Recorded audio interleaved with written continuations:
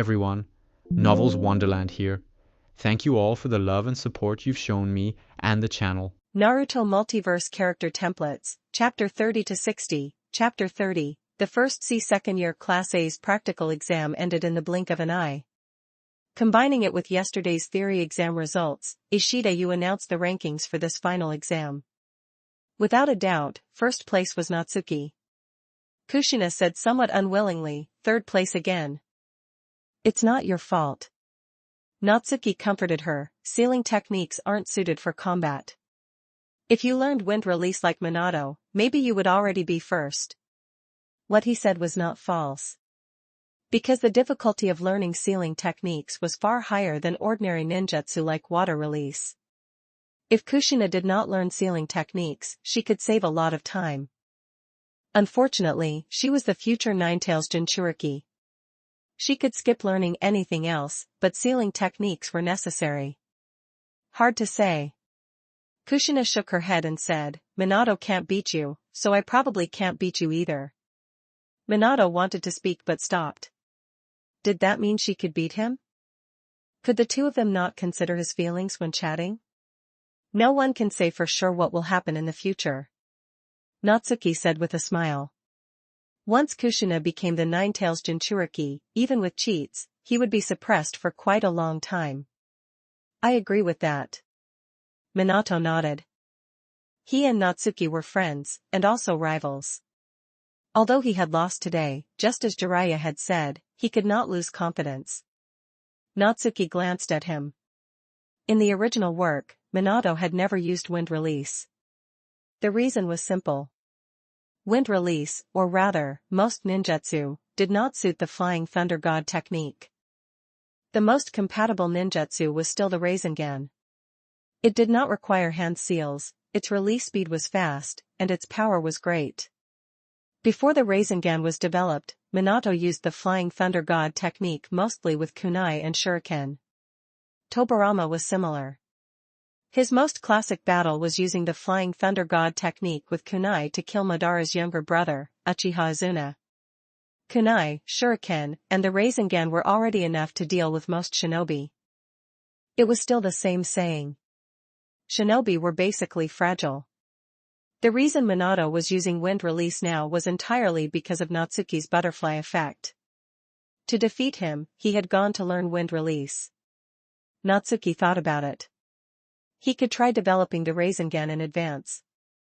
If that did not work, he could ask Minato to help develop it. Although it would take Minato's idea, if he learned the Rasengan early, his strength would definitely surpass his original version. Want to come to my place for lunch? Natsuki invited them, I'll cook personally. Kushina's eyes immediately lit up, and she quickly nodded.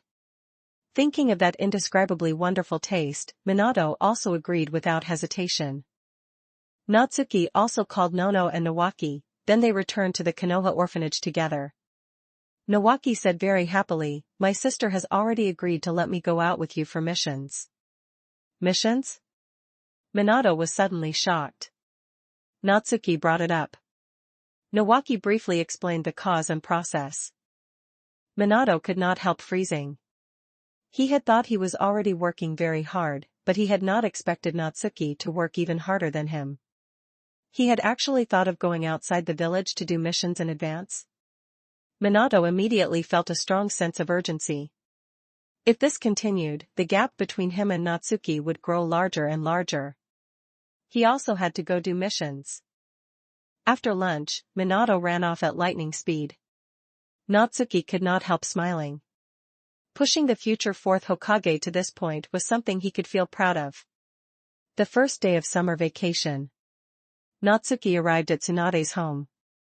Her house was located near the Hokage Rock, within the Senju clan's compound. It was very large, but rather quiet.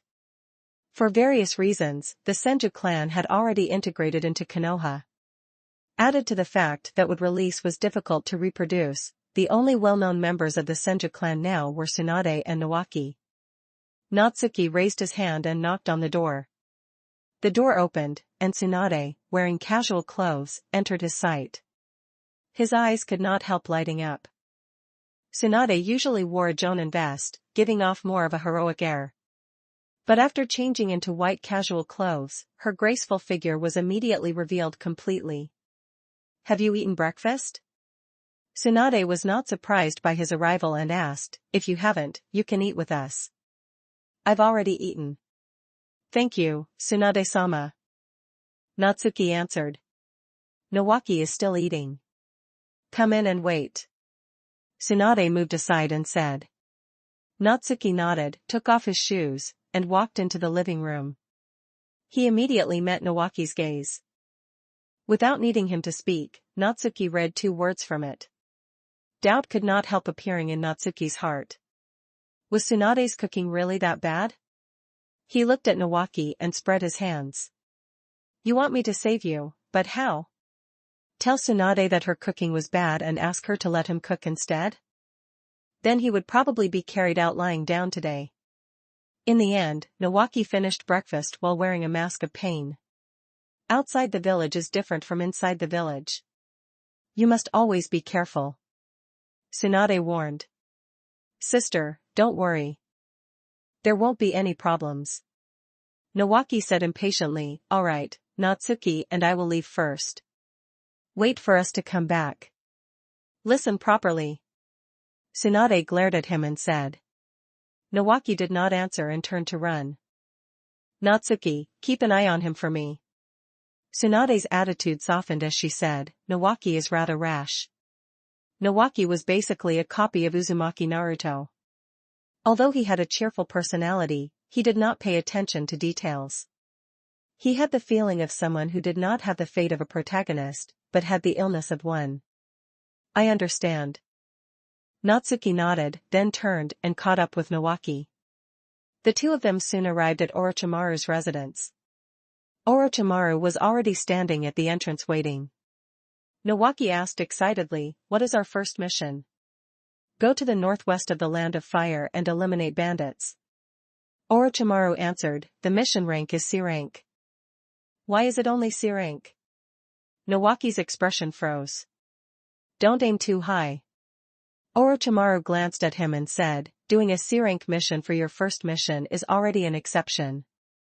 Normally, after becoming shinobi, they could only do D rank missions for quite a long time. For example, Naruto's Team 7 only received a C rank mission related to the Land of Waves after doing many D rank missions." "Are there wandering shinobi among the bandits?" Natsuki thought for a moment and asked. "The bandit leader is a genin, but according to the client, he may also be a chunin." Orochimaru said casually, "If he is a chunin, this mission will be upgraded to B rank. Leave that leader to me." Nawaki answered first. "This is a team mission." Orochimaru reminded him, "And there are quite a few bandits, so you need a reasonable plan." "Then Nawaki-senpai and I will make a plan," Natsuki immediately said. Orochimaru nodded slightly and said, "Let's go. We'll talk on the road." Natsuki and Nawaki were both doing missions for the first time, so there were many details they did not understand. It could only be explained by him, their sensei. To be continued. Chapter 31, Overlord. 1544 words after leaving Konoha, Orochimaru began observing his 2 students. Natsuki and Nawaki were both leaving the village for the first time. As soon as they left, everything seemed new to them, and they kept looking around. But after only a short while, a difference appeared. Natsuki quickly calmed down. Orochimaru nodded slightly. Compared to Nawaki, Natsuki seemed more like a shinobi. Looking at it now, Tsunade having Natsuki become Nawaki's teammate was indeed a very good choice. A team needed a tactical core. Especially with someone like Nawaki. Without someone constantly keeping watch, something could easily happen. "I'll assign the tasks." Orochimaru spoke. "Sensei, haven't we not arrived yet? Are there other tasks?" Nawaki asked in confusion. "There is only this one mission." Orochimaru explained, "I'm talking about what you need to do during the mission." He quickly arranged things. Simply put, he had Natsuki and Nawaki act as sensory shinobi, paying attention to their surroundings at all times. Orochimaru rarely spoke this much at once. Natsuki and Nawaki both listened seriously. These words were valuable experience. They might save their lives one day. Go, Saburo. Nawaki used the summoning technique and summoned his ninja dog. Ninja dogs had sharp senses of smell and were very useful for detecting strangers. Natsuki also summoned his ninja dog, Kurahana. He and Nawaki walked at the front and rear of the formation, watching for anything unusual around them. Orochimaru walked between them, telling them any points of attention that came to mind. The journey was uneventful, and night soon arrived. During a mission, you should avoid any open flames as much as possible. Orochimaru opened a bento box and said. Natsuki and Nawaki had already prepared as well, and they took out their bento boxes. After dinner, the two of them began discussing the bandit extermination. The bandits were located on a mountain, with around 12 people in total. Only the bandit leader was a shinobi. The rest were not. We'll climb up from the back of the mountain. Natsuki suggested, we'll use the night to launch a sneak attack. His Fushiguro Megumi template required him to assassinate one Chunin and one special Jonin. The bandit leader this time might be a Chunin, and he met the condition, so Natsuki naturally could not miss it. I have no objections. Nawaki nodded and said. If he had been the one making the plan, he definitely would have charged straight in instead of going through so much trouble. If we're discovered, we can set a fire to confuse them. Natsuki added, the bandit leader's strength is unknown. No matter who sees him, support immediately. Not a bad idea. Orochimaru praised him. In his eyes, for the 7-year-old Natsuki to think of this much already made him a natural shinobi. You two will keep watch tonight. Orochimaru said again. Yes, sensei. Natsuki and Nawaki replied in unison. Another new day arrived. After walking for 2 consecutive days, they finally arrived at their destination. During those 2 days, Orochimaru had said a lot, making Natsuki almost mistakenly think he was talkative by nature. He had to admit, when it came to being a sensei, Orochimaru could be called extremely outstanding. Leaving Nawaki aside, Orochimaru had treated Mitarashi Anko quite well. When he defected, he had even asked for her opinion. When she refused, he did not force her. Later, when they met again, Anko tried to kill him, but he still held back and did not kill her. Night fell. Natsuki and Nawaki looked at each other, then went up the mountain. The mountain was not high, but they were climbing from the back, so it was very steep. Fortunately, they were shinobi, and a steep mountain was nothing to them. 10 minutes later, they reached a spot not far from the summit. You take the left, I take the right? Nawaki asked quietly. Natsuki nodded.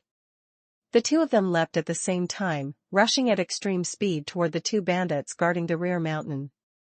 They covered the 2 bandits' mouths, and with a slash of the kunai in their right hands, blood sprayed out. How are you? After Natsuki put the bandit down, he looked at Nawaki. I'm fine. Nawaki took a deep breath and said, it's just my first time killing someone, so I'm not used to it. Everyone reacted differently to killing. Perhaps because he had lived 2 lives, Natsuki did not feel any discomfort. Natsuki walked toward the left side of the stronghold. Seeing this, Nawaki headed to the right. It was late at night now. Aside from the patrolling bandits, the other bandits were all asleep.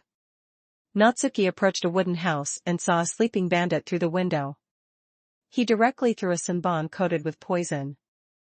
The senbon struck the bandit's throat. He instinctively opened his eyes and clutched his throat, wanting to say something, but nothing came out. In the end, he fell into eternal sleep. Natsuki continued forward and killed 3 more bandits in the same way. But at that moment, a scream came from not far away. The entire stronghold woke up at once. It seemed Nawaki had alerted the bandits. Natsuki had a guess, but he did not rush out to help.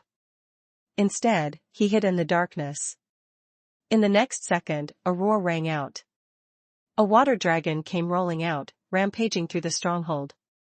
It was Nawaki's water release, water dragon bullet technique.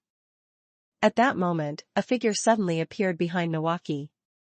He threw a punch straight at Nawaki's head. Nawaki reacted, but he could only defend in a hurry. He turned around and placed both hands in front of him, blocking the punch.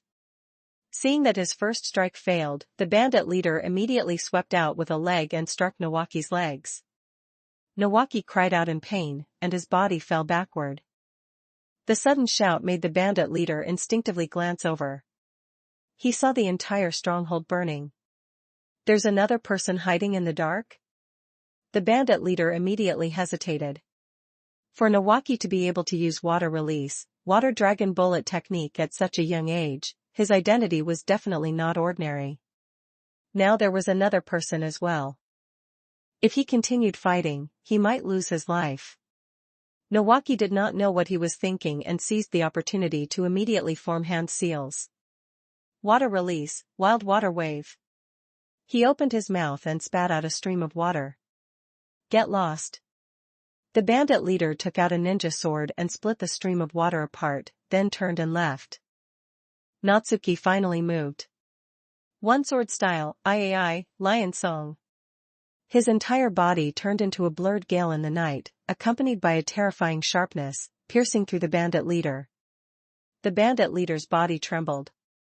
He instinctively lowered his head and saw the blade tip protruding from his chest.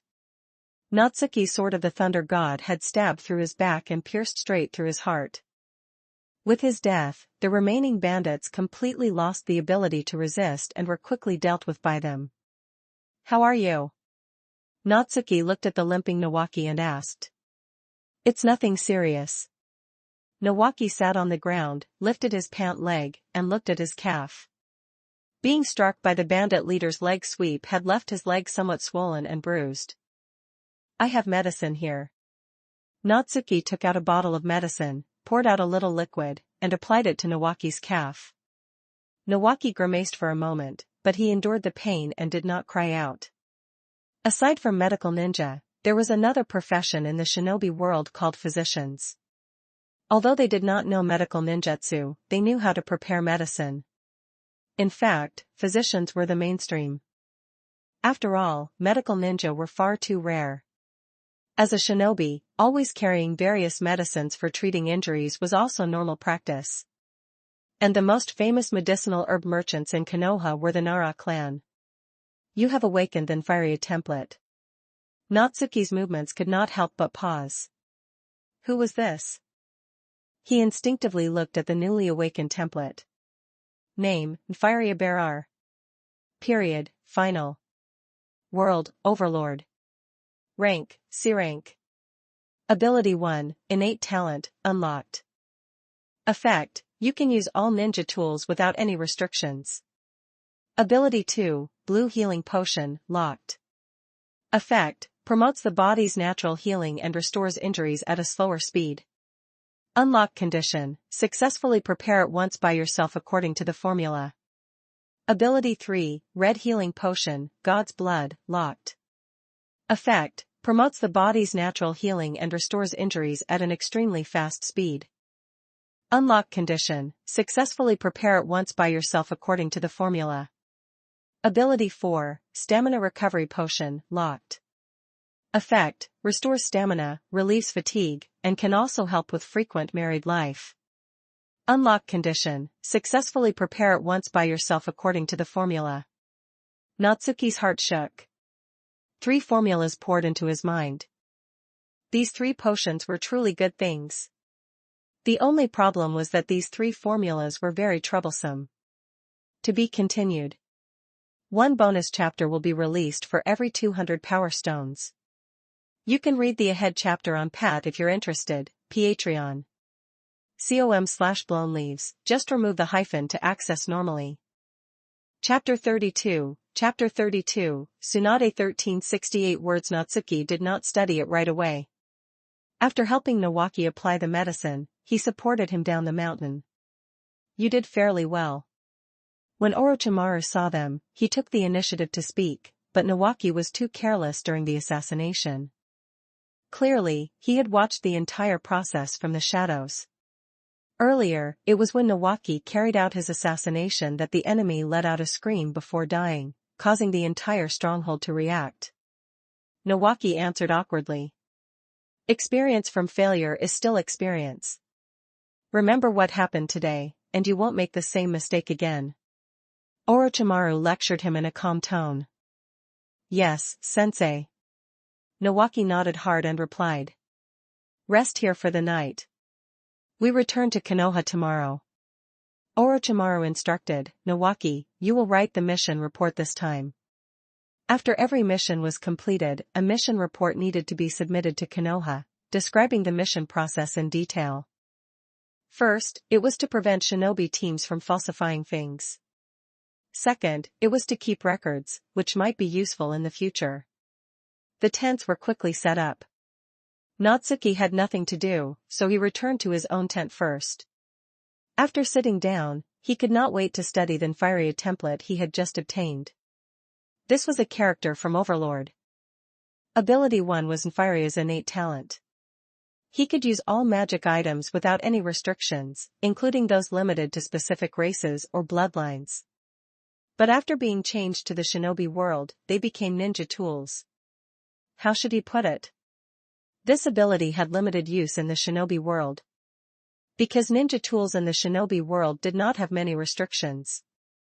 The only things Natsuki could think of were the Uchiha Gunbai and the 6 Paths ninja tools. But judging from the original work, they could also be used freely. Natsuki suddenly let out a soft sound of surprise. There was one box of Ultimate Bliss that was said to be a 6 Paths ninja tool. Opening it required a large amount of chakra and complex formulas.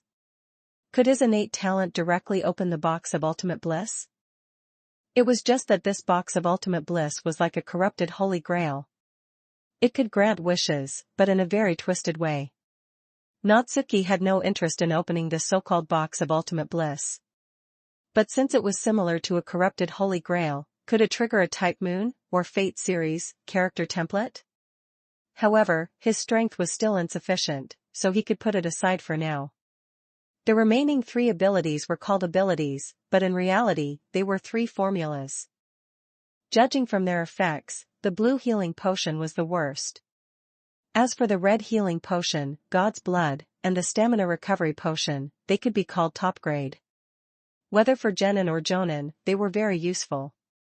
The difficulty of the formulas also proved this point. For example, the red healing potion, God's Blood, needed Hashirama cells or white Zetsu cells added to it.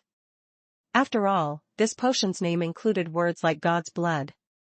At least it did not require Otsutsuki Kagaya's blood. If it did, it would truly become useless. If he could get Kagaya's blood, would he still need this potion? As for the stamina recovery potion, it required Tailed Beast chakra and hero water. Tailed Beast chakra was actually not especially difficult for Natsuki. Once Uzumaki Kushina became the Ninetails Jinchuriki, he could just have her leak a little Ninetails chakra. Hero water came from Taki and was the village's treasured item. Its effect was to permanently increase the user's chakra limit, but the price was a reduced lifespan. It sounded like exchanging health for mana. Natsuki suspected that the essence of the stamina recovery potion was using hero water to transform Tailed Beast chakra in order to restore stamina and relieve fatigue. Because in the shinobi world, a ninja's stamina was equivalent to physical energy, and physical energy could be turned into chakra. After thinking about it, Natsuki decided to start with the simplest blue healing potion. Its formula contained 7 medicinal herbs. Natsuki had previously learned basic medical knowledge with Nono, which included various medicinal herbs. He recognized all 7 of these herbs. In other words, they could all be bought. For him, the greatest difficulty lay in extraction. After finding the medicinal herbs, he needed to extract their essence. And for that, Natsuki needed to become a medical ninja. He did not have much talent in medical ninjutsu, but fortunately, extraction was not difficult. It belonged to E-rank medical ninjutsu, the foundation of the foundation. Natsuki fell into thought. There were quite a few late-blooming shinobi in the shinobi world. For example, Jiraiya. When he was young, his talent was average. It was not until he became a contract holder of Mount Myaboku that he began to make a name for himself in the shinobi world. Natsuki could also become a late-blooming medical ninja. Starting with potions, he could establish the persona of a medical ninja with talent in potions. Moreover, the system required him to independently complete the preparation of the 3 potions. He had only prepared anesthetics before. He had some foundation, but not much. In short, he had to ask Tsunade for help. The time came to the 3rd day. The 3 of them returned smoothly to Konoha. Orochimaru said something to them, then went to hand in the mission. Natsuki followed Nawaki to Konoha Hospital. "Sis, I'm back." Nawaki did not even knock on the door and directly rushed into Tsunade's office. "Why are you still so reckless?" Although Tsunade was scolding him, the smile on her face exposed her true feelings. Nawaki laughed without caring, then excitedly talked about the process of this mission. Overall, it was all true, but when it came to the battle, he added a little exaggeration. He was almost one step away from saying that the 3 Supremes had fought to the end of the Great Tao. Although Tsunade knew he was exaggerating, she did not expose him and listened with a smile until the end. Natsuki always felt there was a trace of maternal radiance on her face. But that was normal. Tsunade had indeed raised Nawaki as both an older sister and a mother. She could practically be considered. Cough, cough. You've worked hard too. Go back and rest well. After listening, Tsunade waved her hand and said, "Nawaki-senpai, you go back first. I have something I want to ask Tsunade-sama." Natsuki stood still and explained. Seeing this, Nawaki did not ask further and turned to leave. "Tsunade-sama," Natsuki said directly, "I want to learn how to make some medicines, such as military ration pills." It definitely would not work to say right away that he had created a formula himself. His foundation had not reached the point where he could create his own formula yet. He had to learn first. Military ration pills were one of the common medicines in the shinobi world. They could restore a certain amount of physical strength and chakra. In the original work, Haruno Sakura often made military ration pills. "Why did you suddenly have this idea?" Tsunade was slightly busy and asked. "Nawaki and I will often follow sensei out on missions, but our team doesn't have a medical ninja, so medicine is very important." Natsuki explained, "I previously learned together with Nono, so I have a certain foundation." Tsunade said with emotion, "Having a teammate like you is Nawaki's good fortune." Back then, when she chose Natsuki as Nawaki's teammate, it was because she thought he was quite strong. But looking at it now, he was outstanding in every aspect. A teammate who was strong, thoughtful, able to make medicine, and could cook, who would not like that? After thinking for a moment, Tsunade said, "Starting today, you'll learn medicine making from me." "Thank you, Tsunade-sensei." Natsuki blinked and said. He was seizing the opportunity to bring his relationship with Tsunade closer. Tsunade did not say anything after hearing this. She was teaching Natsuki how to make medicine, so she could indeed be considered his sensei. To be continued. Chapter 33, Blue Healing Potion 1910 words Konoha Hospital Laboratory. Natsuki looked at the crushed medicinal herbs in front of him and reached out with a solemn expression. Chakra surged from his palm and wrapped around the medicinal herbs. The herbs began to churn. Under the filtering of chakra, the impurities were removed, and they eventually turned into powder. Seeing this, Natsuki could not help but breathe a sigh of relief. After 3 months of study, his extraction had finally reached the passing standard. It was now October, and the second semester of Class A's second year was already halfway through. During this period, Natsuki had only done 3 things: missions, classes, and refining medicine. He and Nawaki had followed Orochimaru and completed 12 missions in total, 5 of which were B-rank missions. He had killed 7 Chunin. He was only 2 Chunin and 1 special Jonin away from unlocking ability 2 of the Fushiguro Megumi template. Natsuki placed the powder into a beaker and raised his hand again. Under the effect of chakra, the powder condensed together and turned into a black pill. This was a military ration pill. You completed the production of military ration pills in 3 months. Your talent may not be top tier, but it can still be considered quite good. Tsunade, who was standing opposite Natsuki, watched the entire process and praised him. It's all because Tsunade-sensei taught me well. Natsuki picked up the military ration pill from the beaker and tossed it into his mouth. A strong medicinal taste rushed straight to his head, making him frown tightly. Now he could finally understand why Naruto and Sasuke had looked so pained after eating Sakura's military ration pills. Tsunade smiled and reached out her hand. In her fair palm was a piece of candy. Thank you, Tsunade-sensei. Natsuki ate the candy, and the sweetness washed away the strange taste of the military ration pill. He carefully sensed the changes in his body. His chakra had indeed increased, but not by much. No wonder in the later stages of the original work, basically no shinobi ate military ration pills. Because the chakra restored by military ration pills was just a drop in the bucket. Moreover, in battles between top experts, an action like eating a military ration pill might become an opening that the enemy could seize to deal heavy damage. Natsuki felt that the most useful pills in the original work were the Akimichi clan's 3-colored pills. They could effectively strengthen one's power in the early and middle stages. For the remaining time, continue making military ration pills until you are thoroughly familiar with them. Tsunade walked outside. If you have any questions, come to my office and find me. The door closed. Natsuki looked at the medicine cabinet not far away. Konoha Hospital had a certain stock of the common medicinal herbs in the shinobi world, and among them were the 7 herbs needed for the blue healing potion. Natsuki walked forward and took out 1 portion of each of the 7 medicinal herbs. He paused, then took out 5 more medicinal herbs. Natsuki planned to make the blue healing potion under the appearance of a coincidence. Among the 12 medicinal herbs he took out, 4 could be used for anti-inflammatory medicine. Anti-inflammatory medicine was an ointment that already existed in the shinobi world.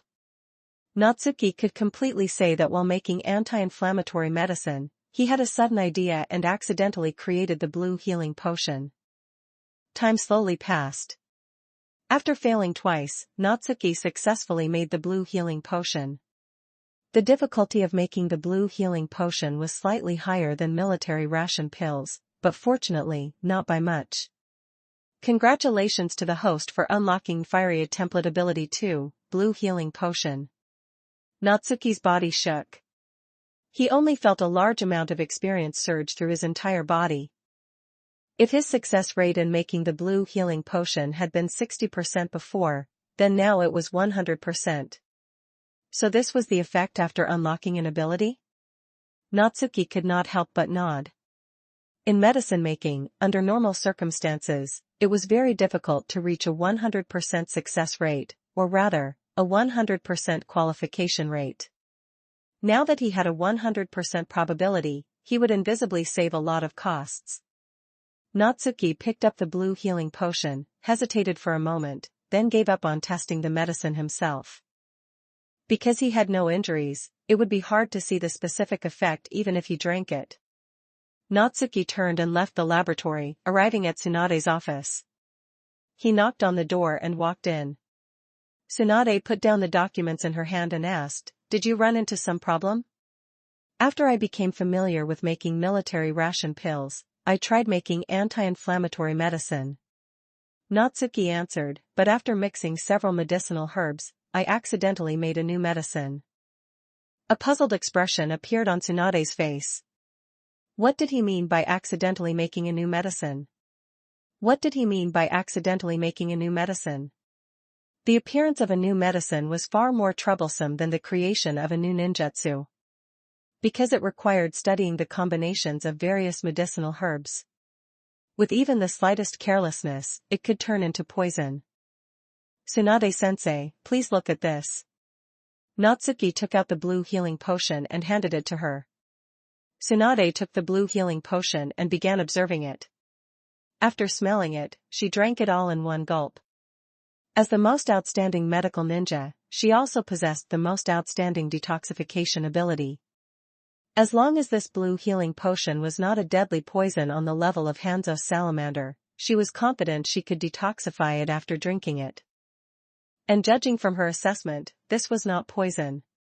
Tsunade closed her eyes. She carefully felt the changes in her body. After a moment, a surprised expression appeared on her face. The effect of this bottle of potion is equivalent to D-rank healing technique. Tsunade took a deep breath and said. Healing technique was equivalent to a weakened version of mystical palm technique. It could treat minor injuries, both internal and external. Although it could not cure moderate or severe injuries, it could still have a certain effect and delay time until rescue arrived. Natsuki was not surprised when he heard this.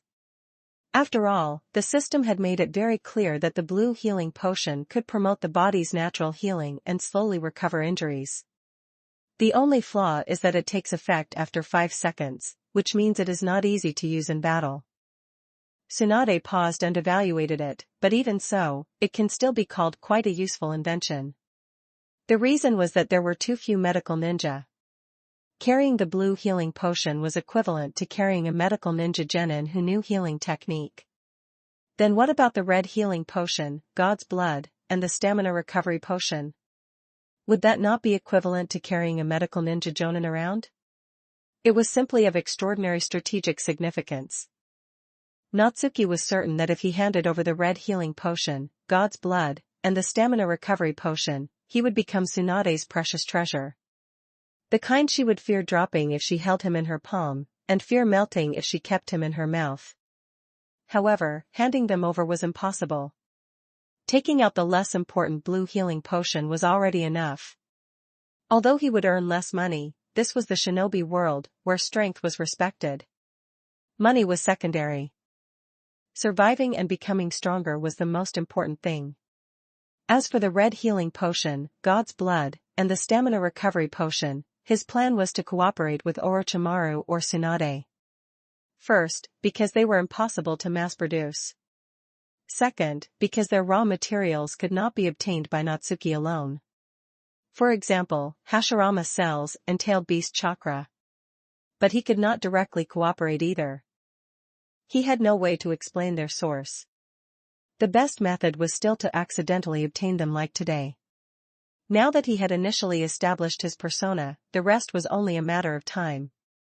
Although there are quite a few wound medicines in the shinobi world, medicines with effects comparable to medical ninjutsu can be counted on one hand. Tsunade looked at Natsuki and said with emotion, "You really surprised me." The blue healing potion was already enough to make her see him in a new light. Although it could not be used in battle, it could still play quite a role after battle. "What do you plan to do with this formula?" Tsunade asked again. According to Konoha's rules, whoever invented it owned it. But it could also be handed over to Konoha in exchange for merit. This potion can't display its greatest value in my hands. Natsuki said with a resolute expression, "I plan to hand it over and let the village promote it, so it can save more shinobi." Tsunade immediately showed a surprised expression. Natsuki's answer far exceeded her expectations. "You have already understood the true essence of a medical ninja." Tsunade came back to her senses and praised him. "If you weren't already Orochimaru's student, I would definitely have you become my student. I am also your student now." Natsuki said seriously. "Come with me to see Sensei. I won't let you suffer a loss."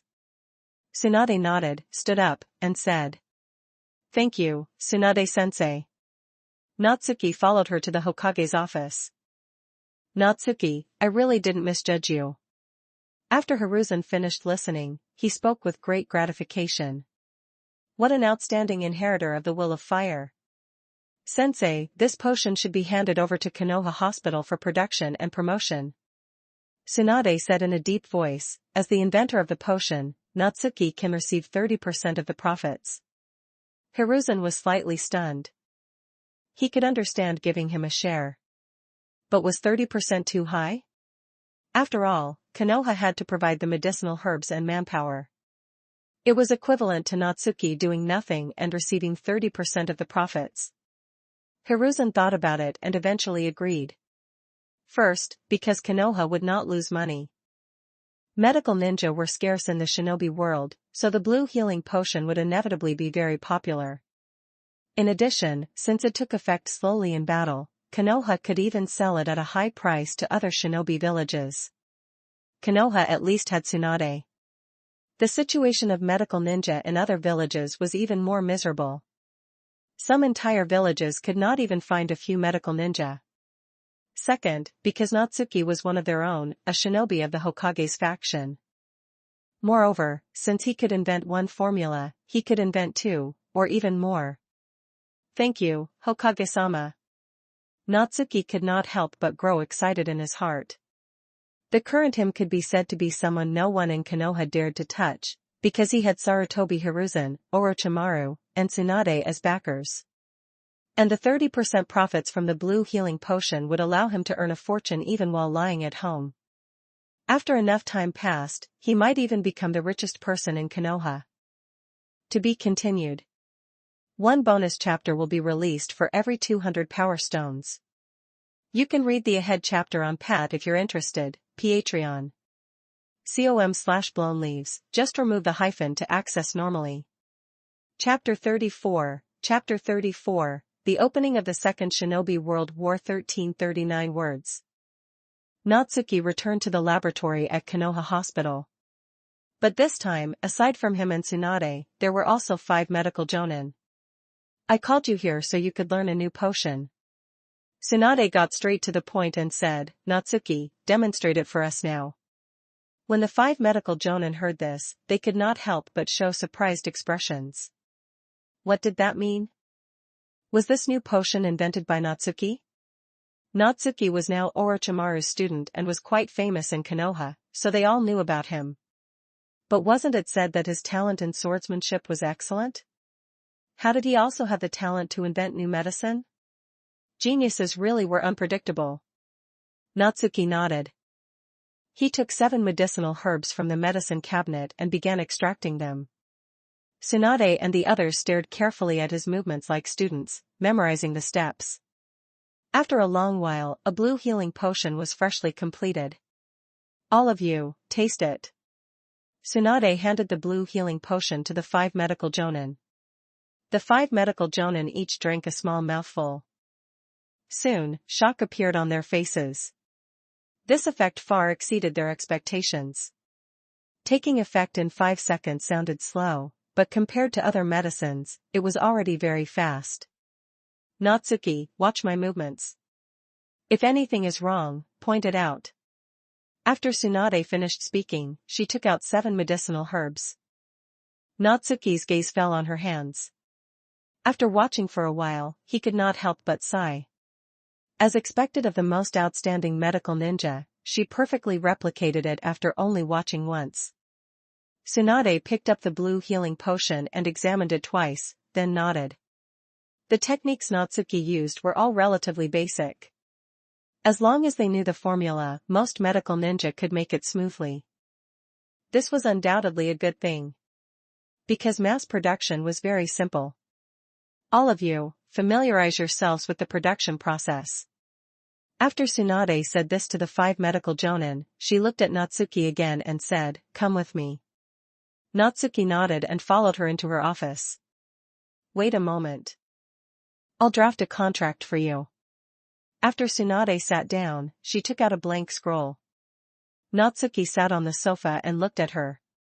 But because of his height, he saw the situation beneath the desk at a glance. It was a pair of long and well-proportioned legs, with fair and smooth curves. It's written. Sign your name. Tsunade stood up, her toes pointing downward, and the skin of her feet showed a faint red from the pressure. She walked a few steps to Natsuki and leaned forward, her clothes forming a curve that looked as if it might spill out. Natsuki glanced once, then shifted his gaze to the scroll. The contents of the scroll were what Hiruzen had said earlier. 30% of the blue healing potion's profits would belong to Natsuki. Tsunade's signature was at the end, but there were still 2 empty spaces left. Clearly, they were left for Natsuki and Hiruzen. After reading it, Natsuki wrote his name on the scroll. He handed the scroll to Tsunade and said, "Thank you, Tsunade-sensei." Tsunade could not help but smile. She reached out and rubbed his head. She took the scroll and said, "Konoha should be the one thanking you. Without your blue healing potion, there would be no such contract." Natsuki chatted with her for a few more sentences, then took the initiative to leave. The blue healing potion had already achieved the expected effect according to his plan. Next, he would temporarily slow down on medicine making. After all, there was no way to make the red healing potion, God's blood, and the stamina recovery potion in a short time. Natsuki walked into Orochimaru's study. "What is this?" Orochimaru looked at the blue healing potion he handed over and asked. "It's a new medicine I created by chance," Natsuki answered. Orochimaru was stunned for a moment, then drank a mouthful of the blue healing potion. He sensed the changes in his body and could not help but feel a little surprised. "Very good." Orochimaru did not hold back his praise at all. Creating the blue healing potion at 7 years old was something even he could not do. "You can continue with it." Orochimaru paused and said, "But you can't let it delay your strength." "Yes, sensei." Natsuki nodded, then said, "Aside from Dance of the Crescent Moon, I have already mastered all of the Konoha-style swordsmanship. Then I'll teach you Uchiha-style swordsmanship today." Orochimaru smiled faintly and said. Under normal circumstances, shinobi who were not from the Uchiha clan could not learn Uchiha-style swordsmanship.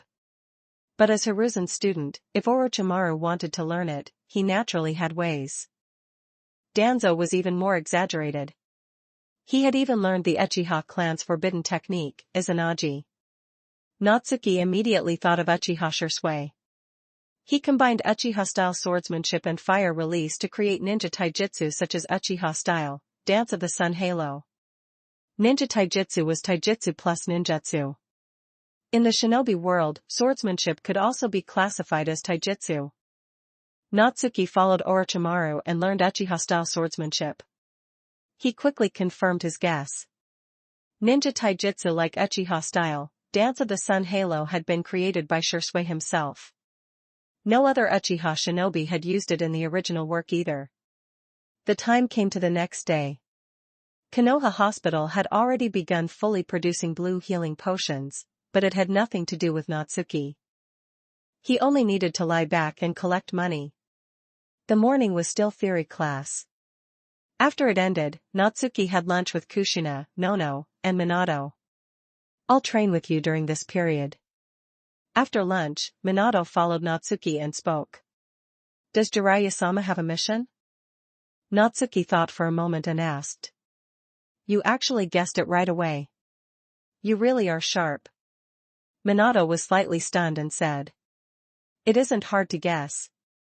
Natsuki explained, "Tsunade-sensei is a medical ninja. If Jiraiya-sama doesn't have time, he would definitely have you go to my sensei."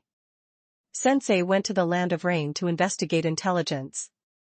Minato's expression became serious. "If nothing unexpected happens, there will be a war in the Land of Rain." Natsuki's heart shook. Was the Second Shinobi World War about to begin? Fortunately, he still had time. Because the Second Shinobi World War lasted 3 or 4 years. With the Land of Rain as the battlefield, Konoha, Suna, AIM, and IWA took turns entering the stage and fighting one another. Konoha successively fought major battles against AIM and Suna. The two most famous battles were the battle where the Konoha Sannin earned their name and the battle where Tsunade became famous. The former was Tsunade, Jiraiya, and Orochimaru fighting Hanzo. The latter was Tsunade fighting Chiyo, putting on a war between medical ninja. Of course, the greatest influence of this war was the birth of Akatsuki. But for Natsuki, there was another matter he needed to pay attention to, the extermination of the Uzumaki clan. "If war breaks out fully, we may graduate early." Minato said in a heavy tone, "We have to hurry and become stronger."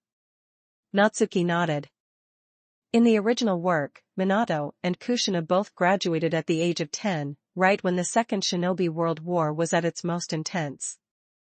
Minato, do you know any information about Uchiha Makoto? Natsuki thought for a moment and asked. You want to challenge her? Minato reacted immediately. After all, Natsuki had previously challenged Nara Shikaku and the others. The Uchiha clan is famous throughout the shinobi world. I also want to see the legendary Sharingan.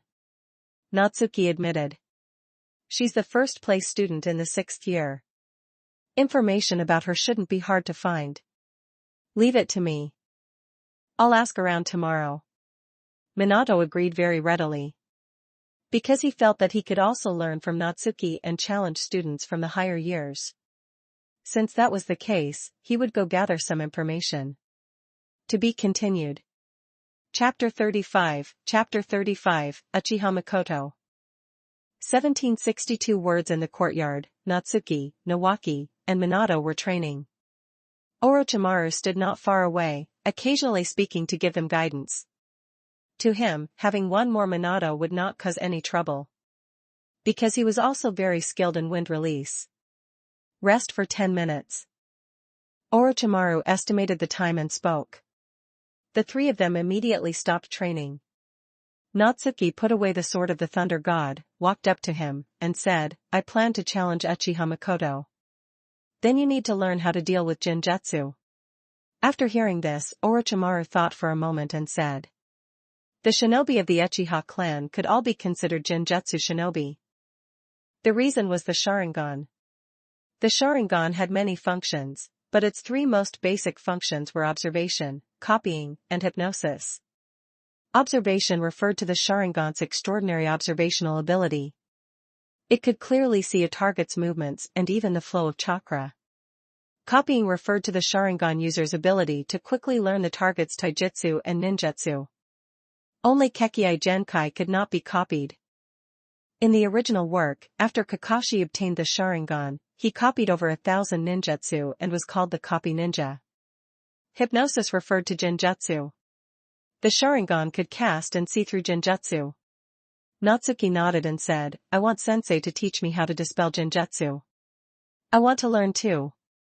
Nawaki raised his hand and said. Minato did not speak, but the expression on his face revealed his thoughts. He also wanted to learn. Because in the shinobi world, Jinjutsu shinobi were often very troublesome. With the slightest carelessness, one could fall into Jinjutsu and lose the initiative. With your talent, you can learn how to dispel Jinjutsu in 1 month. Orochimaru did not refuse and directly said, for this month, you will all learn together. He did not waste words and began explaining Jinjutsu. Jinjutsu was essentially in release. It achieved mental attacks by manipulating the flow of chakra in the target's cranial nerves. Simply put, it disturbed the target's 5 senses and created illusions. Because of this, Jinjutsu could be divided into visual Jinjutsu, auditory Jinjutsu, tactile Jinjutsu, and so on. Among them, visual Jinjutsu was the most common. For example, Jinjutsu related to the Sharingan was all visual Jinjutsu. When fighting shinobi of the Uchiha clan, there was one famous saying, do not look at their Sharingan. There were 2 methods to break Jinjutsu. One was to break it yourself, and the other was to have a teammate help. But the essence of both methods was the same, disrupting the flow of one's own chakra. When fighting a Jinjutsu shinobi, speed was crucial. One had to dispel the Jinjutsu before the Jinjutsu shinobi launched their attack. At noon the next day. On the rooftop of the teaching building where Ninja Academy 2nd year Class A was located. Natsuki, Uzumaki Kushina, Yakushi Nono, and Namikaze Minato gathered together for lunch. Minato spoke, I've already found out information about Uchiha Makoto. Who is Uchiha Makoto? Kushina asked in confusion. She's the top student of the 6th year. Minato answered. Natsuki is going to challenge her? Kushina's eyes lit up as she asked, when? Nono also looked at Natsuki after hearing this. It hasn't been decided yet. Natsuki shook his head and said, Minato, you go first. Uchiha Makoto has a one-tomo Sharingan. The students who fought her were all defeated by her swordsmanship. Minato said in a deep voice. It said that those students couldn't even touch the corner of her clothes. That sounds a lot like your style. Kushina stretched out her chopsticks and picked up a piece of chicken from Natsuki's bento box. Her bento box had been prepared by Mito. Although it did not taste bad, it was far inferior to the bento Natsuki made. It is indeed a little similar.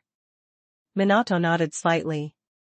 Because of his strong dynamic vision and reaction speed, he could predict his opponent's movements in battle. The most typical example was his fight with Kushina. Kushina's taijutsu was actually stronger than his, but she could not hit him, so naturally, it had no meaning. Natsuki was different. His swordsmanship was too fast, making it very difficult for Minato to react and dodge. She hasn't used fire release or genjutsu? Natsuki thought for a moment and asked. She has used fire release, great fireball technique. Minato answered, she hasn't used genjutsu. Natsuki, are you confident? Kushina tilted her head and asked. Judging from the current information, her strength is below mine. Natsuki pondered for a moment and said, I'm just worried that she knows genjutsu. Uchiha Mikoto had not shown her strength in the original work. It was only known that she was a jonin. Since she could become a jonin, her talent naturally would not be too poor. Then I'll challenge her in a month. Natsuki finally made a decision. 1 month was both to learn how to dispel genjutsu and to learn Uchiha-style swordsmanship. Time always passed quickly, and October arrived in the blink of an eye. 1 month later, on the Ninja Academy training field, the students of 2nd year Class A and 6th year Class A gathered together. Natsuki used the same method and went to ask Ishidayu for help. The first time was unfamiliar, the second time was easy. Ishidayu also agreed very straightforwardly and went to find the 6th year class, arranging another class exchange. As expected, a gap of 4 years is too big. Ishidayu could not help but shake his head as he watched the battle on the field. The exchange between the two classes had continued until now, and 2nd year Class A had only won 2 matches. Those 2 matches had been won by Kushina and Minato. 27th match, Kira Natsuki against Uchiha Mikoto. Ishidayu's spirit lifted as he shouted loudly. This was undoubtedly the highlight of this class exchange, and the students from both classes began discussing it. Although Natsuki was Orochimaru's student, Mikoto was an Uchiha, and she was 4 years older. Aside from a small number of people, most students believed Mikoto had a greater chance of winning. Natsuki looked at Mikoto. She had long black hair and fair skin, and her whole person carried a calm air, like a gentle older sister from next door. Mikoto-senpai. Natsuki took the initiative to greet her. I heard your name a long time ago. Mikoto said in a gentle voice, it is my honor to spar with you today. Please guide me. Natsuki nodded. Most Uchiha were very proud and looked down on others. But Mikoto was completely different. It was hard to associate her with the Uchiha clan. Ishidayu announced. Mikoto immediately raised both hands. In an instant, dozens of shuriken arrived above Natsuki's head. Natsuki raised an eyebrow. As expected of an Uchiha. Her ninja tool throwing skill far surpassed others her age. Movement type magic, weight reduction. Reinforcement magecraft. Natsuki's body swayed and suddenly blurred as he charged toward Mikoto at extreme speed. The dozens of shuriken immediately lost their target and fell to the ground one after another. Mikoto hurriedly activated her one-tomo Sharingan. After capturing Natsuki's movements, she drew her ninja sword. One sword style, Lion Strike. Natsuki immediately saw that what she was using was Uchiha-style swordsmanship. He had been learning it recently, so he immediately found her weakness. Natsuki's wooden sword accurately blocked her ninja sword. At the same time, his wrist pressed down, and a tremendous force surged out. Mikoto's expression changed, and she could not help but retreat half a step. But her reaction was also fast. The ninja sword in her hand suddenly changed direction and swung, stabbing straight toward Natsuki's abdomen. Golden right foot. Natsuki kicked her ninja sword. Mikoto only felt her right arm go numb, and she almost lost her grip on the sword. What tremendous strength! As she thought this, she withdrew backward. At that moment, she sensed danger. One sword style, 36-pound phoenix. Natsuki held the wooden sword with both hands and slashed toward her. A solid sword wave surged out. A sharp sensation enveloped Mikoto, making it hard for her to breathe. At the critical moment, she threw out her ninja sword. The ninja sword shattered within the sword wave. After all, what she was using was also a wooden sword. But Mikoto took this chance and disappeared directly from where she stood. Body flicker technique? Natsuki quickly looked around. In the next second, scorching heat churned. Fire release, great fireball technique. As soon as Mikoto appeared, she spat out a large fireball. One sword style, Iai, lion song. Natsuki gripped his wooden sword, and his whole body turned into a streak of light as he rushed forward. Mikoto immediately reacted. Because Natsuki's swordsmanship was already famous in the Ninja Academy, she was not surprised when she saw one sword style, Iai, lion song. She used the body flicker technique again and ran a distance to the left. By the time she steadied herself, her fireball had already been split in half by Natsuki. Without another word, Natsuki charged toward her. Mikoto immediately formed hand seals with both hands. Demonic illusion, hell viewing technique. A D-rank genjutsu. Its effect was to make the target see the image they feared most in their heart. But at that moment, Mikoto was slightly stunned. Because she saw Natsuki throw away his wooden sword. Non-systematic magic, phantom blow. Natsuki raised his hand. At the same time, Mikoto released her genjutsu. Both of their bodies stiffened, and they stood frozen in place. Mikoto felt as if her head had been struck by a hammer, leaving her extremely dizzy. Natsuki saw the scene he feared most, that was, being caught by Root, with Danzo in front of him laughing sinisterly. Genjutsu release. Natsuki had already expected this. The instant he fell into the genjutsu, he broke it. He took one step forward and arrived in front of Mikoto, pressing a kunai directly against her neck. Kushina immediately showed an excited expression. Minato, on the other hand, felt immense pressure. What was going on with Natsuki? What was that ninjutsu at the end? When did he learn it? Why had he become so much stronger again? For a moment, he had many questions. To be continued. One bonus chapter will be released for every 200 power stones. You can read the ahead chapter on Pat if you're interested, Patreon. com/blown leaves, just remove the hyphen to access normally. Chapter 36, Chapter 36, Shippo 1228 words Mikoto, who has the Sharingan, actually lost. This is simply unbelievable. Natsuki is 4 years younger than Mikoto. He crossed a 4-year gap and defeated her. He really is a monster. What was his final ninjutsu? Because of Natsuki's victory, the students of both classes began discussing it heatedly. After all, most of them had supported Uchiha Mikoto. Such an unexpected result left them shocked. The dizziness quickly disappeared. Mikoto steadied herself and saw the kunai at her neck. She could not help but feel dazed. Although she was not a typical Uchiha, before the fight, she had felt that her chances of winning were very high. Because she had not only learned fire release and genjutsu, but had also awakened a one-tomo Sharingan. In the shinobi world, there was a saying that in a one-on-one fight, the Uchiha were invincible. There was no helping it. The Sharingan was too powerful. Just being able to see every movement of the target clearly allowed one to occupy a great advantage in battle. In fact, that was exactly how it was. Her battle with Natsuki could basically be called evenly matched. Mikoto thought about it, and the problem lay in Natsuki's systematic magic, phantom blow. Because she had only heard that Natsuki was skilled in swordsmanship, but she had not expected him to also know in-release ninjutsu. You're very strong. Mikoto looked at Natsuki and spoke. I was just lucky to win. Natsuki put away the kunai, shook his head, and said, "If you were the same age as me, you could probably defeat me very easily." A gentle smile appeared on Mikoto's face. Natsuki was young and also a genius like this, so he should have been arrogant and unruly like the Uchiha, but he happened to be very modest. Her impression of him was very good. "Mikoto-senpai, there is something I would like to ask you for help with."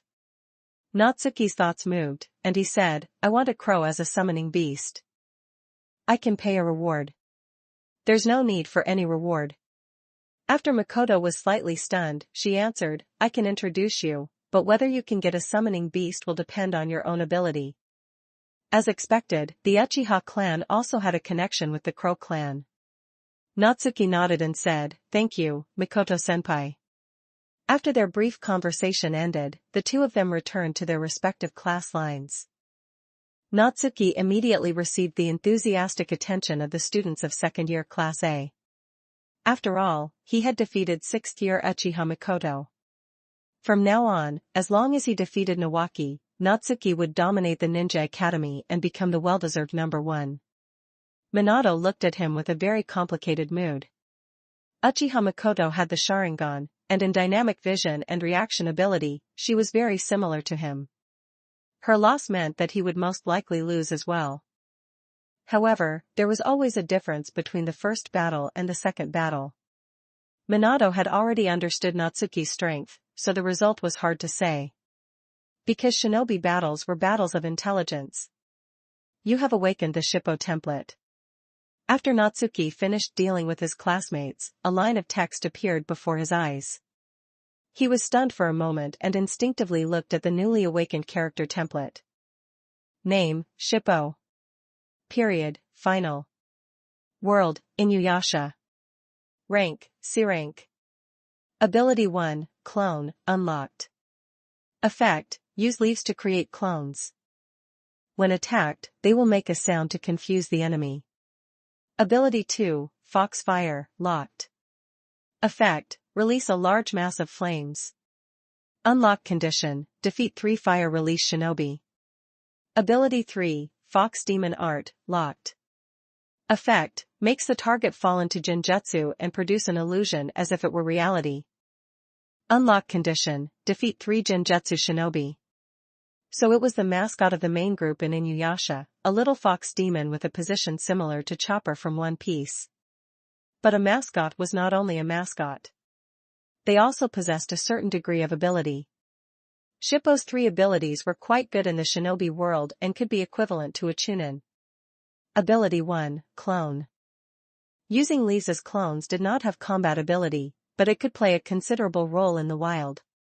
Ability 2, judging from the description, was similar to Fire Release, Great Fireball Technique, a C-rank fire release. Its unlock condition was to defeat 3 fire release shinobi. It did not specify Genin, Chunin, or Jonin, which meant he only had to defeat 3 shinobi who knew fire release. Overall, the difficulty was moderate. The most useful one was Ability 3, because Fox Demon Art was genjutsu. Natsuki had just experienced the power of genjutsu. It was indeed extraordinary. Just a D-rank genjutsu was already so troublesome, let alone higher-level genjutsu. And the strongest genjutsu in the shinobi world was the Mangekyo Sharingan. For example, Uchiha Shirsui's Kotoama Tsukumi could silently change a person's will and subconscious, practically like a hypnosis bracelet. The unlock condition for Ability 3 was also to defeat 3 shinobi. It was just changed from fire release to genjutsu. He could even unlock both abilities together by finding 3 shinobi who knew both fire release and genjutsu. Natsuki suddenly had a subtle expression. Because in Konoha, most shinobi who knew both fire release and genjutsu were from the Uchiha clan. He had already defeated Uchiha Mikoto. If he defeated 3 more Uchiha shinobi, he would definitely be mistaken as targeting the Uchiha clan. In addition, he was Orochimaru's student and a shinobi of the Hokage's faction, so the situation would escalate. It would change from him targeting the Uchiha clan to Sarutobi Hiruzen targeting the Uchiha clan. Natsuki shook his head. The best method was to ask Orochimaru for help and find 3 genin who met the conditions. Time slowly passed, and the exchange between the two classes came to an end. Second-year Class A could be said to have suffered a crushing defeat, only winning 3 matches. However, no one felt discouraged, because Natsuki had defeated Uchiha Mikoto. Winning that one match was already enough. At the same time, the news that Natsuki had defeated Mikoto spread through Konoha at extreme speed. The reason was simple. Their identities were both unusual. Especially since quite a few shinobi and villagers had suffered under the Uchiha for a long time. To be fair, the Uchiha clan eventually ended up being exterminated, and their own personalities accounted for more than half of the reason. The other smaller half came from Hiruzen. No longer young, his handling of the Uchiha clan matter appeared indecisive, ultimately causing the situation to spiral out of control. After school, Mikoto returned home. But when she walked into the courtyard, she could not help but pause. Because there was an uninvited guest, Uchiha Fugaku. He was already 17 this year, and because he possessed Jonin-level strength, he had recently succeeded as clan leader. Clan leader. Mikoto hurriedly greeted him. You lost to Natsuki? Fugaku looked at her and asked. Mikoto sighed inwardly and already understood. The clan members are very disappointed in you. There are even quite a few who wanted to go find Natsuki to spar with him, but I stopped them. Fugaku said directly, I hope you can recover the honor you lost by yourself. To be continued. Chapter 37, Orochimaru's Recognition 1444 words. Hokage's office. Natsuki's progress really is quite good. Hiruzen could not help but nod. Natsuki and Mikoto's spar was a major event at the Ninja Academy, so he had naturally watched the whole thing through the crystal ball. To be honest, when he first heard the news, he had not thought highly of Natsuki's chances. The reason was similar to everyone else's. Mikoto had studied 4 more years and was also a genius of the Uchiha clan. Although Natsuki's sensei was Orochimaru, he still would not have much of an advantage. Mikoto also had a Jonin guiding her in the Uchiha clan. Was that final in-release ninjutsu taught by Orochimaru? Hiruzen picked up his pipe and took a puff. What he could be certain of was that Phantom Blow was not a known in-release ninjutsu.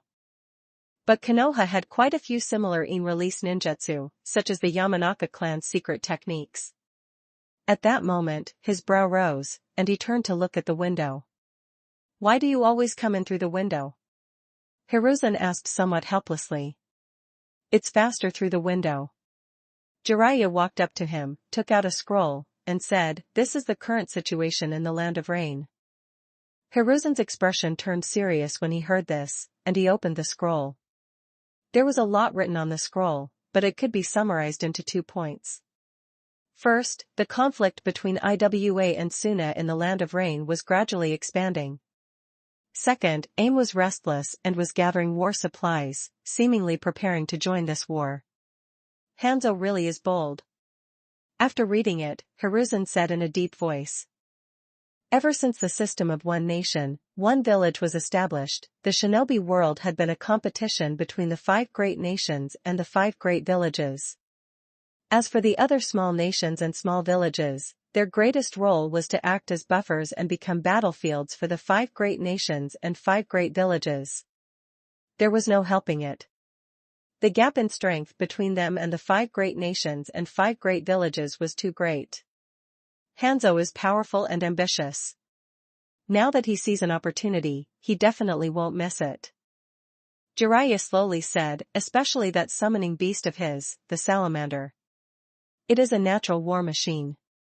The most dangerous thing about the salamander was that it could release large-scale poison mist. And its poison had yet to be cured by anyone. If it appeared on the battlefield, then for the vast majority of shinobi, it would be a death warrant. For now, this war has not spread to Konoha. Hiruzen tapped his pipe and said, but the Land of Rain borders the Land of Fire.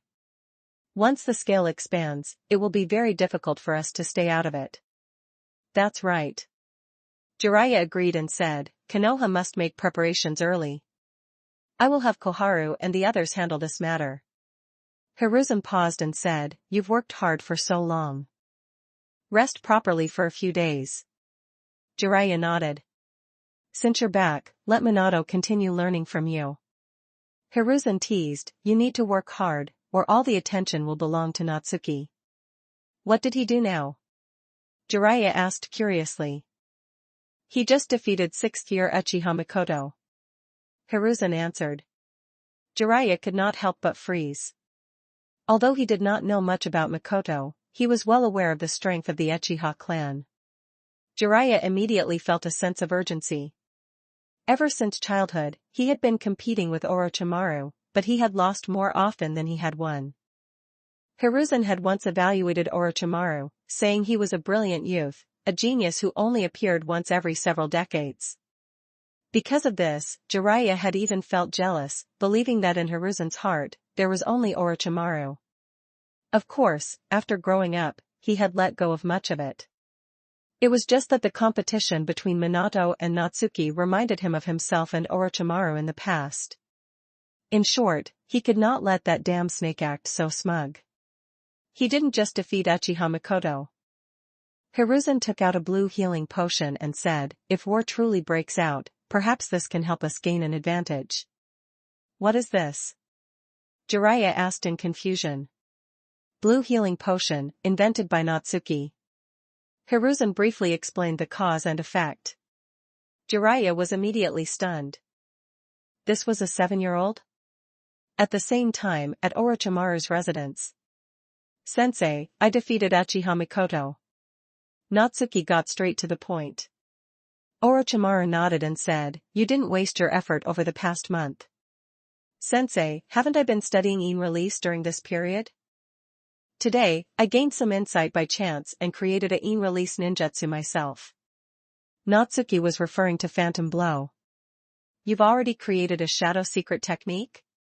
Orochimaru could not help but reveal a shocked expression. "It's not a shadow secret technique."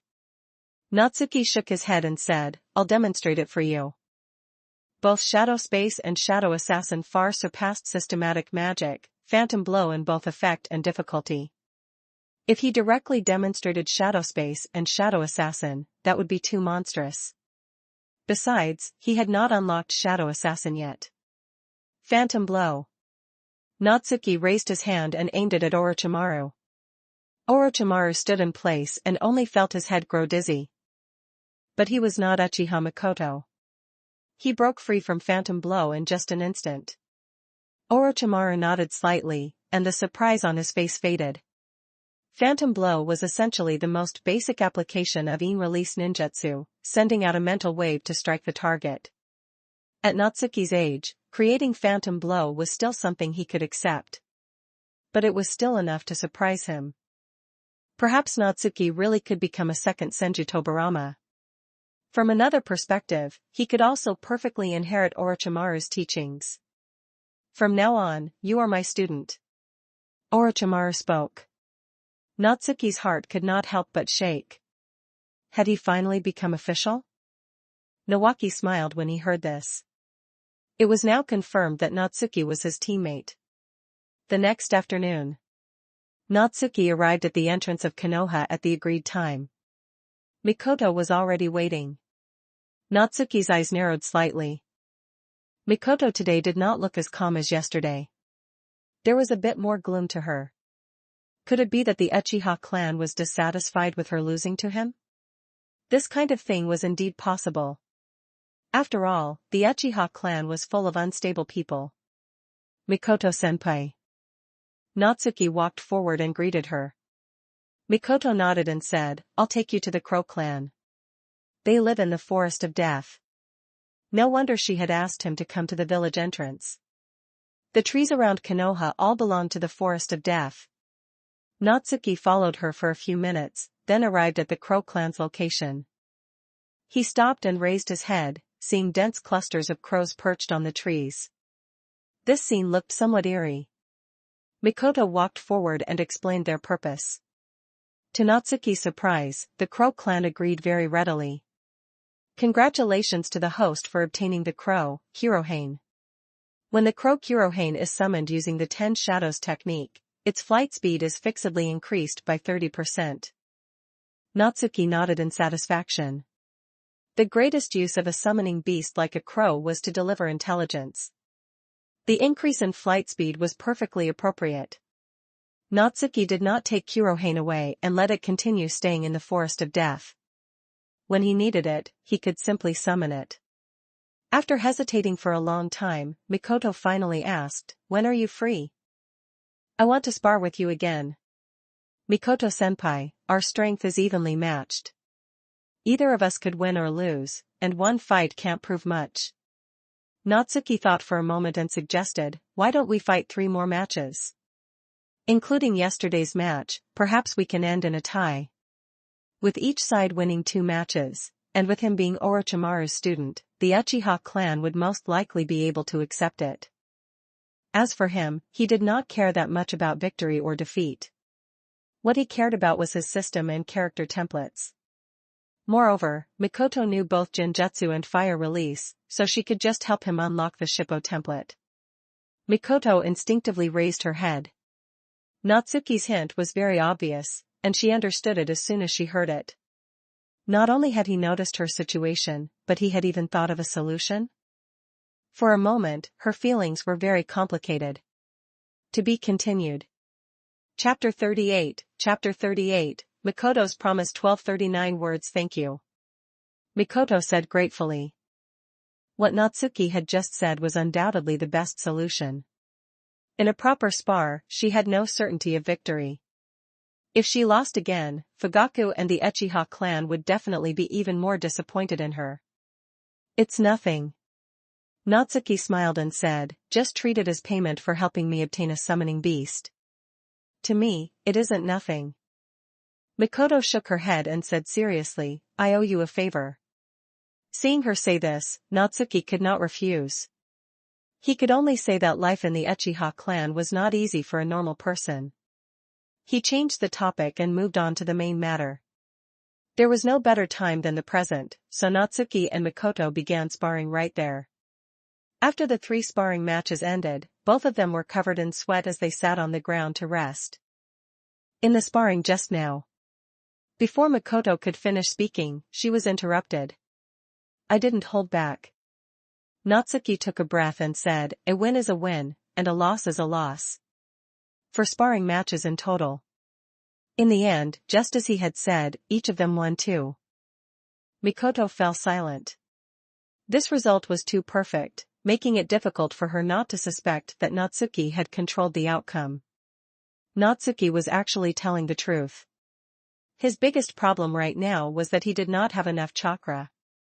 Fighting 3 matches in a row consumed a great deal of chakra. Mikoto was different.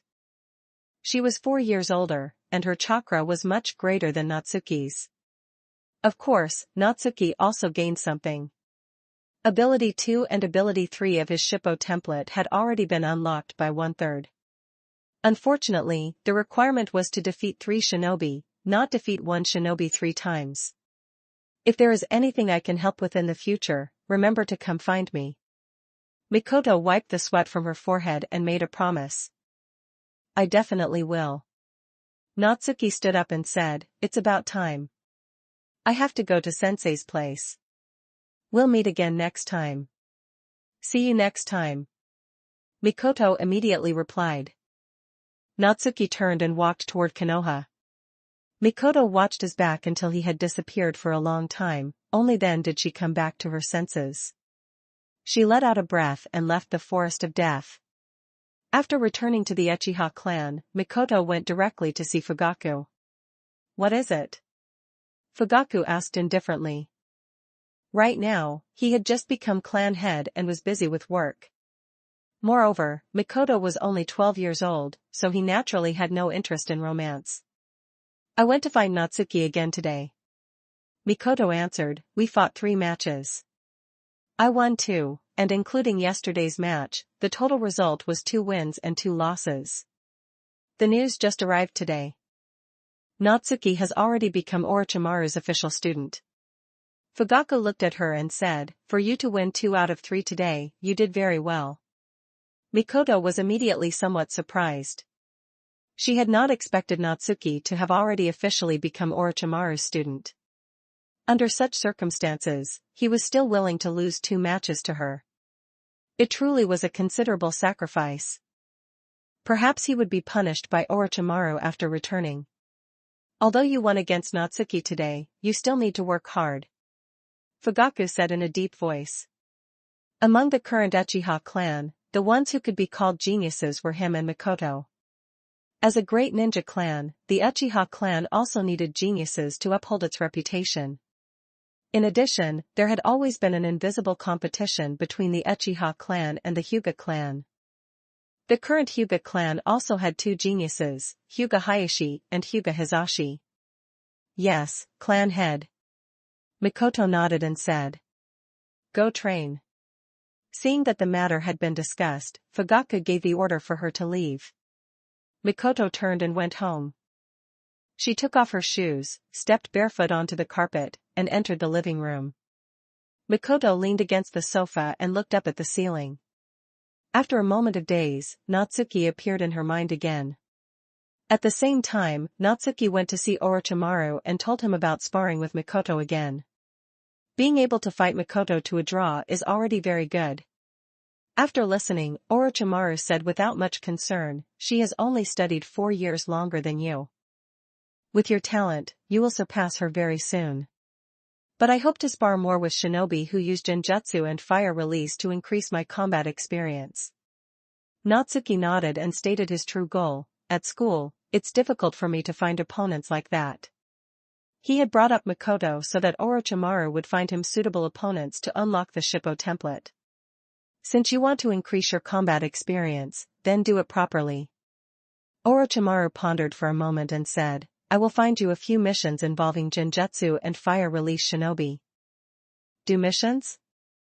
Although it was not part of Natsuki's plan, after thinking about it carefully, this suggestion was even better.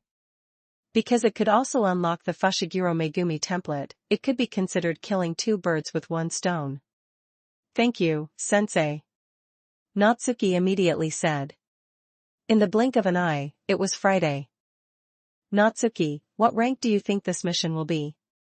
Nawaki asked as he walked. Most likely B rank. Natsuki answered. I think so too. Nawaki shook his head and said, I wonder when we'll be able to take on A-rank missions. A-rank missions involve Tokubetsu Jonin and Jonin. With our current strength, we are not ready. Natsuki casually said, unless we encounter some Tokubetsu Jonin who are not good at combat. Tokubetsu Jonin referred to shinobi who were especially outstanding in certain areas. In truth, they could be considered chunin. For example, Ebisu became a Tokubetsu Jonin because he was good at teaching. Another example was Mitarashi Anko, who became a Tokubetsu Jonin because she was good at intelligence gathering and reconnaissance. The 2 of them soon arrived at Konoha's village entrance. Natsuki and Nawaki hurried forward to greet him. This mission is A rank. The target is Yasuda, an IWA spy who has infiltrated the metropolis of the Land of Fire. Orochimaru introduced, he is a genjutsu shinobi skilled in intelligence gathering. It's actually A rank? Nawaki asked with a pleasantly surprised expression. This time, the test is your ability to deal with a genjutsu shinobi. Orochimaru glanced at him and said. Sensei, we definitely won't disappoint you. Nawaki immediately promised, after all, you specifically taught us how to dispel ninjutsu. Although Yasuda's strength has not reached Jonin level, he is still stronger than most chunin. Orochimaru reminded them, if you want to defeat him, you must act carefully. Natsuki looked thoughtful. The unlock condition for the Shippo template only required him to defeat the target. It did not specify whether it had to be head-on or through assassination. The Fushiguro Megumi template, on the other hand, required assassination. He quickly came up with an idea, which was to first find a way to assassinate him, such as using poison. If Yasuda did not die, he and Nawaki would go in to finish him off. After the brief exchange ended, the 3 of them headed toward the metropolis of the Land of Fire. To be continued. Chapter 39, The Bet with Nawaki 1414 words. A remote corner somewhere in the metropolis of the Land of Fire. Nawaki-senpai, how about we make a bet? Natsuki suddenly asked. What kind of bet? Nawaki froze slightly and asked in confusion, why are you learning from my sister? If we charge in from the front, the two of us might not be able to beat Yasuda. Natsuki took out a small glass bottle and asked, I prepared poison. What did you prepare? I also prepared poison. Nawaki reacted and said, I'm the senpai, so I won't fight you over it. I can set up traps. I'll poison him, and you set up traps. We'll bet on whose arrangement takes effect. Natsuki said after hearing this. Nawaki said with a confident look, I'll definitely win. That's not certain. Natsuki smiled and said, before Yasuda comes back, let's start now. After traveling for a day and a night, they arrived at the metropolis of the Land of Fire. After arriving, Orochimaru gave them an address and then acted like a hands-off shopkeeper. Natsuki and Nawaki followed the address and found Yasuda's residence. At this moment, Yasuda happened to be away from home. The two exchanged a glance, then climbed over the wall and entered the courtyard. Nawaki looked left and right, then began setting up traps in the living room. Natsuki had originally planned to poison the water Yasuda drank, but he changed his mind. He was worried Yasuda might trigger Nawaki's trap before drinking any water. After thinking for a moment, he switched to another poison. The previous poison needed to be taken internally. This poison spread through the air and entered the body through breathing. After the two finished their arrangements, they quickly fled the scene. I suddenly remembered something. While waiting, Nawaki said, we haven't decided on the wager for our bet. What wager do you want? Natsuki asked in return. Nawaki said without hesitation, let me eat 10 meals for free. That was it? Natsuki could not help smiling and agreed. In reality, even without this wager, Tsunade and Nawaki often came to his izakaya to freeload meals. What about you? Nawaki said very generously, as long as it isn't an especially outrageous wager, I can get it for you. A wager is about equivalent exchange. Natsuki thought for a moment and said, then help me find a summoning beast. What do you need so many summoning beasts for? Nawaki asked curiously. Every summoning beast has different abilities. One day, they'll come in handy. Natsuki explained. Is that so? Nawaki nodded and said, all right. If you win, I'll find you a summoning beast. With his status, finding a summoning beast was an extremely simple matter. In theory, he could even mobilize the resources of the entire Konoha. At that moment, Nawaki's ninja dog, Saburo, began wagging its tail hard. The two immediately stopped chatting, because this was the signal that Yasuda had returned. They exchanged a glance and nervously waited for the traps they had set to trigger. Yasuda opened the gate and walked into the courtyard. He arrived at the entrance and was just about to open the door when his gaze suddenly sharpened. As a Tokubetsu Jonin of IWA, and an intelligence agent as well, he was very skilled in assassination and counter-assassination. Before leaving home, he had scattered some tiny powder on the ground. If the door had been opened, it would leave faint traces on the floor. Yasuda glanced at the traces and silently formed hand seals with both hands. His sensory ability spread out. Everything inside the living room was grasped by him. They've already left? Perhaps they left traps behind. Yasuda took a step back and opened the door from a distance. But nothing happened. Yasuda walked into the living room and carefully examined his surroundings. He soon discovered the problem. He walked up to the sofa and pulled out 3 explosive tags from underneath it. Yasuda then walked toward the window and found 1 explosive tag beneath the potted plant. Aside from that, he also found several kunai in the corners on the left and right sides of the living room. After making 1 round, all 4 traps Nawaki had set were dismantled. Chunin level methods. Yasuda shook his head and said. He did not continue wasting time. He began packing his things, planning to leave. Although he did not know who had discovered him, as an intelligence agent, once he was exposed, he had to relocate. Yasuda suddenly felt dizzy and his vision blurred. Damn it, poison. Without another word, he took out a bottle of universal antidote and poured it into his mouth. The discomfort lessened considerably, but it still remained. This meant he needed to find a specialized medical nin or physician. Yasuda gave up packing without hesitation and turned to walk outside. As soon as he stepped out, he saw an enormous water dragon coming straight toward him. It was water release, water dragon bullet technique. Yasuda had already expected this. The instant he saw the water dragon, his body swayed, and he ran to the left at his fastest speed. The water dragon slammed into Yasuda's living room. In an instant, the house began to shake.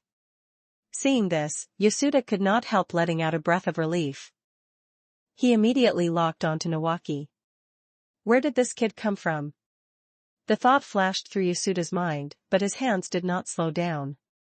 Demonic illusion, hell viewing technique.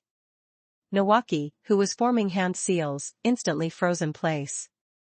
He only felt as though flames were burning all over his body. Seeing that his genjutsu had taken effect, the corners of Yasuda's mouth could not help rising. But in the next second, he felt a chill all over his body. He subconsciously turned his head and saw a flash of blade light. A stunned expression appeared on Yasuda's face. He looked down and saw a blade piercing through his body. Lion's Song was already extremely fast, not to mention it was also stacked with weight reduction and reinforcement magecraft. Aside from that, Yasuda had been poisoned, so his reactions were a little slower than usual. Of course, the most important thing was that Natsuki had used Nawaki as bait to draw Yasuda's attention, allowing him to kill him in one strike. His genjutsu really is powerful. Nawaki released the genjutsu and said with a pale face. It had taken him 3 seconds to break free from the genjutsu. In a one-on-one fight, 3 seconds would have been enough for him to be killed 3 times. We're still young, so it's normal that we can't compare to him. Natsuki pulled back and withdrew the heavy god sword. But in the end, he still died by our hands. Nawaki quickly recovered his mood and said with a face full of smiles. 2 students from the ninja academy had killed a Tokubetsu Jonin. If word got out, no one would probably believe it. Natsuki smiled and did not say anything. As long as he killed 2 more Chunin, he could unlock the Shadow Assassin of the Fushiguro Megumi template. Yasuda's death also brought the progress of the Shippo template's Fox Demon art to 2/3. My 4 traps were all destroyed by Yasuda. Looks like you won this bet. Nawaki walked into the living room and took a look, then discovered that none of his traps had triggered. Even if you lost, you can still eat 10 meals for free. Natsuki said casually. That's true, but I can still accept defeat. Nawaki clenched his fists and said, after we go back, I'll definitely have sensei properly teach me how to set up traps. I suggest you specialize in explosive tag traps. Natsuki's heart moved, and he said, most traps don't work on powerful shinobi, but explosive tag traps are different. Explosive tags were, in essence, a fire release ninjutsu. If a shinobi was hit by an explosive tag, even if they did not die, they would be heavily injured. But explosive tag traps were not common. The reason was that explosive tags were too expensive. In the original work, even Shikamaru had to carefully calculate when buying explosive tags and did not dare buy too many. But Nawaki did not lack money.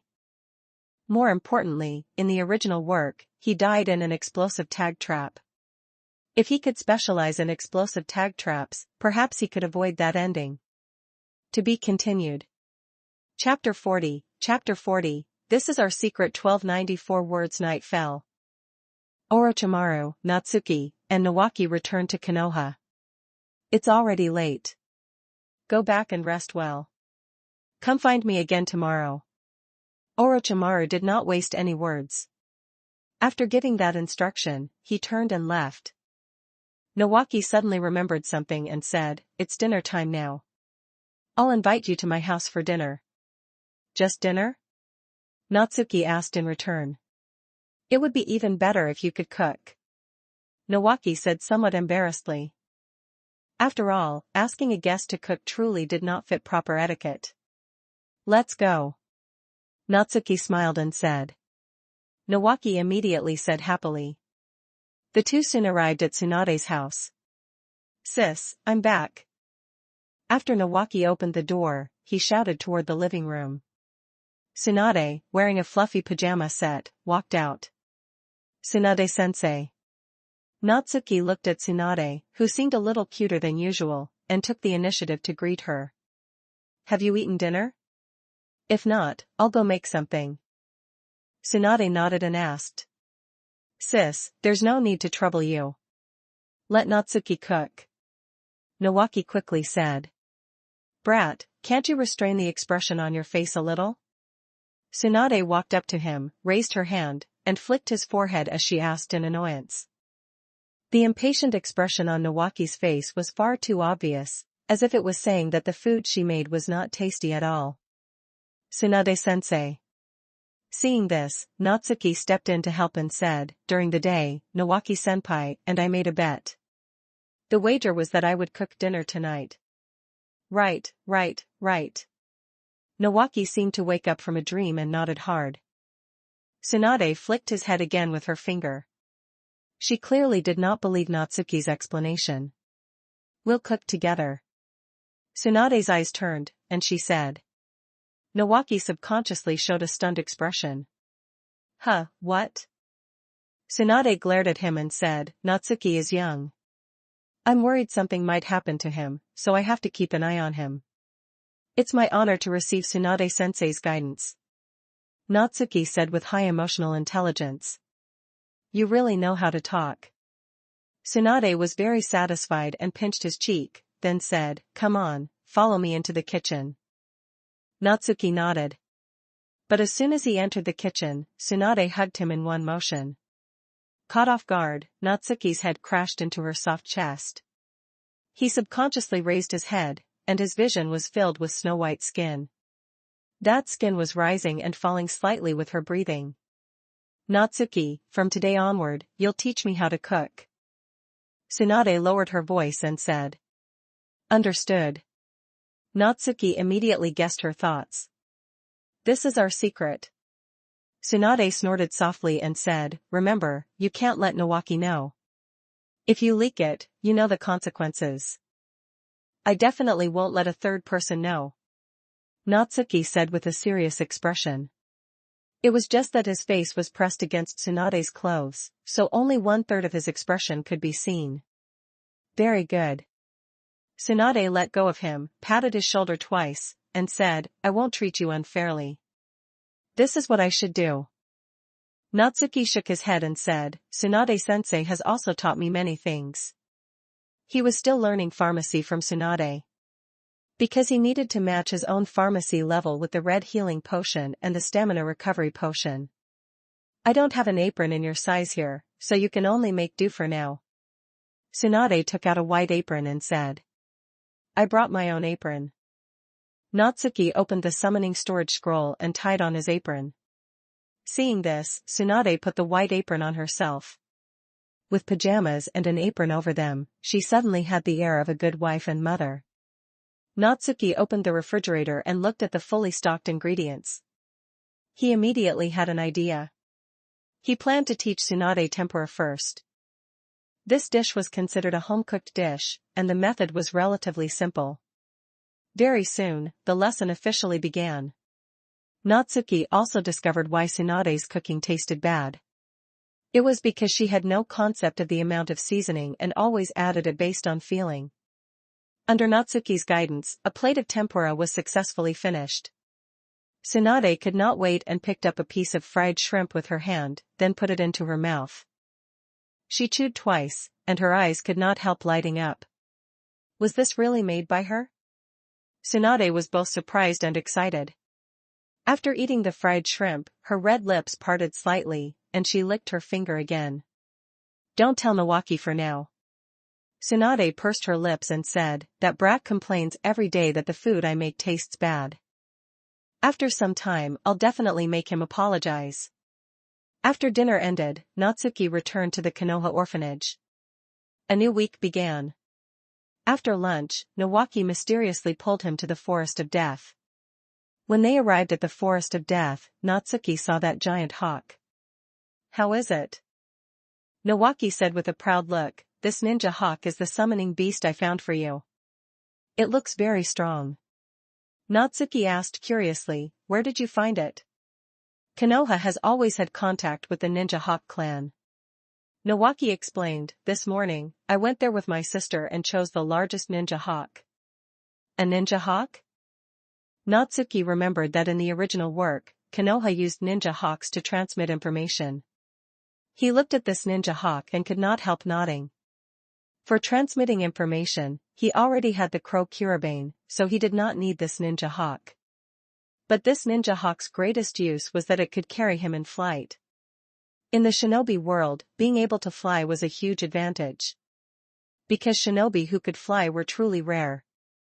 Congratulations, host, for obtaining the ninja hawk Azora. When the ninja hawk Azora is summoned through the 10 shadows technique, its flight speed is fixed to increase by 30%. It had the same effect as the crow Kiribane, but it suited him well, so Natsuki did not care that the effect repeated. After October passed, November arrived. In the first week of November, a line of text appeared before Natsuki's eyes. "Congratulations, host, for unlocking the Fushiguro Megumi template's ability 2, Shadow Assassin." After Natsuki and Nawaki assassinated the Tokubetsu Jonin Yasuda, Orochimaru maintained a frequency of 2 or 3 missions a month. Finally, in November, Natsuki fulfilled the condition of killing 2 Chunin. The effect of Shadow Assassin was to hide himself within shadows, which was very suitable for sneak attacks or avoiding attacks. The only problem was that the current Natsuki still could not use it openly. He planned to lay his cards on the table with Orochimaru after advancing to the 3rd year. When November ended, Natsuki and Nawaki welcomed winter break. But for them, winter break was no different from going to school. It was still training plus going out on missions. Of course, there was also teaching Tsunade how to cook. However, because both of them were very busy, the teaching time was rather tight. As winter break neared its end, Konoha welcomed the new year. Orochimaru also gave Natsuki and Nawaki a week off. This week, Natsuki finally relaxed for once. Because before the new year, he had successfully unlocked 2 abilities of the Shippo template. Congratulations, host, for unlocking the Shippo template's ability 2, Fox Fire. Congratulations, host, for unlocking the Shippo template's ability 3, Fox Demon Art. At this point, the Shippo template had been completely integrated. Natsuki's next goal was to defeat Nawaki. As long as he unlocked the Uzumaki Naruto template's ability 4, Chakra Reserve, he would not lack chakra for a very long time. To be continued. Chapter 41, for Kakashi's worth 1526 words. Time had come to March again. For the Ninja Academy, March was the season for graduation and promotion. 6th-year students were about to graduate and become genin. Meanwhile, 2nd-year Natsuki was promoted to the 3rd year. His age consequently went from 7 to 8. The day before registration for 3rd year Class A was the graduation exam for 6th year Class A. Natsuki arrived at the Ninja Academy playground early in the morning. He did not wait long before he saw Uchiha Mikoto. "Good morning, Mikoto-senpai." Natsuki greeted her with a smile. He and Mikoto were people who had gotten to know each other through fighting. Plus, he had helped her before, so the two had become friends. Over the past year, they had met, sparred, and eaten together many times. "Good morning." Mikoto said softly, "You didn't need to make a special trip." "I wouldn't call it a special trip." Natsuki shook his head and asked, "Have your team leader and teammates been decided yet?" "They have. I will join the Konoha police force after graduation." Although the Konoha police force started with the name Konoha, it was actually a department managed by the Uchiha clan. Its duties were somewhat like a weakened version of the Umbu, managing and maintaining the security of Konoha. From its inception, it had been assigned to the Uchiha clan by the second Hokage, Senju Tobarama. His intentions were manifold. First, the Uchiha clan had made great contributions during the founding of the village, so Konoha had to show some appreciation. Second, it was Tobirama's test for the Uchiha clan. If the Uchiha clan could integrate into Konoha through the Konoha police force, then everyone would be happy. But conversely, the Uchiha clan would offend all of Konoha because of it. This trend was already appearing, and many villagers had complaints about the Konoha police force. That is to be expected. Natsuki casually took out a summoning storage scroll and said, "Mikoto-senpai, this is a graduation gift for you." "Thank you." Mikoto was slightly taken aback, but she did not refuse. She took the summoning storage scroll and looked inside, discovering that it was filled with blue healing potions. "This is too valuable, and I can't use this many blue healing potions." Mikoto handed the summoning storage scroll back. Nowadays, the blue healing potion had become a necessity for the shinobi of Konoha. Especially when going out on missions, they would all carry a few bottles. After all, they could save lives in critical moments. "I'll tell you a secret." Natsuki did not take it and said, "The blue healing potion was invented by me, so I didn't spend any money." Mikoto asked in a surprised tone. Konoha had not made the inventor of the blue healing potion public. One reason was the worry that shinobi from enemy villages would target Natsuki. A ninja academy student who invented such a potion would definitely be captured if discovered. The second was the worry that Natsuki's life would be affected. What a surprising secret. Mikoto said with self-awareness, "I won't tell anyone else." Natsuki nodded and said, "Good luck with your exam. Come find me to hang out when you have time." "Thank you." A gentle smile appeared on Mikoto's face.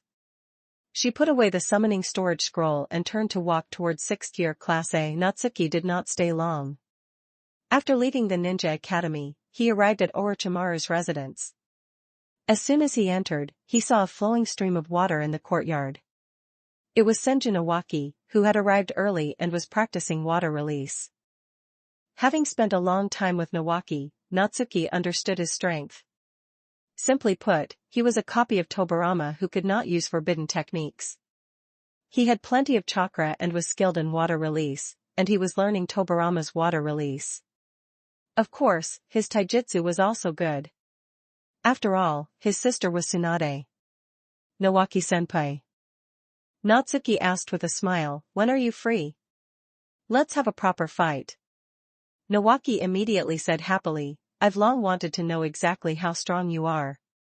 How about right now?" Orochimaru's voice suddenly rang out. He had walked to the doorway at some point. "I think that works," Nawaki said immediately and enthusiastically. "That works too." Natsuki thought about it and agreed. He had originally wanted to talk to Orochimaru about the shadow secret technique he had created, but on second thought, using it directly in combat would be more intuitive. "Watch out, Natsuki," Nawaki warned, "I've improved a lot during this time." Natsuki said, not to be outdone. Although they mostly trained together, that did not mean they did not have hidden strength. Body flicker technique. Nawaki moved first.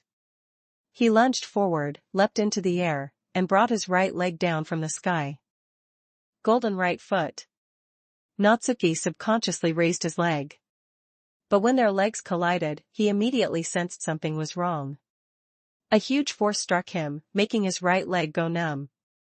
At the critical moment, he immediately used reinforcement magecraft and retreated. Nawaki's right foot landed, and spiderweb-like cracks appeared on the ground. Natsuki immediately recognized this as Tsunade's heavenly foot of pain. Although Nawaki's heavenly foot of pain was far inferior to Tsunade's, it could easily handle his golden right foot. Nawaki did not get complacent because he had gained the upper hand in the first exchange. He seized the opportunity and formed hand seals. Water bullet technique. Water spheres like bullets flew continuously toward Natsuki. Shadow space. Natsuki raised his hands. A large number of kunai and shuriken flew out from his shadow, swarming toward the dense water spheres. What is this? Nawaki could not help being stunned. Shadow technique? Did Natsuki actually succeed? Orochimaru, who was watching the battle, had a look of surprise on his face. A year sounded like a long time, but for creating a ninjutsu, it was actually very short. Especially since this shadow secret technique was at least at the level of a B-rank ninjutsu. It was common for a B-rank ninjutsu to take several years to create. For example, in the original work, Namikaze Minato spent 3 years creating the Rasengan.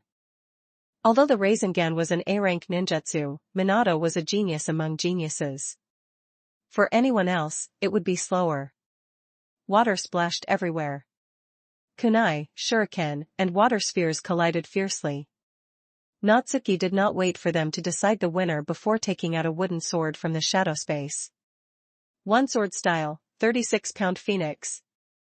He slashed out, and a sword wave attacked Nawaki. Nawaki was very focused, and the moment he saw the wooden sword, he formed hand seals. Water release, water dragon bullet technique. A huge water dragon flew out and collided with the sword wave. Combined with the previous kunai, shuriken, and water spheres, the courtyard seemed very lively for a moment. Nawaki breathed a sigh of relief and subconsciously looked at Natsuki. But his expression could not help changing, because he did not see Natsuki. He quickly looked around, but still found nothing. Natsuki seemed to have vanished into thin air. Only Orochimaru lowered his head, looking at the rapidly moving shadow on the ground. Did he actually create this shadow technique too? Creating 2 shadow techniques in 1 year? If this were said out loud, all shinobi in the shinobi world would be surprised.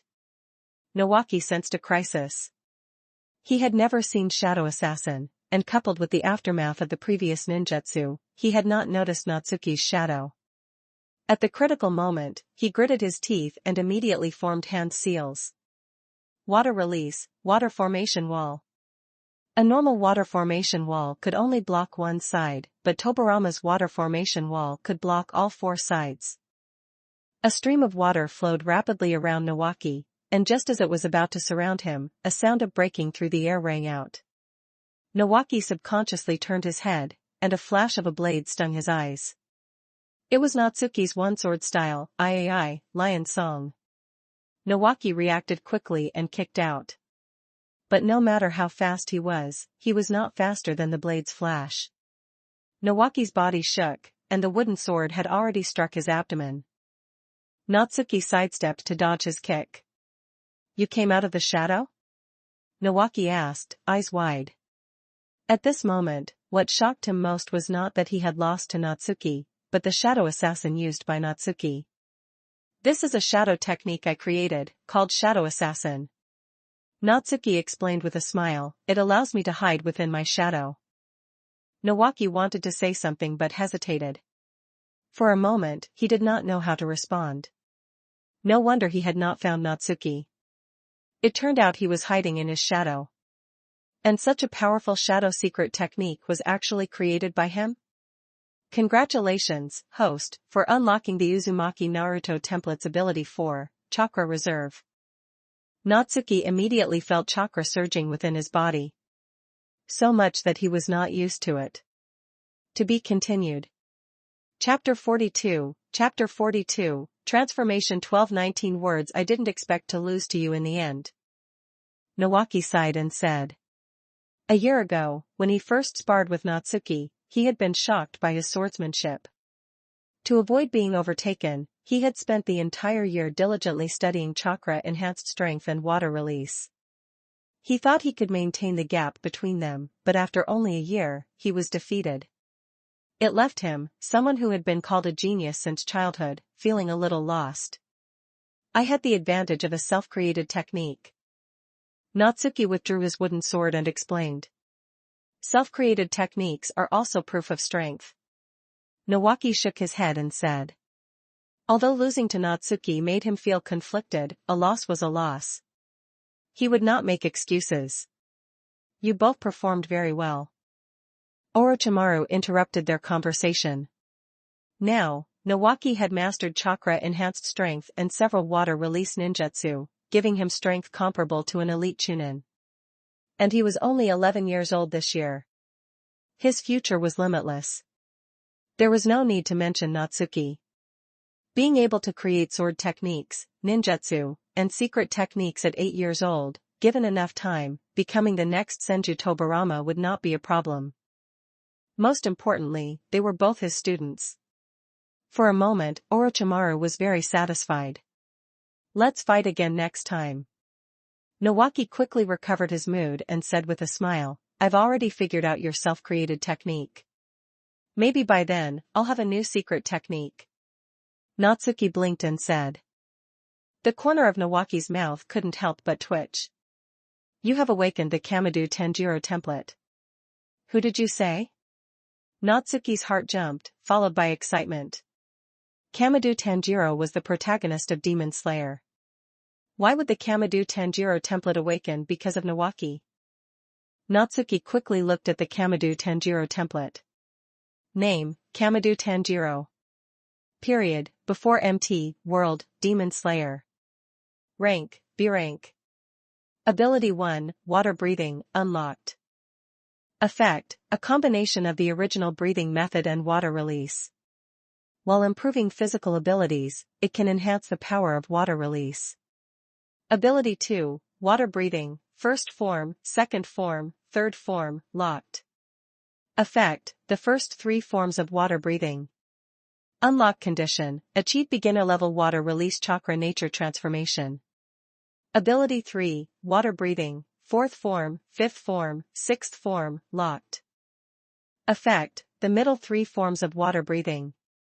Unlock condition, defeat 3 Chunin and 3 Tokubetsu Jonin who specialize in water release or sword techniques, respectively.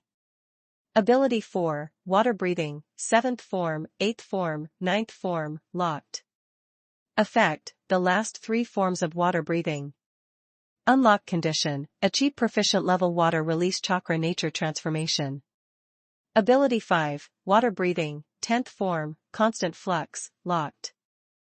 Effect, like a coiled dragon, continuously unleash several rotating slashes. Unlock condition, completely master water breathing and activate total concentration, constant. After reading it, Natsuki thought to himself, as expected. Kamado Tanjiro knew water breathing and sun breathing, but the template only provided water breathing. This was undoubtedly related to Nawaki's water release. Natsuki stood in place, digesting the information about water breathing in his mind. The essence of the breathing methods in Demon Slayer was to strengthen cardiopulmonary function, absorbing a large amount of oxygen in a short time to improve physical abilities. Only after combining them with various sword techniques did styles like water, thunder, flame, stone, and wind emerge. Although they looked as if they had attributes, they were actually based on physical attacks, with sword energy as a supplement. However, after the system's modification, water breathing had become true water breathing, combining water release with the breathing method. It could not only improve physical abilities, but also increase the power of water release. This meant that water release in the shinobi world could also benefit from water breathing's enhancement. Because of this, after mastering water breathing, Natsuki automatically acquired the water attribute. Combined with his previous earth and wind attributes, he now possessed 3 chakra attributes. For him, this was undoubtedly an unexpected bonus. And with the water attribute, meeting the unlock condition for ability 2 would be easier. It required beginner-level water release chakra nature transformation. Chakra transformation was divided into shape transformation and nature transformation. Shape transformation, as the name implied, referred to the form that chakra or ninjutsu took. For example, the Rasengan was called the pinnacle of shape transformation because its form was not fixed. It belonged to irregular rotation. Nature transformation was turning chakra without an attribute into chakra with an attribute, such as earth release, lightning release, or wind release. Natsuki already possessed the water attribute. Beginner-level water release chakra nature transformation required him to be able to convert his chakra into water release anytime and anywhere. Proficient level and mastery level water release chakra nature transformation required more. It required him to be able to shape water release chakra into any form. This was also the unlock condition for ability 4.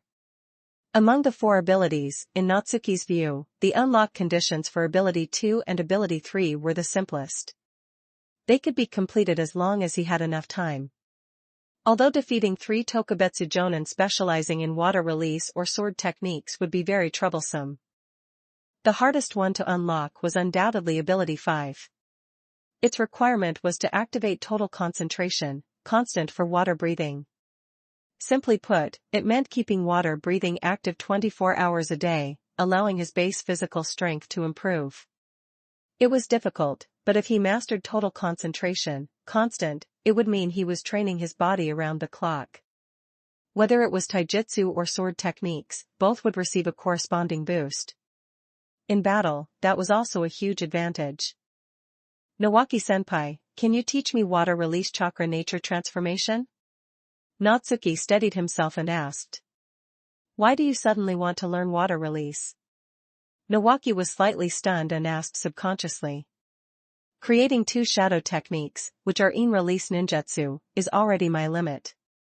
Natsuki said half-truthfully, my next plan is to create water release ninjutsu. You know, the second Hokage is my idol. Nawaki opened his mouth and was speechless for a long while.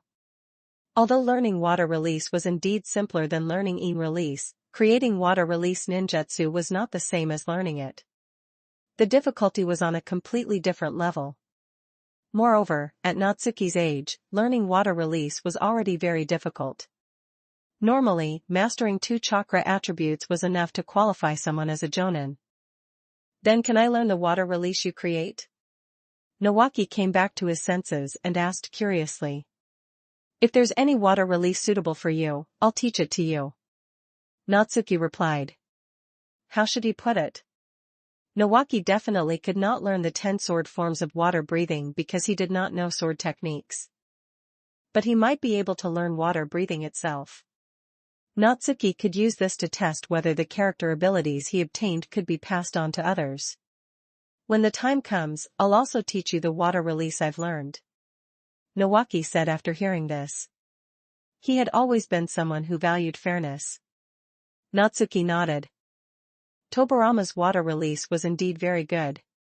He had water breathing to increase the power of water release, so learning a few water release techniques would not be a bad thing. To be continued. Chapter 43, Water Breathing 1283 words. The training for water release chakra nature transformation can be divided into 3 stages. Nawaki paused, then said, for now, mastering the first stage is enough for us. Natsuki suddenly recalled the plot from the original work where Naruto learned wind release chakra nature transformation from Sarutobi Asuma. Just like the training for water release chakra nature transformation, it was also divided into 3 stages. The first stage was using wind release to cut a leaf. By the second stage, one had to increase the input of wind release chakra to cut through a waterfall. The third stage was combining nature transformation with ninjutsu, which meant freely using or creating one's own wind release ninjutsu. What do you think is the greatest property of water release? Nawaki took out a piece of paper and asked. Natsuki thought for a moment and said. It's moisture. Nawaki corrected him, our first stage is to completely dampen this piece of paper using water release chakra. Water release chakra surged from his palm. Before long, the paper in his hand was completely soaked. Nawaki handed him a new, dry piece of paper. Natsuki nodded and began training in water release chakra nature transformation with him. Although he had the water attribute, his training in water release chakra nature transformation did not go smoothly. Meanwhile, Orochimaru arrived at the Hokage's office. He told Hiruzen about the 2 shadow techniques Natsuki had created. It truly is incredible. Hiruzen said with emotion, I'm looking forward to seeing what other ninjutsu he can create in the future. Natsuki is still young, and I hope you can keep his information classified as much as possible, sensei. Orochimaru reminded him. Rest assured. I won't let the other hidden villages notice him too early. Hiruzen understood what Orochimaru meant, so he gave his promise directly. Natsuki was not only a shinobi of the Hokage lineage, but also an inheritor of the Will of Fire. If the Nara clan finds out about these two techniques, they certainly won't be able to sit still. Hiruzen suddenly laughed. Whether it was Shadow Space or Shadow Assassin, both were extremely practical. But after all, they were difficult in-release ninjutsu, and very few shinobi could learn them. The Nara clan was different. Their specialty was shadow techniques. If they could learn these two secret techniques, it would not be an exaggeration to say that the strength of the entire clan would rise to a new level. That will depend on whether they can pay a price that satisfies Natsuki. Orochimaru said in a calm tone. Hiruzen nodded and had no intention of helping the Nara clan. As Hokage, he would not openly favor anyone. Besides, Natsuki was his grand student. If he were really going to be biased, he would not favor the Nara clan first. Time passed slowly. By the end of the day, Natsuki had made no progress. However, he was not in a hurry. In the original work, it took Naruto about a month to complete the training for wind-release chakra nature transformation. This was on the premise that he used the cheat-like multiple shadow clone technique. One had to know that at that time, he could already easily create thousands of shadow clones with the multiple shadow clone technique. Natsuki thought of the Naruto template. At this moment, he even somewhat hoped that Kumo would kidnap Kushina sooner, so that he could obtain the multiple shadow clone technique. However, this could only be a thought. He had no way to influence the occurrence of this event. Natsuki touched his chin. He could learn the shadow clone technique first.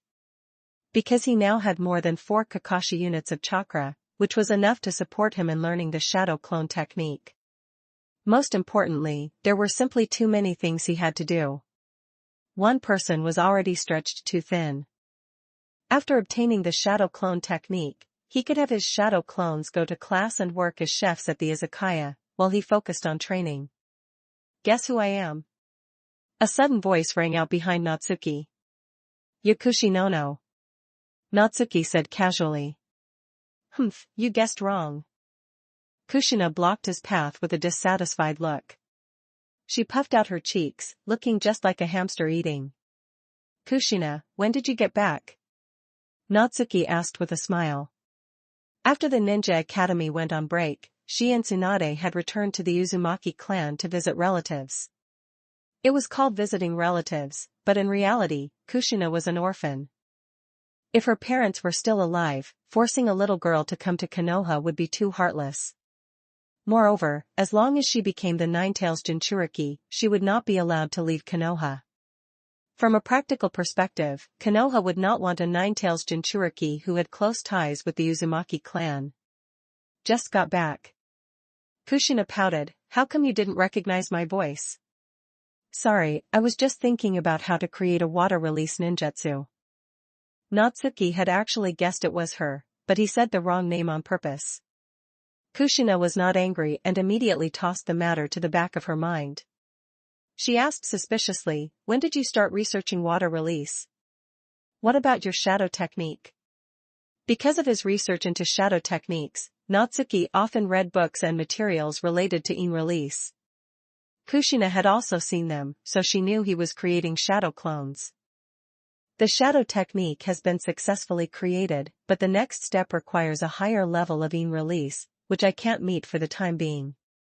Natsuki explained. Kushina asked curiously, what kind of shadow technique is it? Natsuki demonstrated Shadow Space and Shadow Assassin for her. Kushina's eyes lit up, and she said, I want to have such a convenient jutsu too. She had taken a liking to Shadow Space at first sight. This is a in-release ninjutsu. You might not be able to learn it. Natsuki shook his head and said, but if you want to learn it, I'll definitely teach you. Then I'll learn it when I have time later. Kushina sighed and said, right now, I have to hurry up and learn sealing jutsu. Learning sealing jutsu was for becoming the Nine-Tails Jinchuriki. Hurrying was because Uzumaki Mito's life was coming to an end. Natsuki also knew the situation she was facing now, so he did not say anything more. Let's go. Let's go eat. Kushina grabbed his wrist and walked toward the Konoha orphanage.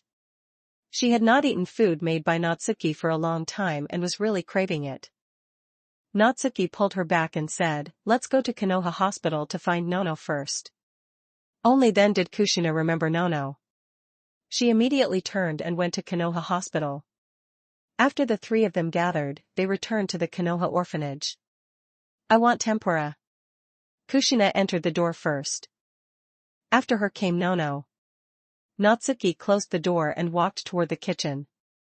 He did not start cooking right away. Instead, he took a deep breath and used water breathing. During the day, he had to train in water release chakra nature transformation, so he had not tried using water breathing yet. Natsuki immediately heard a strong, powerful heartbeat, followed by an astonishing change in his body. Power surged out, and he felt stronger than ever before. Natsuki clenched his fists. For him now, the greatest enhancement from water breathing was to his swordsmanship and taijutsu. If he were to fight Nawaki, Mikoto, Minato, and the others again, he could defeat them using only swordsmanship and taijutsu. To be continued. Chapter 44, Projection Magecraft's first appearance. 1455 words. The next day was the first day of school. Natsuki went to third-year class A early in the morning to register. After greeting Kushina, he went to find Orochimaru. "Orochimaru-sensei, I want to learn the Shadow Clone Jutsu." Natsuki went straight to the point. "That is fine." Orochimaru nodded slightly and said, "Once you learn the Shadow Clone Jutsu, you will have more time to train." "Thank you, sensei." Natsuki had thought he would need to persuade him, but he had not expected Orochimaru to agree so easily. "Nawaki, you should learn it as well." Orochimaru spoke after a moment of thought. "I've wanted to learn the Shadow Clone Jutsu for ages." Nawaki immediately perked up and said excitedly. Natsuki suddenly thought of something and asked, "Can we change the kinds of targets we take missions against next time?" "What kind of targets?" Orochimaru looked at him and asked. "Water release users and Kenjutsu specialists." Natsuki replied, "I specialize in Kenjutsu, and Nawaki-senpai specializes in water release. I think it would be useful for us to see more shinobi who fight in similar ways." Their previous mission targets had mostly been Genjutsu users and fire release shinobi. At the time, Natsuki had used Mikoto as an excuse, saying he wanted to gain experience fighting Genjutsu users and fire release shinobi. "I will keep an eye out." Orochimaru did not give it much thought and agreed. To him, it made little difference who the mission target was. Since Natsuki had this idea, as his sensei, he naturally would not refuse. The Shadow Clone Jutsu is a B-rank ninjutsu. For someone your age, it will not be easy to learn. Orochimaru began explaining the Shadow Clone Jutsu. Time flew by until December. The second semester of third-year Class A was coming to an end. On the Ninja Academy playground, all the students of third-year Class A had gathered, because today was the practical exam. Natsuki split his attention. While chatting with Uzumaki Kushina and Minato Namikaze, he checked the system's mission panel. After 2 semesters of steady effort, he had completed the first stage of his water release chakra nature transformation training. Congratulations to the host for unlocking Kamado Tanjiro Template Ability 2, Water Breathing, First Form, Second Form, Third Form. Although it was called Ability 2, it was essentially 3 abilities at once. Or rather, 3 ninjutsu taijutsu techniques. Kenjutsu combined with water release was one of the most standard forms of ninjutsu taijutsu in the shinobi world. Natsuki was considering a question. Should he reveal it today? Or should he wait for a better opportunity? What a pleasant problem to have. He also had not publicly displayed Fox Fire and Fox Illusion from the Shippo template, nor Shadow Storage and Shadow Assassin from the Fushiguro Megumi template. Natsuki fell into thought. He had created 2 shadow-style techniques, and both Hiruzen and Orochimaru already knew he was skilled in In Release. Perhaps he could reveal Fox Illusion, Shadow Storage, and Shadow Assassin. They all fell under the category of In Release ninjutsu. Projection Magecraft could work too. The essence of In Release was the ability to give form to imagination. Projection Magecraft fit the nature of In Release perfectly. Third round, fourth match, Kira Natsuki vs Minato Namikaze. Ishida Yu's voice rang out. The students of third year Class A immediately perked up, ready to watch the strongest match in their class. Although everyone called it the strongest match, they all knew the winner would almost certainly be Natsuki. The reason was simple. Across all the monthly exams and final exams, Minato had lost to him every single time. However, even in defeat, Minato remained a goal far beyond the reach of the others. Ever since Minato became Jiraiya's student, he would show a new ninjutsu every so often. The speed at which he learned left everyone stunned. Natsuki stood opposite Minato and asked with a smile, "What new ninjutsu do you have this time?" "I do have one." Minato hesitated for a moment and said, "But I'm not very good with it yet." "That's fine. This is a spar, not a fight to the death." Natsuki said with some curiosity, "Go ahead and try it." "Could it be the Flying Thunder God technique?" "No, that should not be it."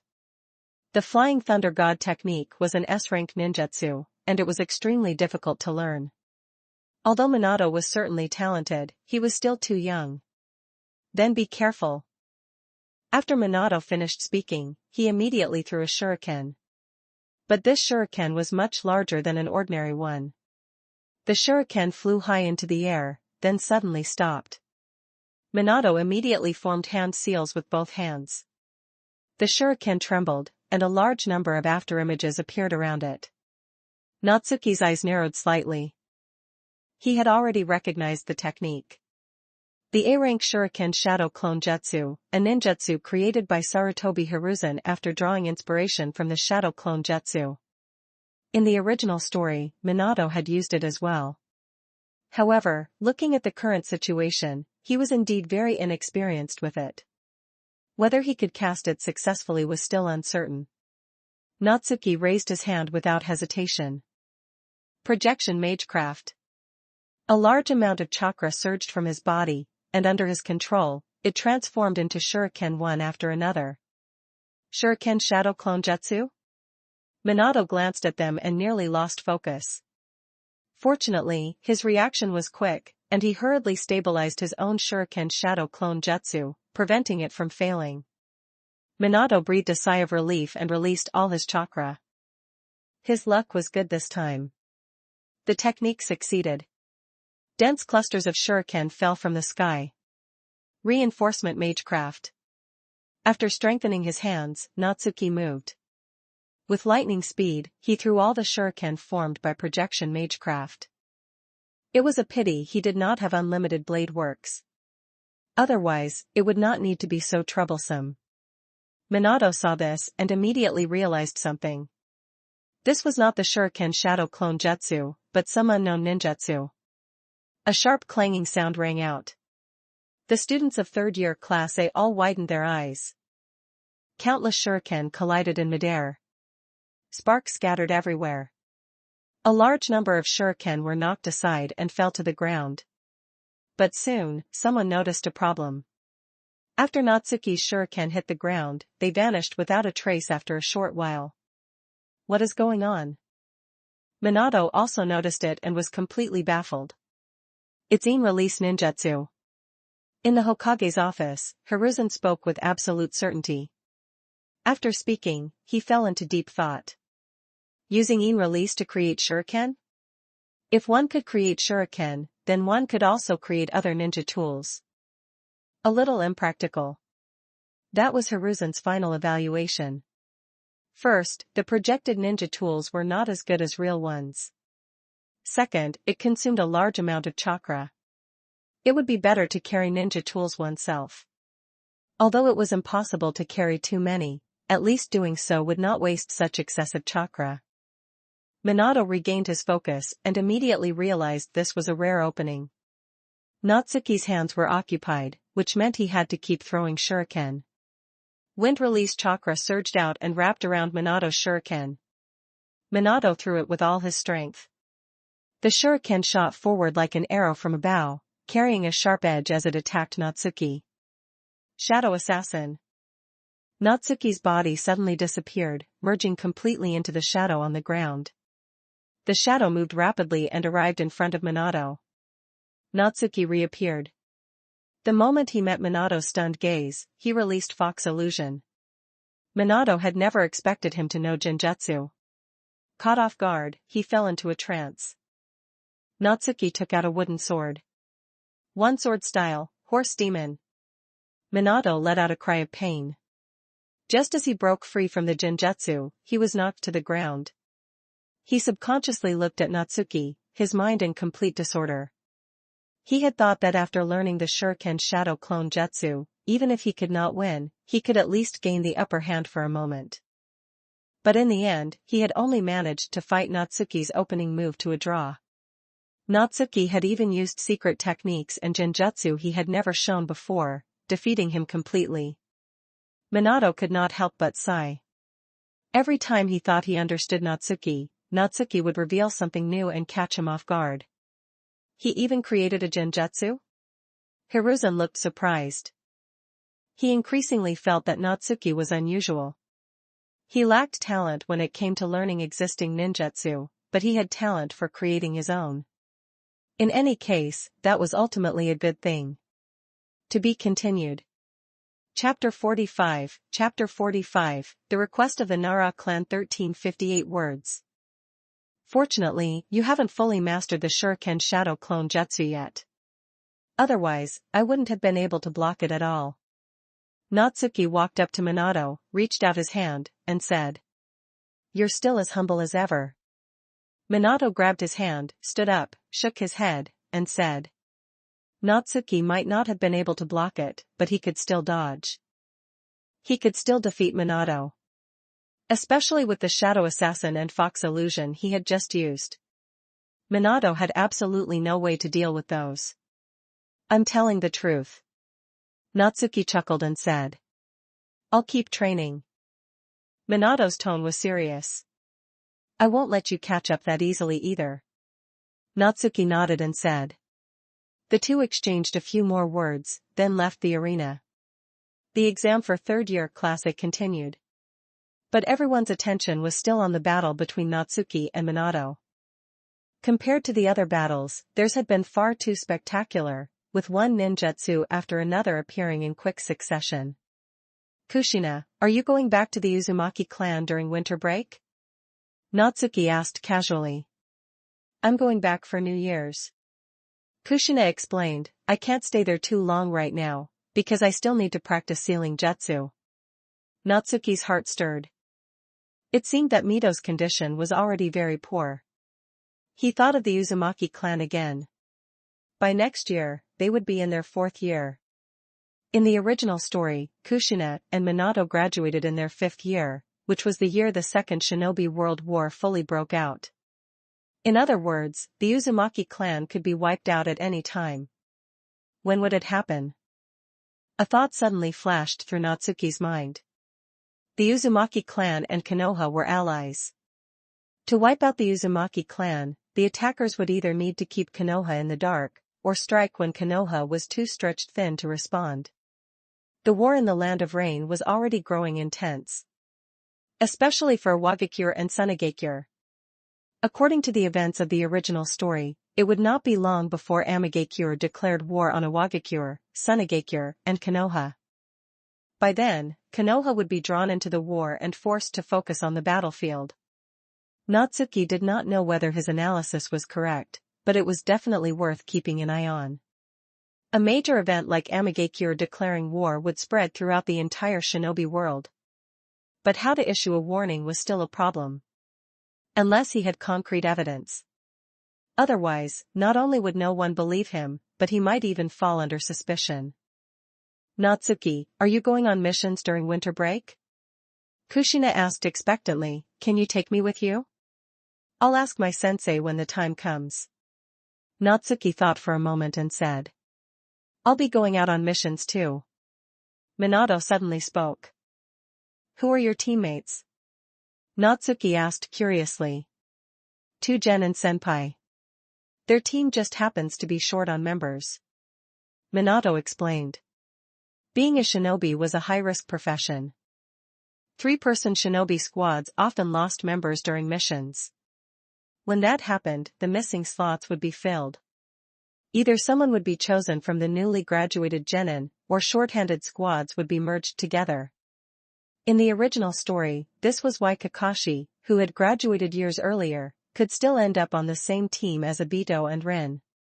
The practical exam ended, and Ishida Yu announced the final rankings for the second semester of third year Class A. The top three were still Natsuki, Minato, and Kushina. Everyone, see you next January.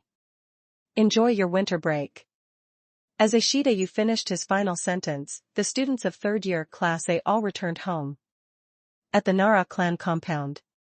The current head of the Nara clan was not Nara Shikaku, but his father, Nara Shikasuk. Shikasuk was the commander of Konoha's Jonin Corps. But what he relied on was his intellect, not brute strength. He held many responsibilities, and one of them was intelligence analysis.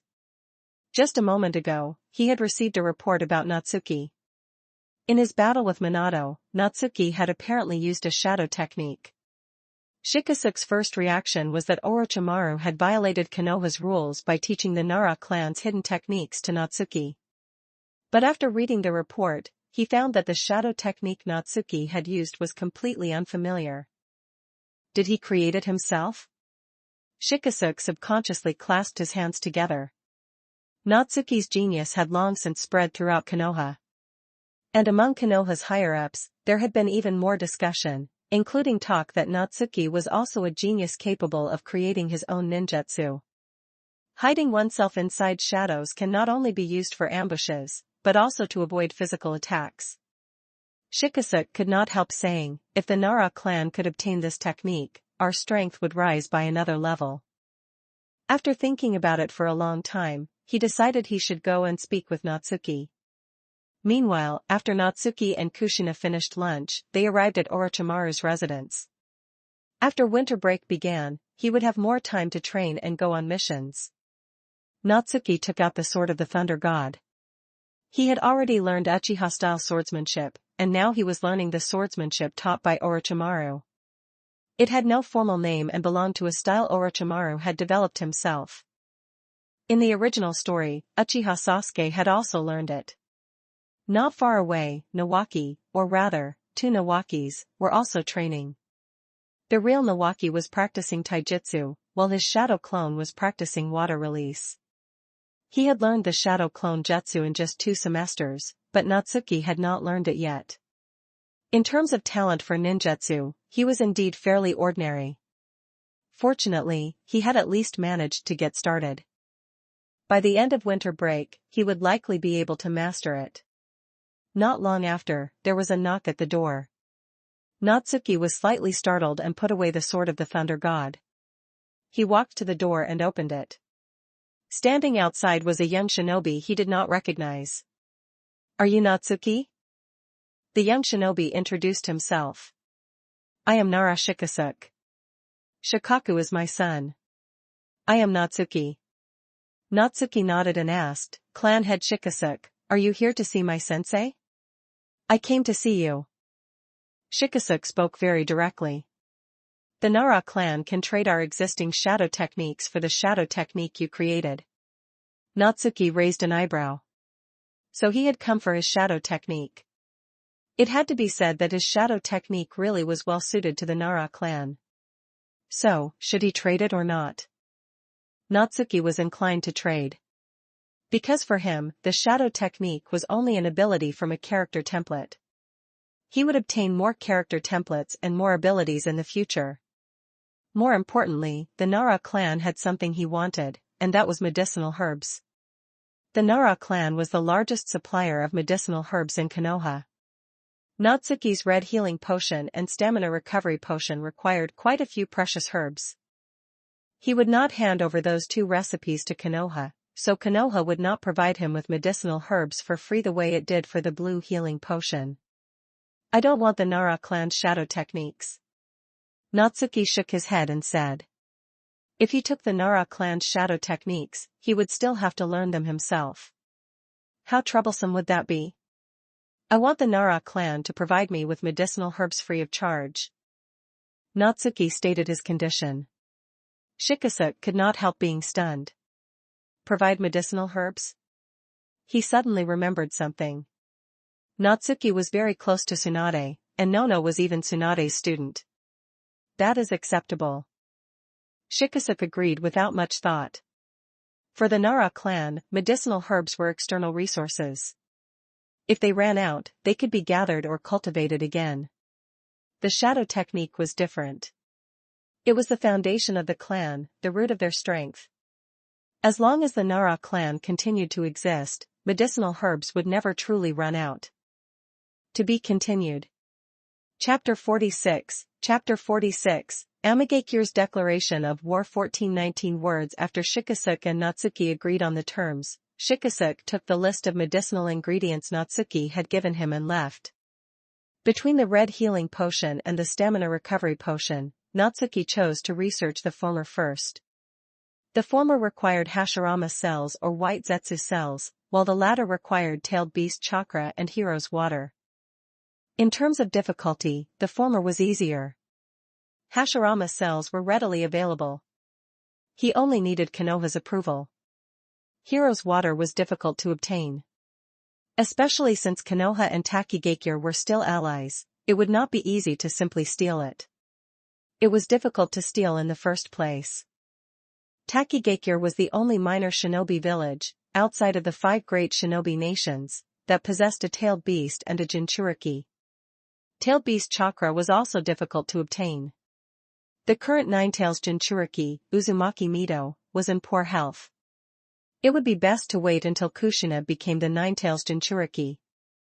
Although Hashirama cells were precious, in the original story, Konoha had conducted 2 experiments involving Hashirama cells. One was led by Hiruzen and was legal and officially approved. However, because too many of the shinobi who volunteered died, it was eventually shut down. The other was led by Danzo, with Orochimaru participating, and was conducted in secret.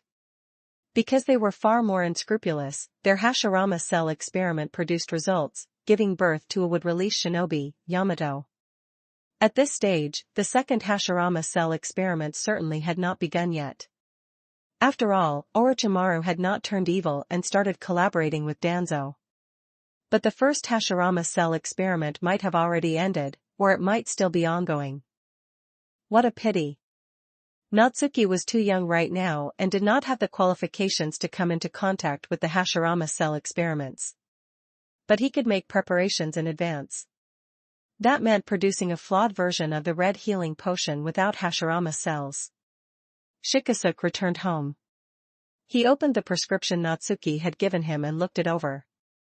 The medicinal ingredients listed on it could be considered quite valuable. In all of Konoha, only the Nara clan could produce them. Of course, Natsuki had also added 4 extra ingredients to confuse things. Shikaku walked in. How did you do on the final exam? Shikisuk smiled when he saw him. First place. Shikaku replied. Well done.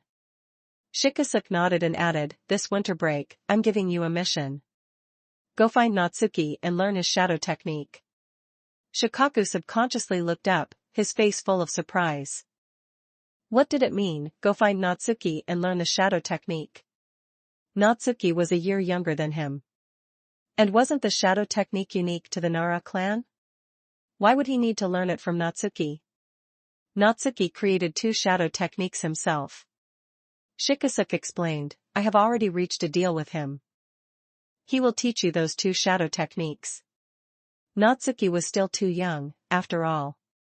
If adult shinobi like Shikisuk learned from him, it would be too conspicuous. Or rather, it would be embarrassing. After thinking it over, he decided that Shikaku should be the one to learn them.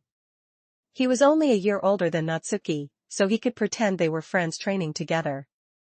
For a moment, Shikaku did not know what to say. Natsuki, who was a year younger than him, could already create shadow techniques that even the Nara clan valued? This sounded like something out of a fantasy. Yes, father. Shikaku collected himself and immediately replied. The next day. At Orochimaru's residence, besides Nawaki and Natsuki, there was now Shikaku. Shikaku had a high IQ and knew his place very well, so he kept a low profile. As long as he did not run into any problems, he would not disturb Natsuki. Instead, he silently trained alone in the corner. Natsuki also proved one of his hypotheses. His abilities could be taught to others. This was actually normal. After all, the abilities from the character templates had already been adapted to this world. In essence, they were ninjutsu. Natsuki received the initial payment from Shikasuke. There were enough medicinal ingredients to make 10 portions of the red healing potion, God's Blood. Natsuki did not rush to try making it. His potion-making skill was still a little lacking. Halfway through winter break, Kushina, who had gone to visit the Uzumaki clan, returned to Konoha. Just then, something happened that shocked the shinobi world. Hanzo of Amigakure declared war on Iwagakure, Sunagakure, and Konoha simultaneously. The reason was that the 3 major villages had been fighting in the Land of Rain for years, bringing unimaginable disaster and losses to the country. As the military force of the Land of Rain, Amigakure intended to completely drive the 3 major villages out of its territory. Konoha Meeting Room. A Jonin meeting was quickly held. Danzo said with a livid expression, Konoha must take the initiative and attack. We need to make Hanzo understand the gap in strength. There is no need to take the initiative. Jiraiya said in a deep voice, if we make proper preparations and wait for the enemy to exhaust themselves, we can minimize our losses. I disagree. Danzo objected. Amigakure and Hanzo are nothing but clowns. We must achieve a swift victory and demonstrate Konoha's prestige. Although Amigakure is a minor shinobi village, Hanzo cannot be underestimated. Jiraiya frowned as he spoke. Are you afraid of Hanzo? Danzo snorted coldly and asked in return. I did not call you here to argue. Hiruzen stopped their dispute, looked at Udatane Koharu and the others, and asked, what are your thoughts? The Land of Rain is currently caught in a 3-way melee. If Konoha joins rashly, it may provoke the other sides into surrounding us. Tsunade immediately said, I agree with Jiraiya's idea. Upon hearing this, Jiraiya immediately gave her a wink and a grin. But Tsunade ignored him. That is indeed highly possible. Hamura spoke up. Konoha is the strongest, and because of that, we are the most likely to arouse the wariness of the other shinobi villages. The other advisor, Koharu, also nodded in agreement. Very well. Hiruzen concluded, Konoha will make preparations first and remain on standby. Just in case, we can send people to the border between the Land of Fire and the Land of Rain first. Tsunade suggested. I can go. Danzo said immediately. With Tsunade and the others expressing their positions, taking the initiative to attack had become impossible. But he could turn the impossible into possible by causing trouble at the border and inciting war in advance. The reason Danzo wanted war was that his route could develop through war. In war, the most important thing was intelligence warfare. But relying solely on the Umbu would leave them severely undermanned, so route would have to be added. Then he would have plenty of opportunities. Sakuma will go. Hiruzen glanced at him and said decisively. He knew exactly what Danzo was thinking. Yes, Hokage-sama. A young shinobi with white hair stood up. He was none other than the White Fang of the Leaf, Hatake Sakumo, Kakashi's father. The next day, Natsuki also received the news that Hanzo of Amigakure had declared war. But for the time being, it had nothing to do with him. Given his age and status, Konoha would not send him to the battlefield unless things reached the most critical point. Time passed, and January arrived. Just when Natsuki thought winter break was about to end like this, Orochimaru accepted a mission for them. The target of this mission is a group of rogue shinobi wandering along the southeast coast of the Land of Fire. Orochimaru introduced the mission. According to our intelligence, their leader is a rogue shinobi from Kirigakure, a Tokubetsu Jonin skilled in water release. Natsuki could not help feeling energized when he heard this. The third ability of the Kamado Tanjiro template required him to defeat 3 Chunin and 3 Tokubetsu Jonin skilled in swordsmanship or water release, respectively. After 2 semesters of effort, he had already completed 2/3 of the requirement. Only the last 2 Tokubetsu Jonin were left. "Sensei, can we bring Kushina along?" Natsuki remembered that Kushina had said earlier that she wanted to go on a mission, so he asked. "I can bring her, but only if Tsunade agrees," Orochimaru said softly. To be continued. Do leave a review if you're enjoying this so far, it'll be appreciated XD. Chapter 47, Hashirama sells 1274 words Konoha Hospital. Natsuki raised his hand and knocked on the door.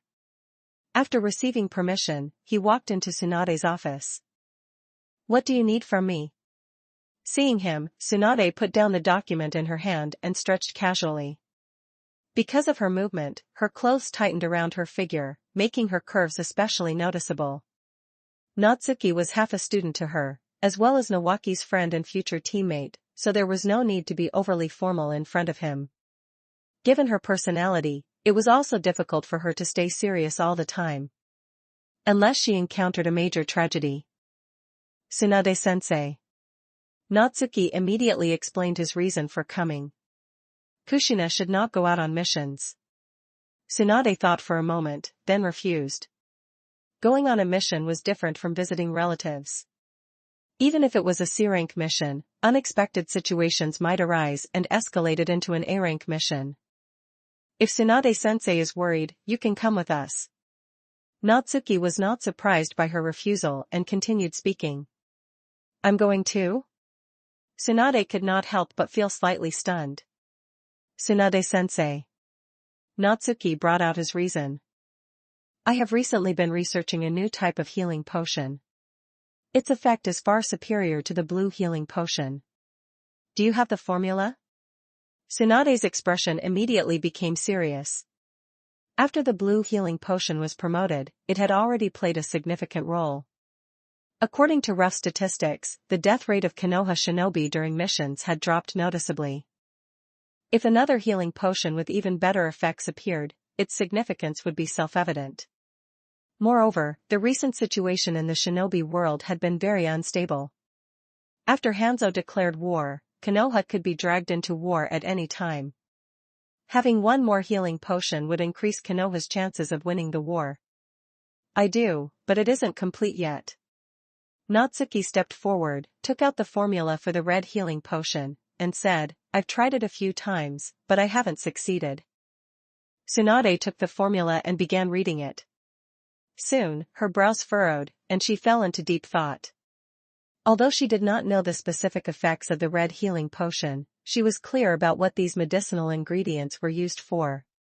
Simply putting medicinal ingredients together would not necessarily bring out their full effect.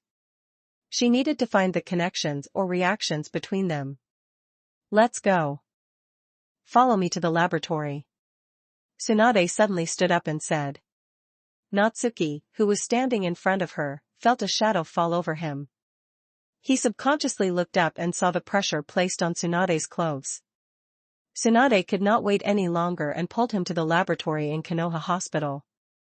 Natsuki was still young and could not keep up with her long stride, so he had to jog after her. After arriving at the laboratory, Tsunade began preparing the medicine according to the formula. An unknown amount of time passed before a vial of potion appeared in her hand. She took a sip and closed her eyes. "It really is missing something," Tsunade slowly said. "Logically speaking, after extracting so many precious medicinal ingredients, its effect shouldn't be bad. But instead, it has no effect at all.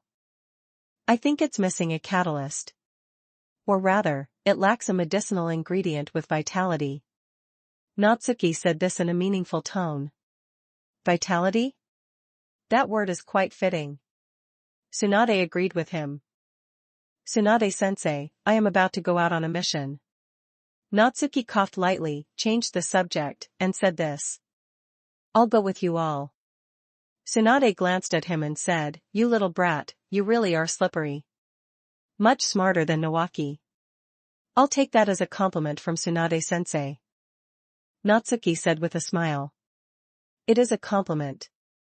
Tsunade took off her gloves, flicked his forehead, and asked, when are you leaving? We're meeting at the village gate tomorrow at 9 in the morning. Natsuki replied.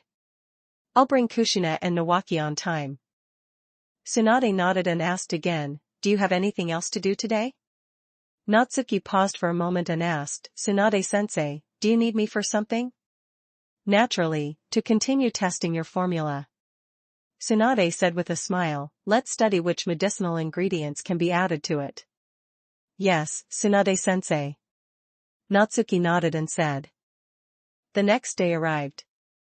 Although Natsuki and Tsunade had worked hard for an entire day yesterday, without a doubt, all the experiments ended in failure. Kushina jogged all the way over to Natsuki.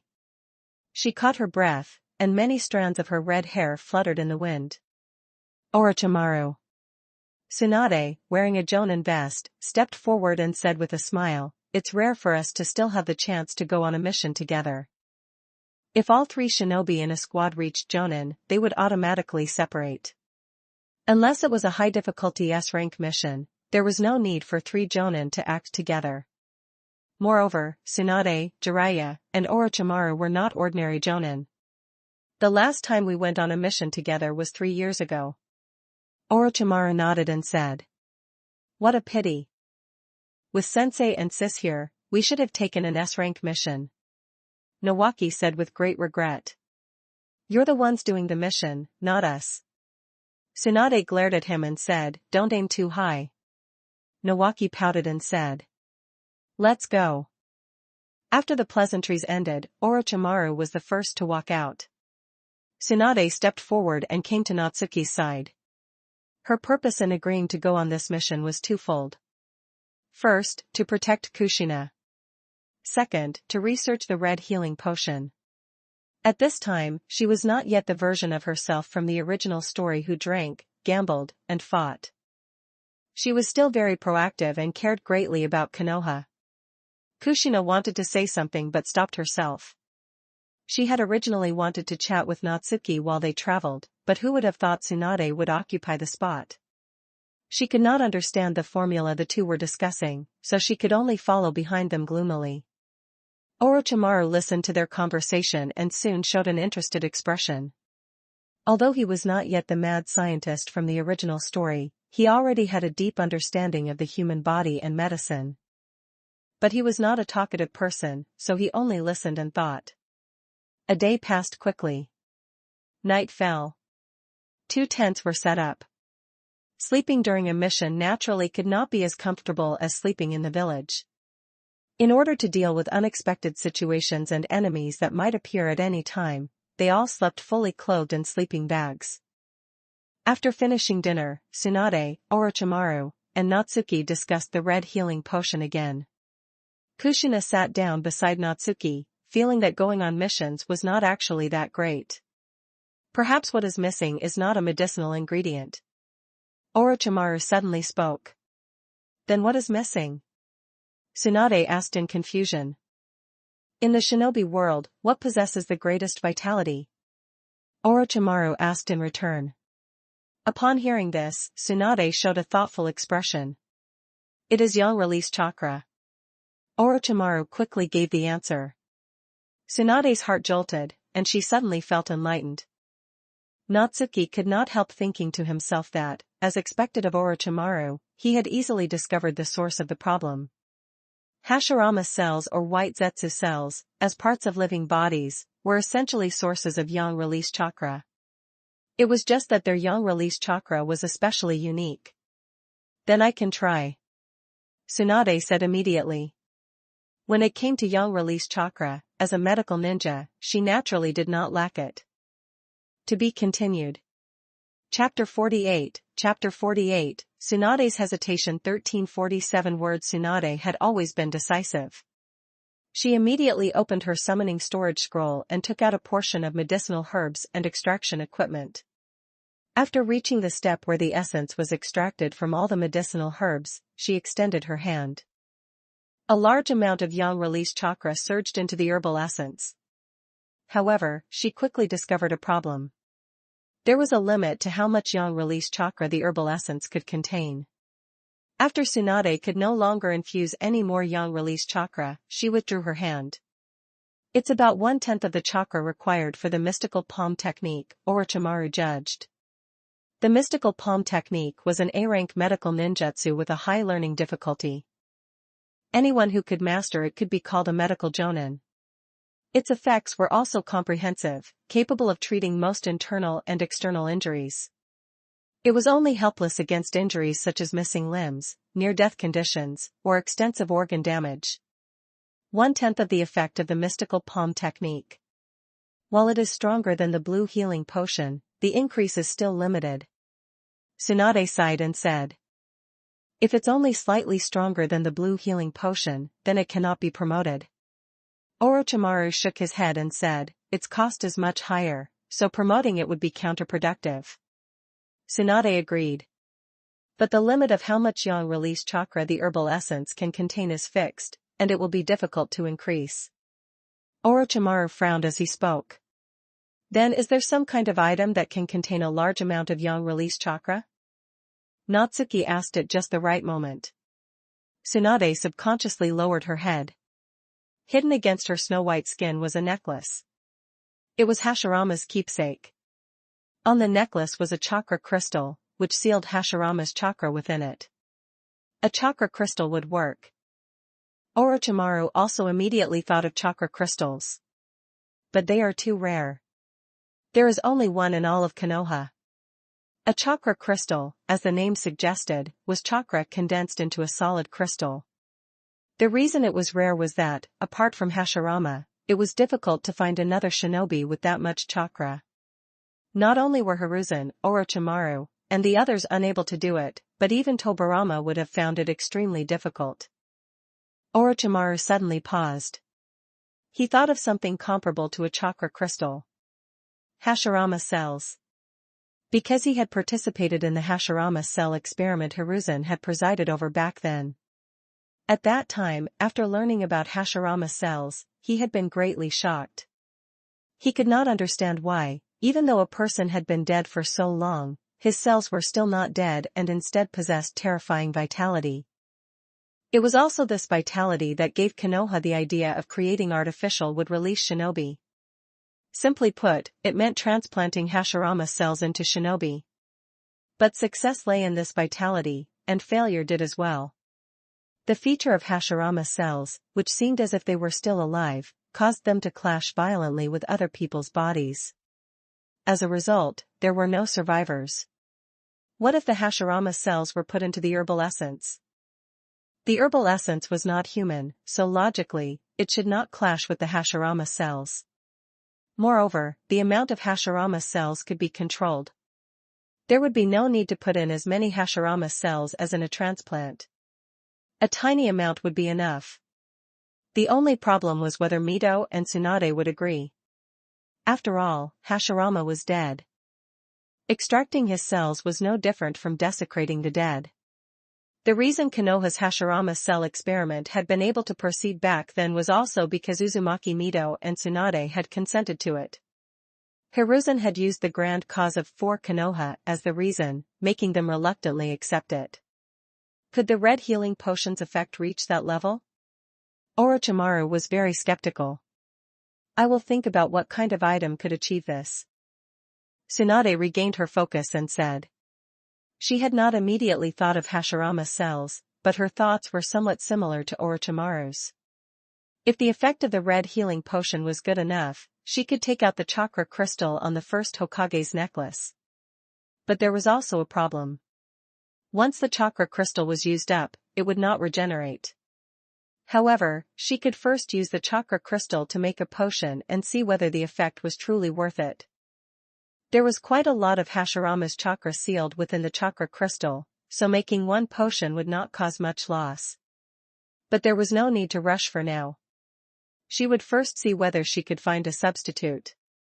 Orochimaru nodded and said, "I will think about it too."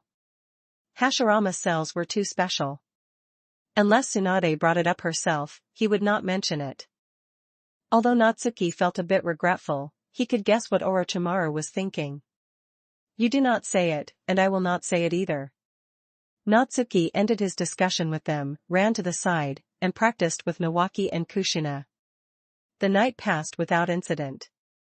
The next day, the group continued their journey. At dusk, they finally arrived at the southeast coast of the Land of Fire. This is my first time seeing the ocean. Nawaki ran toward the seaside very excitedly. The ocean isn't much to look at. Kushina said this with little interest. Because the land of whirlpools was surrounded by the sea on all sides, she had seen the ocean far too often since childhood. Natsuki had seen the ocean in his past life, but this was his first time seeing it in this life. But as someone who had lived 2 lives, he was not as excited as Nawaki and appeared quite calm. Tsunade glanced at Natsuki, then at Nawaki, and could not help shaking her head. Fortunately, there were no enemies nearby. Otherwise, Nawaki's behavior would be no different from seeking death. He was still too young and reckless after all. By contrast, Natsuki was very satisfactory to her. If he had the same personality as Nawaki, then the future of their squad would be worrying. Begin the mission. After Nawaki returned, Orochimaru spoke. Unless it is absolutely necessary, neither Tsunade nor I will intervene. Kushina, do you know any sensory ninjutsu? Natsuki looked at Kushina and asked.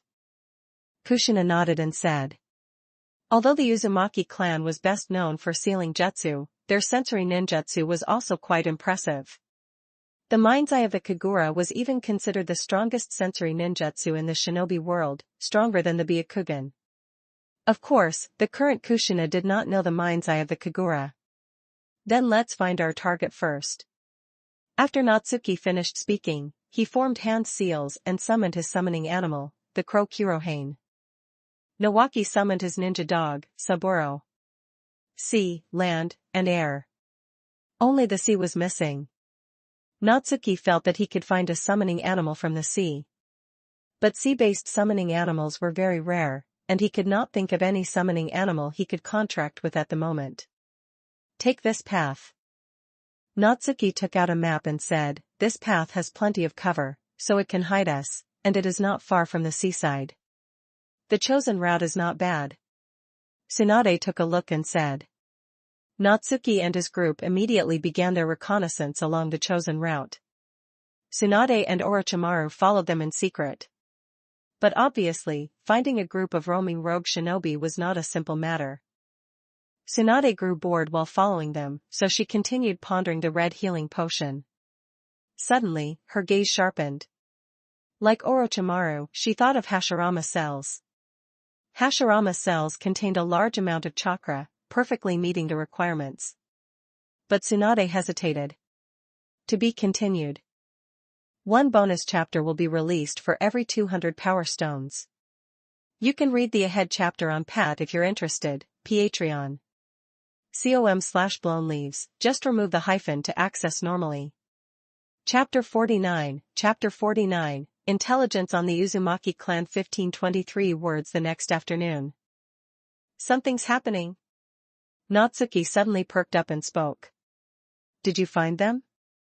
Kushina asked hurriedly. She had thought missions would be thrilling and exciting, but she had not expected them to be even more boring than she had imagined. Because they had not found anything since yesterday afternoon. Kuroba saw a group of rogue ninja robbing a merchant ship on the southern sea. Natsuki immediately said, barring any surprises, they should be our mission targets. These rogue ninja were essentially pirates. And this sea area was their territory.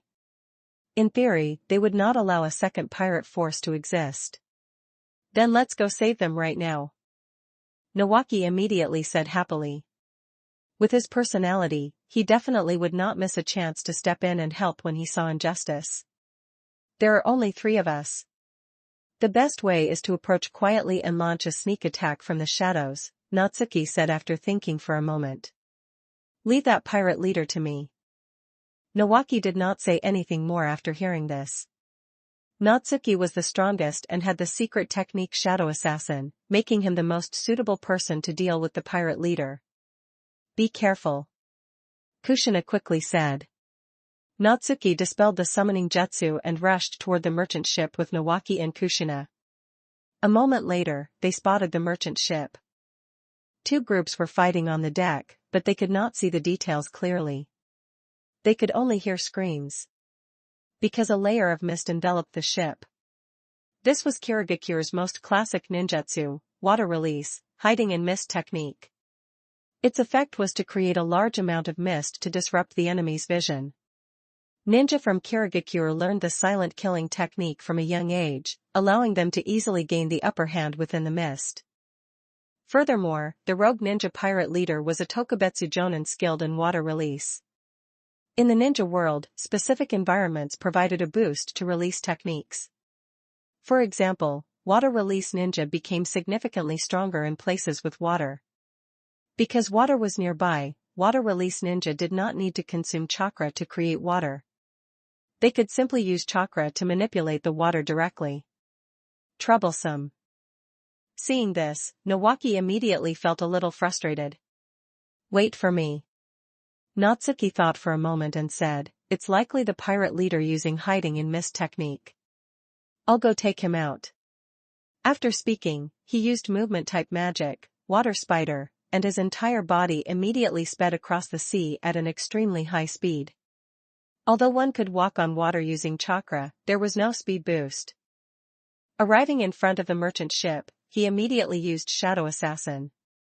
After boarding the deck, Natsuki looked around and quickly found the pirate leader. Although the mist blocked his view of their figures, he could sense the fluctuations of chakra. And the chakra fluctuations near the pirate leader were the strongest. Natsuki cautiously approached him. When he was close enough, he finally saw the pirate leader. He was a middle-aged man wearing a Kirigakure forehead protector with a slash through it, signifying his status as a rogue ninja. The one fighting him was also a middle-aged man, but his strength was clearly far inferior. He was covered in wounds and could not hold out much longer. Natsuki hesitated no longer. He dispelled Shadow Assassin and immediately gripped the sword of the Thunder God. Water breathing, third form, flowing dance.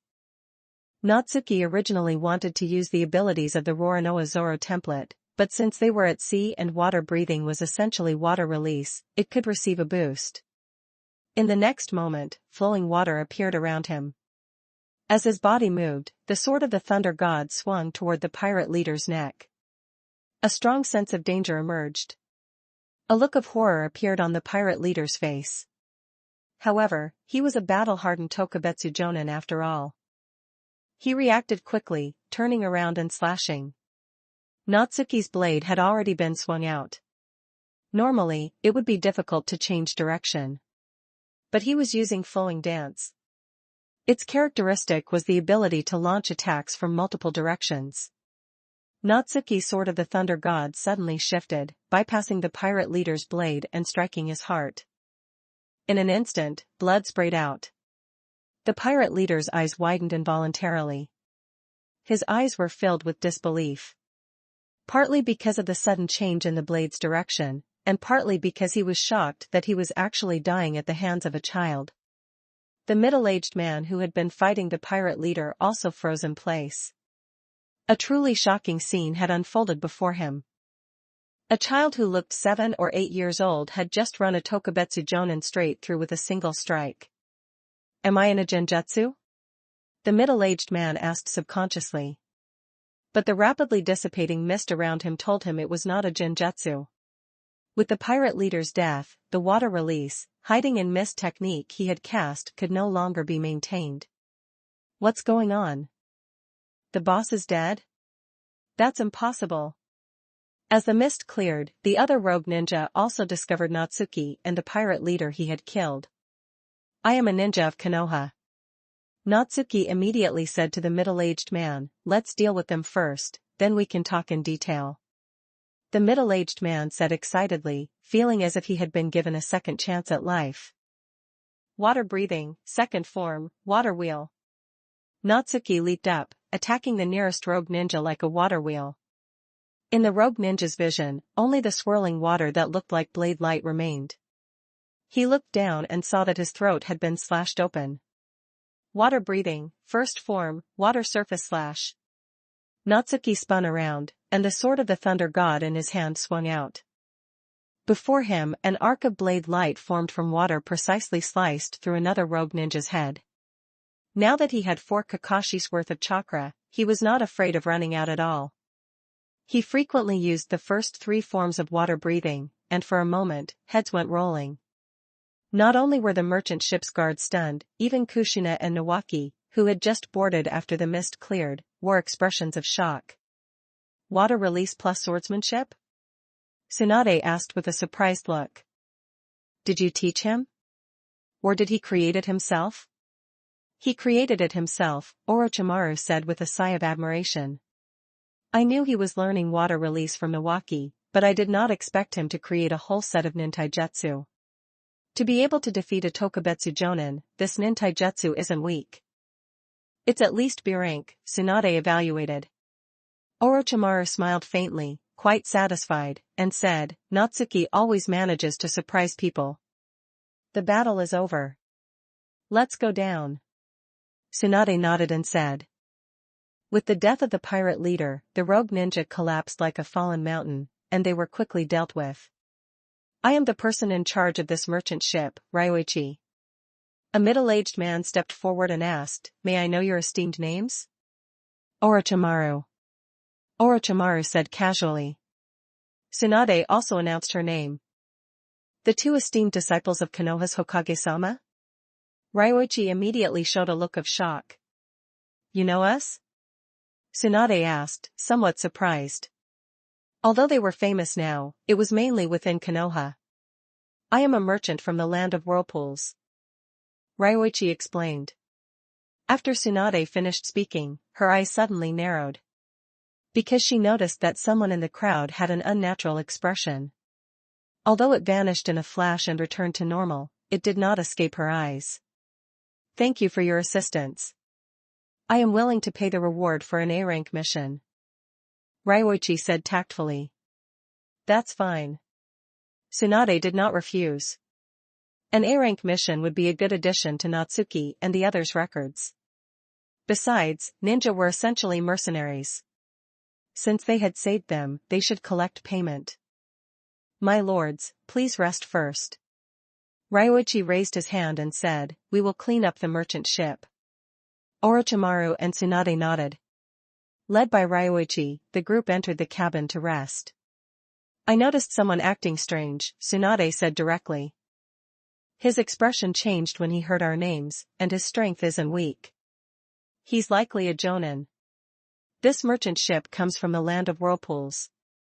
Natsuki's heart stirred, and he asked, could he be a spy ninja who stole intelligence on the land of whirlpools or the Uzumaki clan? The reason he thought this was naturally because he knew the Uzumaki clan was about to be wiped out. But before a clan could be destroyed, intelligence investigations would certainly be conducted. The Uzumaki clan was not just any random group. They were a great ninja clan on par with the Senju and Uchiha clans. Without sufficient preparation, it would be difficult to wipe out the Uzumaki clan overnight. As soon as Natsuki said this, everyone's expressions changed, especially Kushina, who showed an anxious look. To be continued. Chapter 50, Smoker Template. 1240 words. Since we've encountered a suspicious person, we can't just let it slide. Tsunade said without hesitation.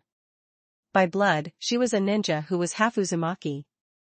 Therefore, she took it upon herself before Kushina even had to speak. Just to be safe, we'll split into 2 groups. Orochimaru thought for a moment and said, Tsunade, go monitor him and prevent him from escaping. I'll ask Ryoichi about his background. What about us? Nawaki immediately asked. He's a Jonin. It's not suitable for you to get involved. Just wait for us in the cabin. Orochimaru shook his head and said. A Jonin with unknown intel is extremely dangerous. Even with both of us there, we might not be able to protect you. Tsunade agreed. Alright then. Although Nawaki had a brash personality, he still listened to Orochimaru and Tsunade. Natsuki actually wanted to go and join the excitement too. However, having lived 2 lives, he was well aware of the principle of safety first. Besides, he had more important things to deal with. Just now, a line of text had appeared before his eyes. You have awakened the smoker template. Clearly, this was related to him killing those wandering ninja at sea who were essentially pirates. Because Smoker was a character from One Piece and was a marine. Marines and pirates were opposing forces in One Piece, born as natural enemies. After Orochimaru and Tsunade left, Natsuki looked at his newly acquired character template. Name, Smoker. Period, Captain. World, One Piece. Rank, B rank. Ability 1, Logia type Smoke Fruit, unlocked. Effect, the body turns into smoke, granting immunity to physical attacks and removing the fear of seawater. Ability 2, Whiteout, locked. Effect, after turning the arms into smoke, expand the range of the smoke to envelop the opponent, then thicken the smoke to trap the target. Unlock condition, learn water release, hiding in mist technique. Ability 3, White Blow, locked. Effect, shoot dense smoke from the arms to strike the opponent. Upon hitting, it can trap the target like Whiteout. Unlock condition, learn a control-type ninjutsu. Ability 4, White Snake, locked. Effect, shoot snake-like dense smoke from the arms to pursue the opponent until it hits and captures them. Unlock condition, capture a water-release Tokubetsu Jonin within mist. Ability 5, White Vine, locked. Effect, transform the body into a spiral-shaped pillar of smoke to trap enemies or capture aerial targets. Unlock condition, develop a new ability for the Logia-type Smoke Fruit. Natsuki could not help but breathe a sigh of relief after reading through it. He had previously thought that after obtaining the Logia-type Smoke Fruit, he would also inherit its weakness to seawater, which would have been a net loss for him. Especially since this was the world of Naruto, which had vast oceans and many water-release ninja. If he were at sea in the future and encountered a water-release ninja, he would be at an absolute disadvantage. Fortunately, the system had removed this weakness. Ability 1, Logia-type Smoke Fruit. Its effect was simple. The body could transform into smoke at any time. Since it was smoke, it was naturally immune to physical attacks. Physical attacks mostly consisted of ninja tools and taijutsu, which were frequently used by ninja in battle. Other ninjutsu, such as genjutsu, fire release, lightning release, and wind release, would still be effective. But being immune to ninja tools and taijutsu was already enough to give Natsuki a significant advantage in combat. The remaining 4 abilities were all based on the Logia-type Smoke Fruit. Abilities 2, 3, and 4 were similar. The first involved the arms becoming mist, while the latter 2 involved the arms shooting out smoke. The effect of all 3 abilities was to trap the target with smoke. The unlock condition for ability 2 was to learn hiding in mist technique. Natsuki's first thought was that he could perfectly use hiding in mist technique as an excuse to use his Logia-type Smoke Fruit. As for the 4 abilities, they could also be described as ninjutsu modified from hiding in mist technique. Although hiding in mist technique belonged to the ninja of Kirigakure, it was quite normal for different ninja villages to learn each other's ninjutsu. After all, if Konoha captured a Kirigakure ninja, they would certainly subject them to torture and interrogation. Besides obtaining intelligence, they would also acquire Kirigakure's ninjutsu. Hiding in mist technique was practically a mandatory ninjutsu in Kirigakure. It would not be hard to get hold of it. The unlock condition for ability 3 was not difficult either. Control-type ninjutsu included genjutsu, so he just needed to learn 1 genjutsu. The unlock condition for ability 4 was relatively more troublesome. It required capturing a water-release Tokubetsu Jonin within mist. As everyone knew, the difficulty of capturing someone alive was twice that of defeating or killing them. However, this unlock condition could also conveniently unlock ability 3 of the Kamado Tanjiro template. After defeating the pirate leader today, he only needed to defeat 1 more Tokubetsu Jonin proficient in water release or swordsmanship to unlock it. As for ability 5, the unlock condition seemed difficult, but in reality, it was not that hard. Because Natsuki had a reference point. In One Piece, Smoker later developed a new use for the Logia-type smoke fruit called White Launcher. Its effect was to turn the body into smoke and use the explosive recoil generated by spraying smoke to perform high-speed movement and flight. To be honest, in Natsuki's view, White Launcher was the most useful one. After all, being able to fly was a massive advantage. All ninjutsu had a range.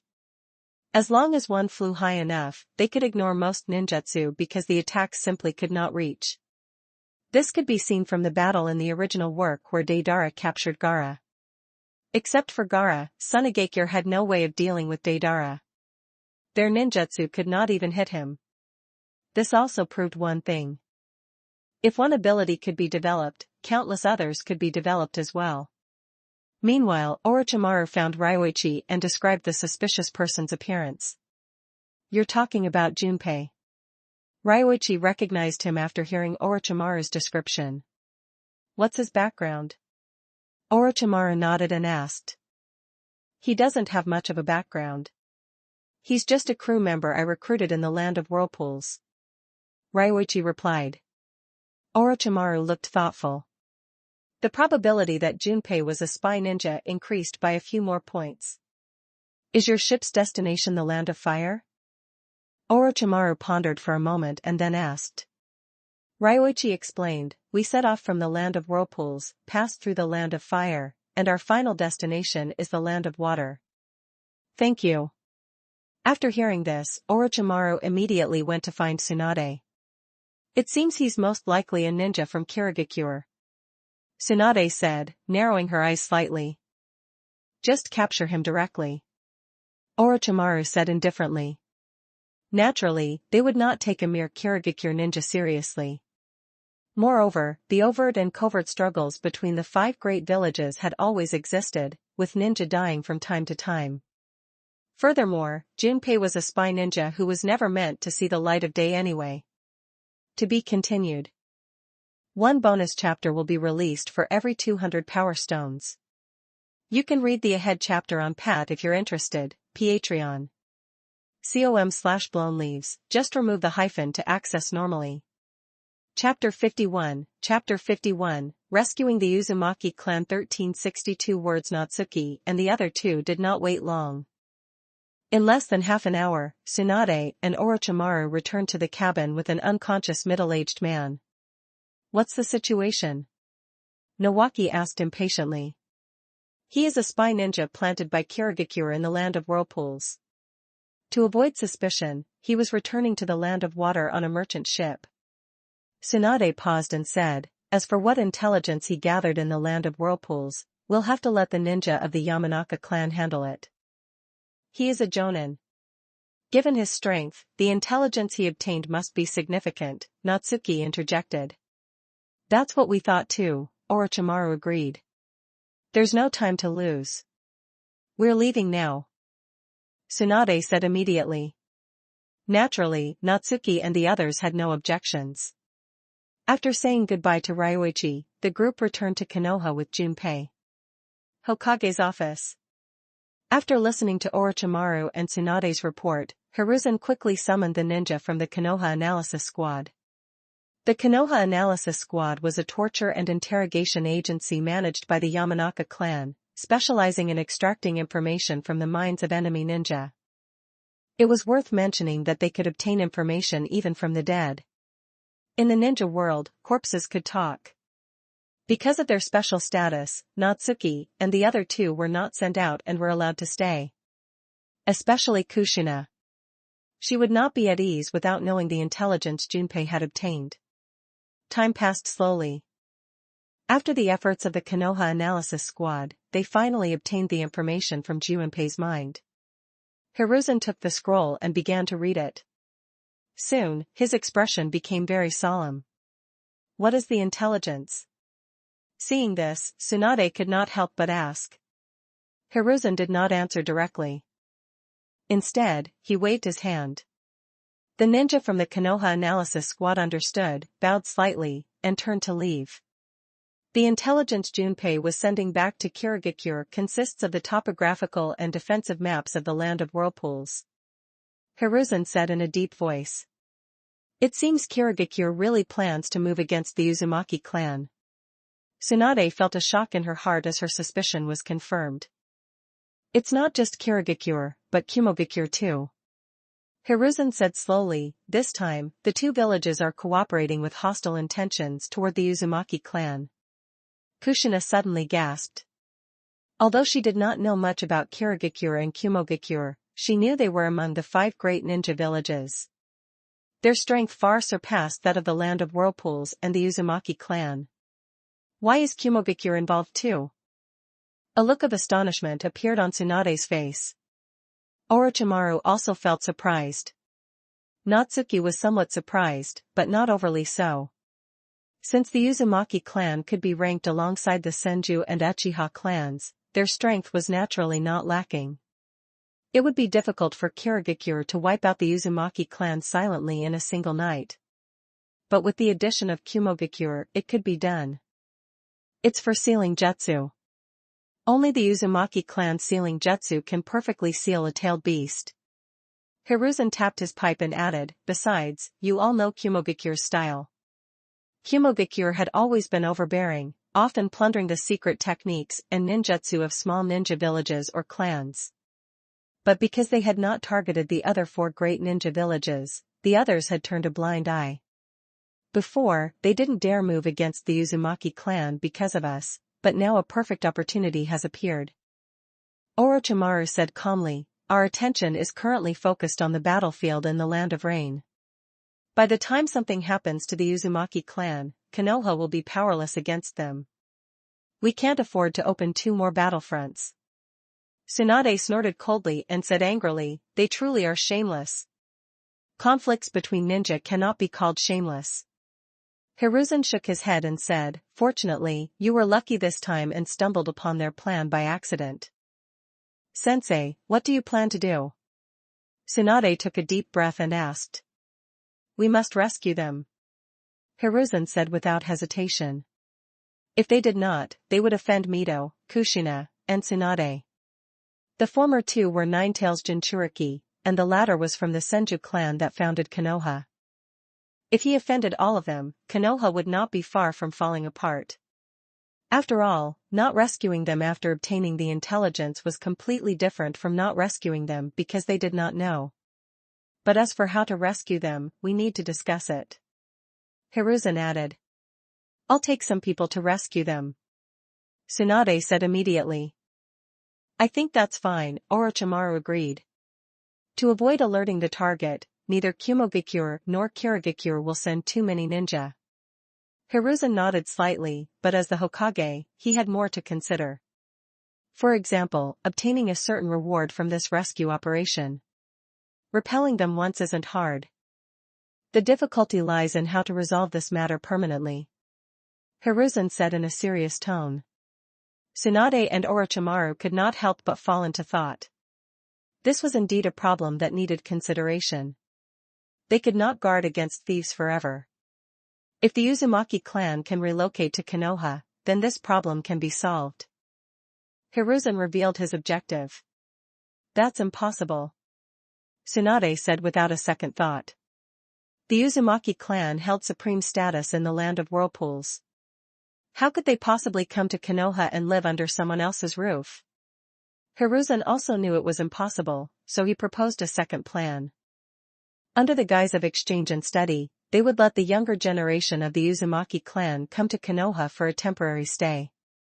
In case something happened to the Uzumaki clan, some of their vital strength could be preserved. And Konoha could help the Uzumaki clan reinforce their defenses. If Kumogakure or Kirigakure attacked again, they could hold out longer, allowing Konoha to provide timely rescue. After defeating Kumogakure and Kirigakure, you should discuss this proposal with the Uzumaki clan. Hiruzen concluded. Yes, sensei. Tsunade thought about it and agreed. She could not think of a better plan for the moment, so she could only leave the choice to the Uzumaki clan. Natsuki thought to himself, what an old fox. Hiruzen's objective was very clear. First, he wanted the sealing jutsu and the Jinchuriki. Second, he could use the relocated Uzumaki clansmen as leverage to partially control the Uzumaki clan. But this was an open scheme. The Uzumaki clan could not handle Kumogakure and Kirigakure on their own. They could only rely on Konoha. Besides, even though they were allies, Konoha could not help them for free. Because facing Kumogakure and Kirigakure, both of which were also among the 5 great villages, put immense pressure on Konoha. One wrong move, and they could end up surrounded by enemies on all sides. That was why Tsunade did not refuse, even though she guessed Hiruzen's intentions. "Sensei, Tsunade-sensei." After leaving the Hokage's office, Natsuki asked, "Can I go?" "I want to go too," Nawaki said immediately. Kushina said, not wanting to be left out. "What are you all joining in for?" Tsunade's face darkened, and she glared at them, saying, "All of you, go back to school." "Tsunade-sensei," Natsuki argued, "my current strength is already comparable to a Tokubetsu Jonin. I won't hold you back." He had 2 reasons for wanting to go. One was to unlock his character template. Second, while this matter seemed dangerous, it actually was not as bad as it looked. Konoha already had the advantage of initiative, and the team would be led by Jiraiya, Tsunade, and Orochimaru. If he encountered danger, they would surely save him. Furthermore, he now possessed life-saving abilities like Shadow Assassin and the Logia-type Smoke Fruit. "I'm going to broaden my horizons," Natsuki added. "If it's truly dangerous, I'll just hide in the rear and help rescue people." "Just let him go," Orochimaru said. "What about me?" Nawaki asked, unwilling to give up. "Do you have Natsuki's strength?" Tsunade countered bluntly. Nawaki opened his mouth, but ultimately had nothing to say. Seeing this, Kushina did not say anything more either. With her strength, she really could not help. To be continued. Chapter 52, The Incoming Kirigakure and Kumogakure Ninja. 1265 words after Kushina and Nawaki returned home, Tsunade, Orochimaru, and Natsuki arrived at the Umbu headquarters. The situation was urgent and left no time for rest. They had to act immediately. As one of the 5 great ninja villages and the strongest among them, Konoha moved with incredible speed once its gears started turning. Due to her relationship with the Uzumaki clan, Tsunade was appointed as the person in charge of this operation. She issued several orders, which could be summarized into 3 main points. First, after controlling Junpei, he was to be sent back to Kirigakure. If Kirigakure discovered he was missing, they would surely realize that the news of their plan to attack the Uzumaki clan had been leaked. Whether they moved their plan forward, delayed it, or cancelled it altogether, none of those outcomes would be good for Konoha. An enemy hiding in the shadows was always the most terrifying. Second, have Mito write a letter to be delivered to the Uzumaki clan first. Although Konoha and the Uzumaki clan were allies, it would be too abrupt for a large group of ninja to suddenly enter the land of whirlpools without prior notice. Third, assemble the ninja who would participate in this operation. To ensure the mission's success, the lowest rank Tsunade selected was Tokubetsu Jonin. The operation was also classified as an S-rank mission. Upon successful completion of the mission, all participating ninja would receive a handsome reward. After all the orders were issued, Natsuki and Orochimaru headed to the Umbu training grounds. This was the designated assembly point for the mission. Tsunade remained at the Umbu headquarters to command and wait for updates. Taking advantage of the downtime while waiting, Natsuki spoke up, "Does Konoha have hiding in mist technique? You want to learn it?" Orochimaru asked back. Natsuki nodded and said, "I think hiding in mist technique can be very useful in many situations. To maximize the effectiveness of hiding in mist technique, it must be paired with the silent killing technique." Orochimaru said in a flat tone, "The silent killing technique is extremely difficult to learn and is particularly time-consuming. No wonder water release ninja from other villages rarely used hiding in mist technique, except for those from Kirigakure." Natsuki smiled and said, "I'm not going to learn the silent killing technique. I want to modify hiding in mist technique." Orochimaru's eyes narrowed instantly. He had forgotten that Natsuki, like Tobarama, was a creative-type ninja. You already have an idea? Orochimaru asked subconsciously. I have 3 already. Natsuki held up 3 fingers. The smoker template had 5 abilities, but 3 of them were quite similar and could be grouped into one idea. Orochimaru's mouth could not help but twitch. Wasn't the first time you saw hiding in mist technique just 2 days ago? How do you already have 3 ideas? Even if he or Hiruzen wanted to create a ninjutsu, it would be impossible to have 3 viable ideas in just 2 days. Orochimaru suddenly understood Hiruzen. He felt both surprised and gratified. Wait here. I'm going to the Hokage building. Orochimaru snapped out of it and walked out. When he returned, he had a ninjutsu scroll in his hand. It was indeed hiding in mist technique. Natsuki took the ninjutsu scroll and began to read it. After all, the unlock condition for the smoker template's second ability was to learn hiding in mist technique. Fortunately, hiding in mist technique was not difficult. Its learning difficulty was only D rank. While Natsuki was waiting and learning, ninja began arriving at the Umbu training grounds one after another. They were all ninja who had been notified by the Umbu to participate in this mission. After greeting Orochimaru, they stood in place and waited. However, many eyes fell upon Natsuki. He was the only child there, making him very conspicuous. They had all guessed his identity. He was most likely Orochimaru's student, Natsuki. But an S-rank mission, allowing a third-year kid to participate? Time passed slowly. More and more ninja gathered at the Umbu training grounds until Tsunade and Jiraiya arrived. Ninja from the Inuzuka, Aburame, and Hyuga clans will be responsible for scouting. Tsunade walked in front of everyone and instructed, in this operation, we must ensure we arrive without alerting any enemy village ninja. The Inuzuka clan had ninja dogs, the Aburame clan had insects, and the Hyuga clan had the Byakugan. All 3 clans were natural sensory ninja. Everyone answered in unison. Move out. Tsunade waved her hand and leaped into the air. The group followed her toward the Land of Whirlpools. The Land of Whirlpools was a small peninsula nation located between the Land of Fire and the Land of Water. It had a very special characteristic. The daimyo of the Land of Whirlpools also hailed from the Uzumaki clan. Under normal circumstances, the ninja world followed a one country, one village system. A country's daimyo nominally led the ninja of its village. The Land of Whirlpools was an exception. This also served as a testament to the strength of the Uzumaki clan. And the emergence of Jinchuriki had made the Uzumaki clan sealing jutsu famous throughout the ninja world.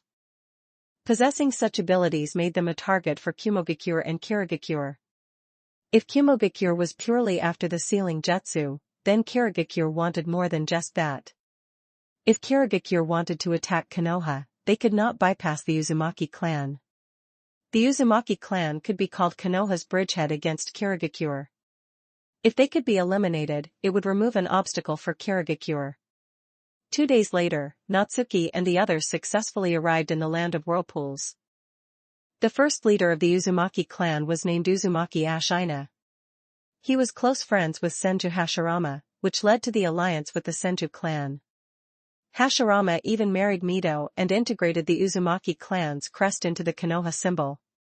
The current leader of the Uzumaki clan was Uzumaki Ashina's son, Uzumaki Keisuke. Keisuke-sama, it's been a long time. Tsunade greeted him with a smile. Welcome, Uzumaki Keisuke said with a sigh. If it weren't for your timely notification, we wouldn't have known that disaster was already upon us. The Uzumaki clan and Konoha are allies. This is what we should do. Tsunade paused and then said, enough with the pleasantries. We must begin making arrangements as soon as possible.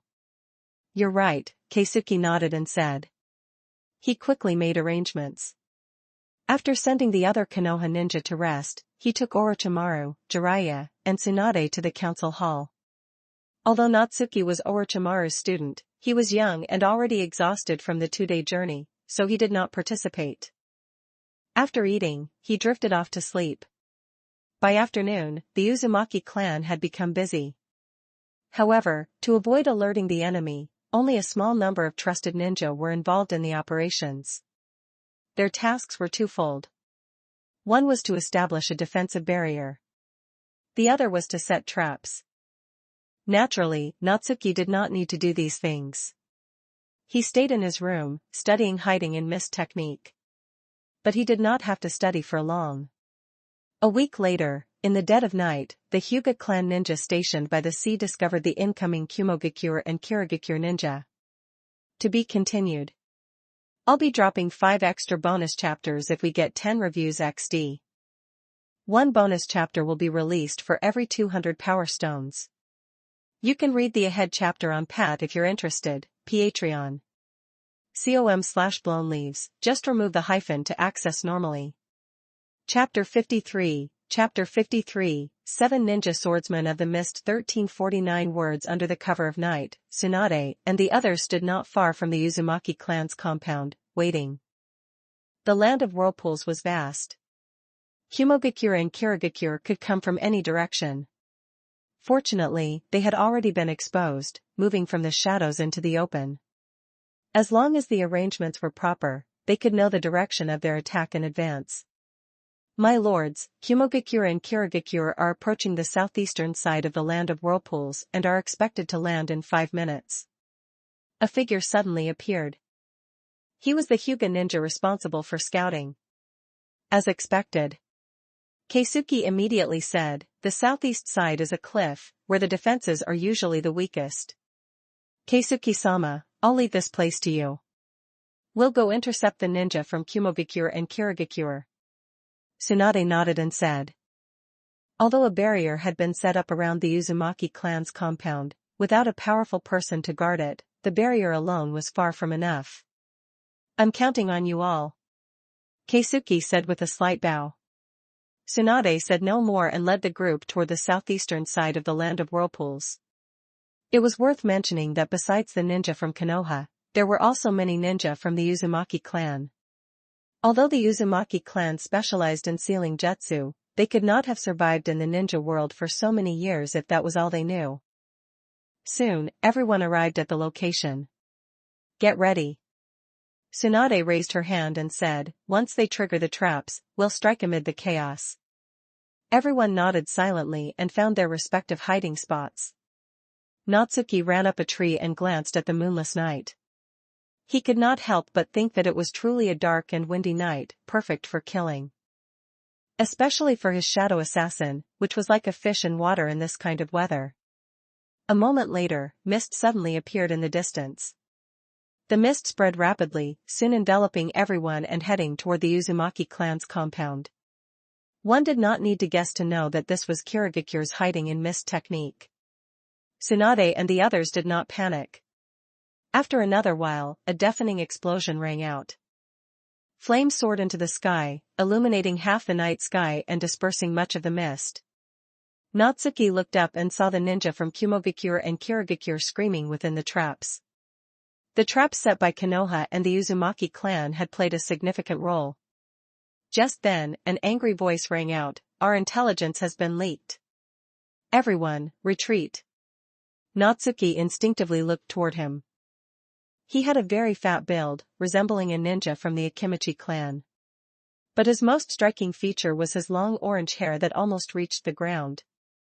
Fuguki Suikazan, one of the 7 ninja swordsmen of the mist? Natsuki's heart stirred as he looked at the strange sword in the man's hand, covered in barbs. It was Samahata. In Kirigakure, besides the 3rd Mizukage, the strongest ninja were the 7 ninja swordsmen of the mist. It was only natural for them to be in charge of such a major event as a clan extermination. What about Kumogakure then? Natsuki scanned the area but did not see the 3rd Raikage or the 4th Raikage. The characteristics of all Raikage were very distinct. They were all burly men. But he did not have time to identify anyone else because the battle had already begun. Konoha and the Uzumaki clan had set an inescapable net and were naturally unwilling to let the ninja from Kumogakure and Kirigakure escape. Tsunade leaped up and crashed down fiercely from midair. Heavenly foot of pain. With her as the center, the ground cracked, and countless rocks flew in all directions. In an instant, blood splattered everywhere. Seeing this, Fuguki grabbed Samahata and swung it at her like an axe. But the moment he swung, he sensed danger. Orochimaru appeared at his side. He opened his mouth, and the Kusanagi sword flew out like a kunai, aimed straight at Fuguki's head. Fuguki was forced to defend. Fire release, fire dragon flame bullet. Jiraiya formed hand seals, and a wildly dancing fire dragon surged toward the crowd. Many Kumogakure ninja were turned to ash on the spot. The sound of breaking wind rang out. A slender Kirigakure Umbu ninja appeared behind Jiraiya. In his hand, he held a special ninja sword that looked like an elongated senbon. This was Kuriraru Kushimaru, one of the 7 ninja swordsmen of the mist. His ninja sword was called Nuabari. Shadow Assassin. While the others were fighting intensely, Natsuki disappeared from his spot. He headed straight for his chosen target, a Kirigakure Tokubetsu Jonin who used water release. This Kirigakure Tokubetsu Jonin was currently fighting a Konoha ninja. Natsuki's shadow circled behind him. Seizing the opportunity, he deactivated shadow space, pulled out the sword of the Thunder God, and delivered a strike. One sword style, Lion Strike. The sword of the Thunder God slashed from his back down to his buttocks. The sudden, sharp pain made him scream. The Konoha ninja hesitated for a moment but reacted quickly, spitting out a wind blade that struck the enemy right in the heart. Natsuki flicked his wrist, raising the sword of the Thunder God before thrusting it back in, completely ending the man's life. After the kill, he used Shadow Assassin again. As expected of Orochimaru-sama's student. After the Konoha ninja realized what had happened, he could not help but exclaim in admiration. He had previously seen Natsuki join this mission and thought he was just there to pad his resume, but he never expected his strength to be so strange and formidable. Congratulations to the host for unlocking Kamado Tanjiro Template Ability 3, Water Breathing, 4th Form, 5th Form, and 6th Form. Excellent. The unlock requirement of defeating 3 Chunin or Tokubetsu Jonin who specialized in water release or swordsmanship had been successfully completed. Natsuki nodded with satisfaction. His next goal was to capture a water release Tokubetsu Jonin alive to unlock the Smoker Template's Ability 4. In such a chaotic battlefield, completing this goal would not be difficult. Natsuki planned to finish it once the battle reached its final stages. He glanced around and quickly identified his next opponent. Because he saw an acquaintance, Inuzuka Gaku. He was currently locked in a bitter struggle. In the original work, he had been Minato's teammate, but he was older, looking about 17 or 18 now. Natsuki's shadow moved behind the Kirigakure Tokubetsu Jonin he was fighting. Water Release, Water Dragon Bullet Technique. The Kirigakure Tokubetsu Jonin formed hand seals, and a water dragon surged toward Inuzuka Gaku. Gaku thought to himself that things were looking bad. Was he going to lose his life here today? Suddenly, his vision went dark. A giant pot appeared, blocking him from the front. The water dragon slammed into the pot, immediately sending it flying backward. Although the pot did not do much, it bought him time, and he used the body flicker technique without hesitation. The Kirigakure Tokubetsu Jonin instinctively looked toward the pot and immediately saw Natsuki. This pot had naturally been projected using projection magecraft. He could not help but be slightly stunned. In a battle full of Tokubetsu Jonin and Jonin, the sudden appearance of a child naturally struck him as strange. But just as the thought arose, he fell into a daze. Fox Demon Technique. After using the Genjutsu, Natsuki immediately gripped the sword of the Thunder God. Water Breathing, 6th Form, Whirlpool. His body spun sharply, and a stream of water followed the sword of the Thunder God, forming a whirlpool around him. The Kirigakure Tokubetsu Jonin had just broken the Genjutsu when he felt himself being lifted. Within the whirlpool, his body was severed at the waist, cut in half. Gaku, having witnessed the entire process, was left dumbfounded. Swordsmanship? Water release? An 8-year-old child actually used so many ninjutsu in an instant? Gaku felt as if he were in a dream. To be continued. Chapter 54, Chapter 54, Killing a Jonin. 1272 words after Natsuki finished off the Kirigakure Tokubetsu Jonin, he nodded to Gaku and used Shadow Assassin again. In the heat of battle, it was not the time for conversation. He immediately went to find his next target. Under the cover of night, combined with the unpredictability of Shadow Assassin, it was difficult for any ninja other than a Jonin to react in time. However, after killing 3 Tokubetsu Jonin and 5 Chunin in succession, Natsuki finally drew attention. The sound of a biting wind whistled. Natsuki, who had just deactivated Shadow Assassin and was about to finish off a Kumogakure Chunin in front of him, immediately sensed danger. Water breathing, second form, water wheel. His body spun, and he aimed the sword of the Thunder God behind him for a spinning slash. The sword of the Thunder God struck a large blade that resembled an axe. Natsuki felt a shock run through his body and could not help but retreat. It seems my luck is good. The owner of the large blade was a young ninja wearing a ninja hat. Seeing Natsuki block his strike, his surprise quickly turned into excitement. Snuffing out a promising ninja from an enemy village was something worth celebrating. Natsuki recognized him at a glance. He was one of the 7 ninja swordsmen of the mist, Akabino Jinin. His ninja sword was called Kabutawari. Although it was called a sword, it was actually a combination of an axe and a hammer. Jinin grinned and raised the hammer in his right hand. As the hammer struck the back of his axe, an overwhelming force was transmitted through the blade toward Natsuki. Movement-type magic, weight reduction. Natsuki chose not to face him head-on and pushed his speed to the limit in an instant. He retracted the sword of the Thunder God and retreated like a ghost. The force missed its mark, making Jinin feel momentarily off balance. But as a Jonin, his speed was not inferior to Natsuki's at all. He stomped hard on the ground, and as the earth cracked, he chased after him.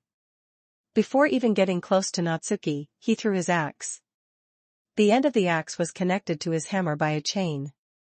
Water breathing, fourth form, striking tide. Natsuki gripped the sword of the Thunder God with both hands and swung a strike capable of crushing tides head-on. The axe was struck by the sword of the Thunder God and immediately flew back. What an impressive brat! Seeing this, Jinin became even more excited. Given Natsuki's age and strength, he was undoubtedly one of Konoha's future elites. Killing him would be like cutting down one of Konoha's future pillars. Jinin reacted quickly and caught the axe. With a flick of his wrist, he neutralized the momentum. At the same time, he used the body flicker technique to appear right in front of Natsuki. The axe sliced through the air, aimed directly at his head. Projection Magecraft. A thick black pot appeared in front of Natsuki. Jinin sneered and smashed his hammer onto the back of the axe blade. The projected black pot was instantly split in two. But Natsuki, who had been behind the pot, had already vanished. Jinin immediately looked at the ground and indeed saw a shadow. Without a word, he threw both the axe and the hammer downward. The ground cracked and was pulverized. Jinin blinked, only to see a sharp blade light lunging toward him. His heart tightened, and in that critical moment, he subconsciously leaned to the left. The blade light missed. Natsuki appeared before him. Jinin swung his axe without hesitation. Natsuki secretly thought it was a pity. His lion song had not worked. This was because Jinin had already seen his shadow assassin and was prepared for it. The black pot reappeared. Natsuki took the opportunity to put some distance between himself and Jinin. Jinin touched his right cheek, where he could still faintly feel the sting of that sharp blade light. If it were not for his quick reflexes and his knowledge of Shadow Assassin, he would have certainly been injured. A kid like you is too dangerous to leave alive. Holding his axe, Jinin charged at Natsuki once more. Natsuki raised the sword of the Thunder God to meet him. For a while, blade lights flashed everywhere. However, Natsuki was at a clear disadvantage. Whether in strength or speed, he was no match for Jinin. In terms of swordsmanship, he could barely hold his own by relying on water breathing. His only advantage was Shadow Assassin, which allowed him to evade several fatal moments. But even this sole advantage did not last long. Jonin was, after all, a Jonin. To become a Jonin meant mastering at least 2 types of release techniques. He soon discovered the weakness of Shadow Assassin. Jonin seized an opening and accelerated suddenly. Reaching Natsuki, he swung the axe down with a heavy blow. Natsuki blocked the axe with the sword of the Thunder God. Jonin, unfazed, immediately let go of his weapons. His hammer and axe flew out, and the chain connecting them pulled taut, wrapping around Natsuki like a rope. Movement-type magic, weight reduction. Natsuki leaped into the air, narrowly avoiding the chain. Water release, water prison technique. At that moment, Jonin formed hand seals and thrust his hand forward. A surge of water quickly enveloped Natsuki. Natsuki's body stiffened, leaving him unable to move. "Can you still merge into shadows now?" Jonin asked triumphantly. He maintained the water prison with his right hand while swinging his left to catch the axe. The axe fell, sending water splashing in all directions. The first thing to shatter was the cage formed of water, and Natsuki was freed as a result. But the axe was already upon him. He had no time to use any secret techniques or ninjutsu, including Shadow Assassin. A smile spread across Jonin's face. He could already envision Natsuki's blood spraying out. But in the next second, his axe suddenly sliced through a cloud of smoke. Jonin's expression froze, completely bewildered by what had happened. Natsuki, having turned into smoke, escaped the axe in that split second and immediately reformed. He raised his hand without hesitation. Phantom blow. Jonin felt his head spin, and he froze in place. Being a Jonin, he broke out of the daze in just an instant. But by the time he regained consciousness, his vision was filled with blade light. He subconsciously clutched his neck. A torrent of blood gushed out from between his fingers. His face was a mask of disbelief. Having traveled the ninja world for many years, he never imagined he would die in such a manner. His eyes remained wide as he collapsed. Even as he lost his final spark of consciousness, he did not close his eyes. This was what people called dying with one's eyes wide open. Natsuki slumped to the ground, panting heavily, feeling the rush of having survived a brush with death. As the saying goes, a battle between ninja is a battle of information. Jonin had only prepared for Shadow Assassin, but not for his smoke fruit. Just when his opponent thought victory was certain, Natsuki used the smoke fruit to turn the tables and secure the kill. To be continued. I'll be dropping 5 extra bonus chapters if we get 10 reviews. XD1 bonus chapter will be released for every 200 power stones. You can read the ahead chapter on Pat if you're interested. Patreon. com/blown leaves, just remove the hyphen to access normally. Chapter 55, Chapter 55, Captured Alive 1398 words. How is this possible? Fuguki noticed the dead Jonin, and his eyes nearly split from rage. Orochimaru, who was fighting him, could not help but breathe a sigh of relief. In terms of raw strength, he was not quite a match for Fuguki. First, his strength had not reached its peak yet. Second, he was wary of Fuguki's Samahata. Although Samahata was called a sword, it was actually a special living entity. It possessed its own consciousness and could absorb the target's chakra. Because of this startling effect, ninja fighting Fuguki often felt constrained. Orochimaru subconsciously glanced at Natsuki. A question could not help but surface in his mind. How did Jonin die? Fuguki did not lose his sanity because of Jonin's death. He scanned the surroundings and shouted, "Everyone, retreat." Although the ninja from Kumogakure and Kirigakure were elites, they had first fallen into traps and then an ambush, suffering heavy losses long ago. Konoha and the Uzumaki clan had waited at their leisure and held the complete upper hand. Actually, Fuguki had shouted for retreat at the very beginning, but at that time, they had only triggered the traps and still preserved most of their strength. Especially the Kumogakure ninja, who were always overbearing and unwilling to retreat without a fight. But now the situation was completely different. If they did not retreat, they would be wiped out. After Fuguki finished shouting, he immediately formed hand seals. Water release, hiding in mist technique. A large amount of chakra turned into mist, spreading in all directions. Other Kirigakure ninja also used hiding in mist technique one after another. Blow the mist away. They're trying to escape. Tsunade immediately gave the order. But there was too much mist to blow away in a short time. Taking this opportunity, the Kirigakure and Kumogakure ninja fled outward. Natsuki subconsciously stood up. His battle with Jinin had only left him mentally exhausted, not drained of chakra. For Kakashi's worth of chakra was not that easy to use up. Natsuki did not need to fight anymore, but he still had to capture a Tokubetsu Jonin alive to unlock his smoker template. He looked around and quickly found a target. Phantom blow. Natsuki raised his hand. A shockwave hit a Tokubetsu Jonin. This Kirigakure Tokubetsu Jonin was moving at high speed and never expected a sudden sneak attack. He immediately fell into a daze. Weight reduction. Reinforcement Magecraft. Natsuki burst forth at full speed, arriving in front of him in an instant. Golden right foot. The Tokubetsu Jonin had just regained consciousness when he was struck by a kick and sent flying. Head chef drop kick. Natsuki leaped up and slammed his entire body into him. He was completely knocked unconscious. Congratulations to the host for unlocking Smoker Template Ability 4, White Snake. Natsuki nodded to himself. He turned his head to look into the depths of the thick mist. He could hear the sounds of intense combat. Although the mist was disadvantageous for most non-Kirigakure ninja, Orochimaru, Tsunade, Jiraiya, and the others were still fighting.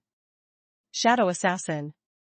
Natsuki made a decision and merged his body into the shadows. If he were alone, he definitely would not dare seek out Fuguki. But 2 against 1, the advantage was his. After entering the thick mist, his vision was obstructed. However, if he got close enough, he could roughly see his target. Natsuki came behind Fuguki and leaped up. Water breathing, 4th form, striking tide. The sword light carried a flow of water, pouring out entirely.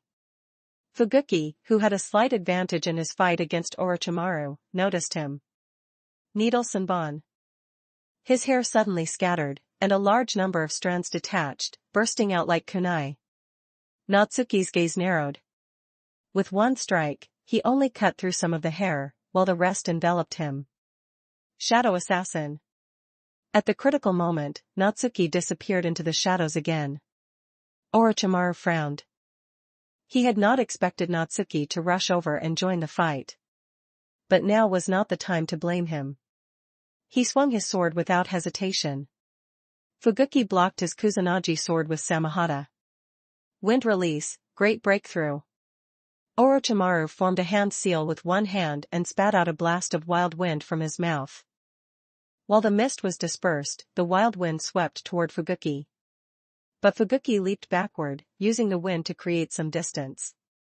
He did not want to keep fighting. If he did not retreat now, he would be trapped once the others left. Projection Magecraft. Natsuki appeared again, his hands moving rapidly. In an instant, a large number of kunai flew toward Fuguki in midair. Fuguki snorted coldly, and thinking of the dead Jinin, he immediately descended from the sky.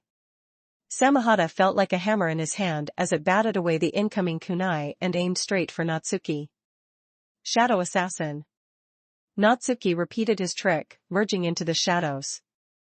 Samahata smashed into the ground. The ground cracked, but Natsuki's shadow was unharmed and quickly fled outward. Immune to physical attacks? As one of the 7 ninja swordsmen of the mist, Fuguki was naturally very experienced. Coupled with Natsuki using Shadow Assassin multiple times in a short period, he noticed its characteristics. The sound of breaking wind rang out. An invisible blade attacked Fuguki at extreme speed. It was Orochimaru's wind release, wind cutter technique. Body flicker technique. After dodging the wind blade, Fuguki immediately placed Samahata on his back and formed hand seals. Time was tight, and Orochimaru was no longer his target. He now intended to hurry up and kill Natsuki, then retreat. Water release, water dragon bullet technique. The roaring sound of water erupted with Fuguki at the center. The water current surged upward, turning into a ferocious giant dragon. The water dragon, containing terrifying impact force, accelerated in an instant and bit toward Natsuki's shadow.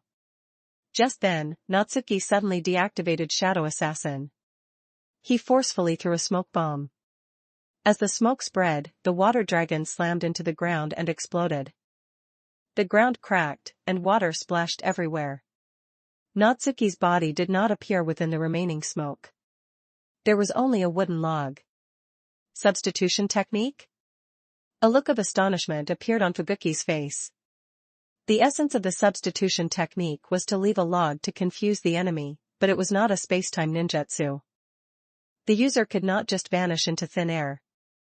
As for Shadow Assassin, Fuguki saw clearly that no shadow appeared on the nearby ground. Before he could think further, Orochimaru's attack had already reached him. Orbs of wind release light, like bullets, enveloped him. Fuguki immediately grabbed Samehada, turned, and began to swing it. But what he did not see was the smoke from the smoke bomb slowly drifting toward him.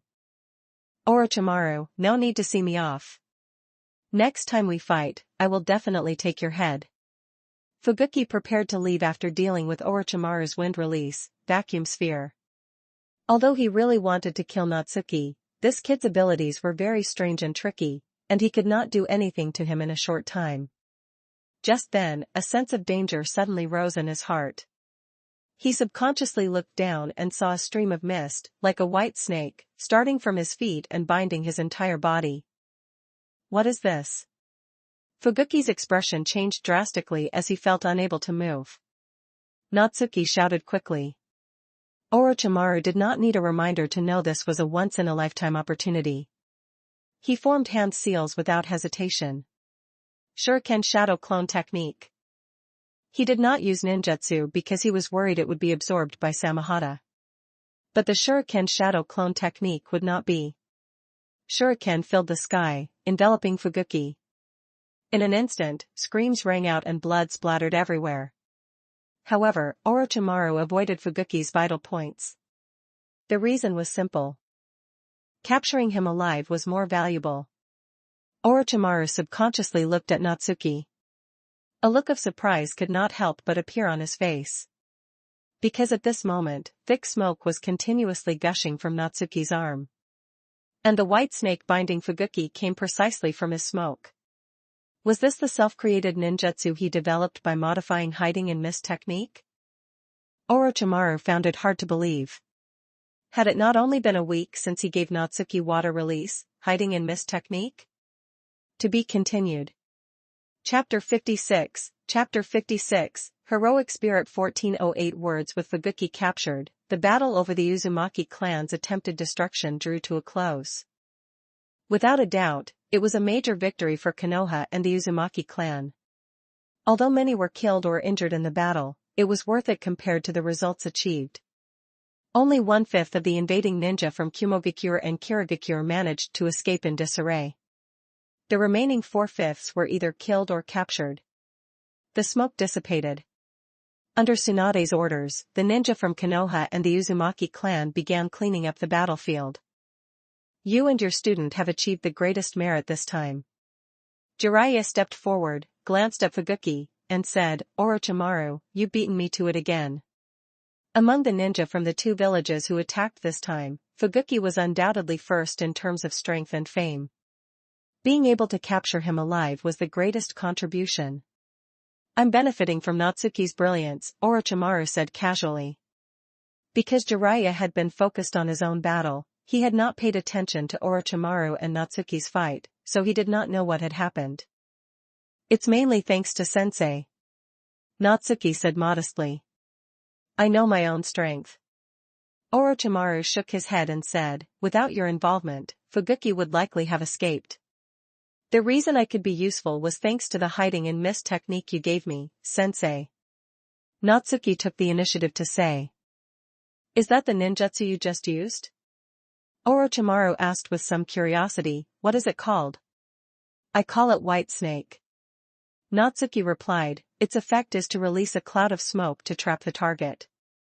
To be able to briefly trap Fubuki, White Snake is at least a B-rank ninjutsu. Orochimaru marveled, it's truly incredible that you've transformed the D-rank water release, hiding in mist technique into a B-rank ninjutsu.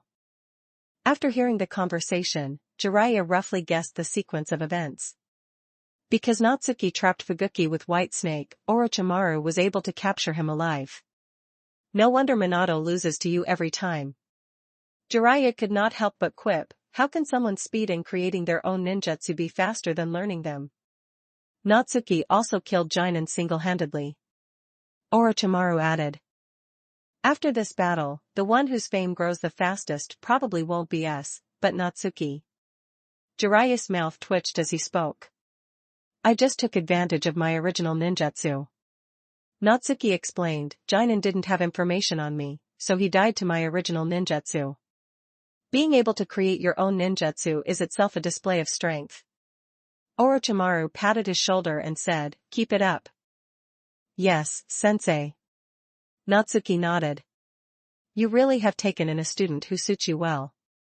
Seeing this, Jiraiya laughed and said, it's rare to see you value someone so much. He knew Orochimaru's dream was to learn all ninjutsu. Natsuki's talent for creating ninjutsu could be seen as broadening that dream. But Minato is not bad either. Jiraiya said confidently, he has the talent to learn a special ninjutsu. When that time comes, Natsuki, it will be hard for you to win again. Natsuki knew he was talking about the Flying Thunder God technique. To be honest, he hoped Namake's Minato would learn the Flying Thunder God technique as soon as possible. Maybe it could help him trigger a character template related to spatial abilities. Natsuki's heart suddenly stirred. With such a fierce performance today, why wasn't there a new character template? You have awakened the heroic spirit Amiya template. Amiya Shiro who became a heroic spirit. Natsuki's spirits lifted, and he quickly looked at the newly obtained character template. Name, Amiya Shiro. Period, Archer class servant of the 5th Holy Grail War. World, Fate/Stay Night. Rank, S rank. Ability 1, Clairvoyance, unlocked. Effect, as an Archer class servant, can precisely lock onto targets within several kilometers, achieving ultra-long-range strikes. Ability 2, Independent Action, locked. Effect, will not die immediately after chakra is exhausted and can burst out with a certain amount of chakra. Unlock condition, use a bow as a ninja tool and obtain first place in the practical combat of the final exam. Ability 3, Projection Magecraft, locked. Effect, consumes a corresponding amount of chakra. When projecting ninja tools, they can be infinitely close to the original. Unlock condition, project 7 famous ninja tools. Ability 4, Broken Phantasm, locked. Effect, use projected ninja tools as one-time bombs, detonating all the energy contained within. Unlock condition, break a famous ninja tool during battle. Ability 5, Unlimited Blade Works, locked. Effect, materializes the inner world to erode reality, unfolding a reality marble, or a special space. Any weapon the user has seen and can recognize can be instantly copied, stored, and modified within the reality marble. Unlock condition, prevent a war. Natsuki subconsciously clenched his fists. Here it comes. The unlimited blade works he had been longing for. Natsuki had obtained the Amiya Shiro template before, but the Amiya Shiro from his high school days did not have unlimited blade works. Now that he had obtained the Archer template, he finally had unlimited blade works. In the world of Naruto, unlimited blade works was undoubtedly an S-rank ninjutsu, and its effect was no worse than the ocular powers of the Mangekyo Sharingan. Of course, the unlock condition was also exceptionally difficult. He had to prevent a war. However, this did fit Archer's character setting. He was an ally of justice and a guardian, preventing the destruction of the world both during his life and after his death. Looking at it this way, he had unlocked the Archer template not just because of the 7 ninja swordsmen of the mist, but also because he prevented the destruction of the land of whirlpools. Preventing a war had 2 meanings. One was to prevent it before the war even happened. And the other was to stop a war that was already in progress. Natsuki was lost in thought. It seemed he would have to unlock unlimited blade works during the Second Shinobi World War. Besides unlimited blade works, the other 4 abilities were not bad either. Ability 1, Clairvoyance. Its effect was equivalent to a Byakugan without X-ray vision. It was a very useful sensory ability. Used in battle, it could also maximize the effectiveness of a bow. Ability 2, Independent Action. Although it was not usually needed, it could turn the tide of battle when facing enemies who were evenly matched or slightly stronger than oneself. Its unlock condition was not that difficult. The only restriction was that a bow had to be used. Ability 3, Projection Magecraft. Natsuki had obtained Projection Magecraft before, but the projected ninja tools were not as good as the originals and had a time limit. The Projection Magecraft obtained this time was a comprehensive enhancement, making the projected ninja tools virtually indistinguishable from the originals. It was just that its unlock condition was quite troublesome, requiring the projection of 7 famous ninja tools. Fortunately, it said ninja tools, not just swords, so the scope was very broad. Ability 4, Broken Phantasm. An ability that complemented Projection Magecraft. Its power depended on the projected ninja tool, or rather, the chakra contained within the ninja tool. Its unlock condition was somewhat subtle. Famous ninja tools were often quite sturdy and hard to damage, but it was not impossible. In the original series, Sakumo Hataki's white light chakra saber was once snapped, and the sword of the thunder god was also broken. Natsuki suddenly thought of a question. Why were there no abilities like Koncho and Bakuya, Calibald II, or Ro Ajax? Thinking carefully, it was normal. The noble phantasms and weapons Archer obtained were all results of projection, not the genuine articles. Natsuki glanced at the Archer template again and discovered a blind spot. The effect of Projection Magecraft mentioned projecting ninja tools, but when it came to the effect of unlimited blade works, it became projecting weapons. Did this mean that within unlimited blade works, he could project things like Koncho and Bakuya? But there was also a question. How exactly should weapons seen and can be recognized be interpreted? Did he have to see the actual object in person, or was that not necessary? If it was not necessary, could the weapons from the works Natsuki saw in his previous life be projected? As for the specifics, he would just have to wait until he unlocked unlimited blade works to find out. To be continued. Chapter 57, The Legendary Sannin 1251 Words Natsuki, you are always full of surprises. After Tsunade finished her work, she walked over to Natsuki, Jiraiya, and Orochimaru. As the person in charge, her job, besides cleaning up the battlefield, was to evaluate contributions and rewards. However, giving out rewards was mainly Hiruzen's responsibility. What she needed to do was evaluate the contributions and report them. Because of this, she learned about Natsuki killing Jinin and helping Orochimaru capture Fuguki alive. I initially thought you brought Natsuki along to broaden his horizons, but I didn't expect this kind of result. Jiraiya chimed in after hearing this. I didn't expect it either. A smile appeared on Tsunade's face as she said, but it's lucky we brought Natsuki along. Otherwise, we wouldn't have had such a good outcome. Your current strength is already close to that of a Jonin, provided the enemy doesn't have intelligence on you. Orochimaru looked at Natsuki and reminded him, don't get arrogant. Natsuki is still young. Before Natsuki could answer, Tsunade said, and with his personality, I believe he won't let it go to his head. Why does it feel like you're his teacher too? Jiraiya was slightly taken aback and asked. I can indeed be considered his second teacher. Tsunade's lips curled up slightly as she spoke. How about I become his third teacher? Jiraiya blinked and asked. What can you teach him? Orochimaru glanced at him and said, anything you can teach, I can teach as well. What do you mean by that? Jiraiya was furious. Come on, let's have a fight and see who's better. Alright, now is not the time for fighting. Tsunade stopped their bickering and said, I have a suggestion. Let's try to slow down the spread of Natsuki's fame as much as possible. You mean you're worried he'll be targeted by other ninja villages because he's too famous? Jiraiya reacted immediately. I think that's a good idea. Orochimaru expressed his agreement. He had said something similar to Hiruzen before. Natsuki, what are your thoughts? Tsunade looked at Natsuki and asked. I have no objection. Fame doesn't really do anything for me. Natsuki paused for a moment and said, speaking of ideas, I do have one, but it concerns the three of you. The three of them could not help but feel puzzled. In this battle, although I contributed, it was far from comparable to you three. Natsuki said with a smile, why not promote the legendary Sannin? Naturally, the attention on me will be much smaller. In the original story, the legendary Sannin was exactly the title for the three of them, but it was given by Hanzo.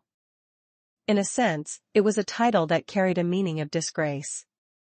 Because they were given the name after the three of them failed to defeat a single person. Natsuki also had a flash of inspiration and thought of this idea. Because this battle was also influential enough. It not only involved the Uzumaki clan, Humogakure, and Kirigakure, but also resulted in an unimaginably great victory. Legendary Sannin? Jiraiya's eyes lit up, and he said excitedly, this is good. Compared to Orochimaru and Tsunade, he cared more about titles. In the original story, he even created a very flashy self-introduction line. Besides, he was currently in his youth. If he could make a name for himself, he naturally would not miss the chance. I don't mind. Orochimaru said indifferently. This idea is actually all right. I'll mention it to Sensei when I get back. Tsunade nodded and said. She was the type who did not really care either way. After all, as the granddaughter of the god of shinobi, Senju Hashirama, she was already famous enough. Additionally, she also held the title of the most outstanding medical ninja. Let's go. We're heading back to the Uzumaki clan. Tsunade said with a smile, Keisuke-sama must be getting impatient from waiting. Let me see what we gained this time. Jiraiya took the scroll from her hand. The content on the scroll could be divided into two parts. One part was about contributions. For example, next to Natsuki's name, it was noted that he killed Jinan. The other part was the spoils of war. For instance, the captured ninja. Jiraiya was looking at this part. 3 of the 7 ninja swordsmen of the mist came this time. Tsunade noticed the expression on Natsuki's face and said, 1 was killed, and 2 were captured. Besides Fuguki, Kushimaru was also captured. His strength was not as great as Fuguki's, and he was also facing Jiraiya, so he was taken alive as well. Can I take a look at their 3 ninja swords? Natsuki asked. I've long heard of the reputation of Kirigakure's 7 ninja swordsmen, so I'm very curious. His true purpose was to project these 3 ninja swords in order to unlock the red archer template he had just obtained. Once we're back with the Uzumaki clan, you can take your time looking at them. Tsunade said casually. Thank you, Tsunade-sensei. Natsuki secretly thought it was a pity. If all 7 ninja swordsmen of the mist had come this time, he could have projected all 7 at once. He suddenly thought of another question. Did projecting the sword of the thunder god count? From the unlock conditions, it most likely did. In that case, the Kusanagi sword and the white light chakra saber should also satisfy the conditions. Speaking of which, he had not met Tsukumo Hatake yet. This way, he could project 6 of them, leaving only the last one. Tsunade, Orochimaru, Jiraiya, thank you all for your support this time. Keisuke saw them and came forward to greet them. Although he did not participate in the battle, he watched the entire process through the mind's eye of the Kagura. The number and strength of the ninja assembled by Kirigakure and Kumogakure this time made his heart tremble.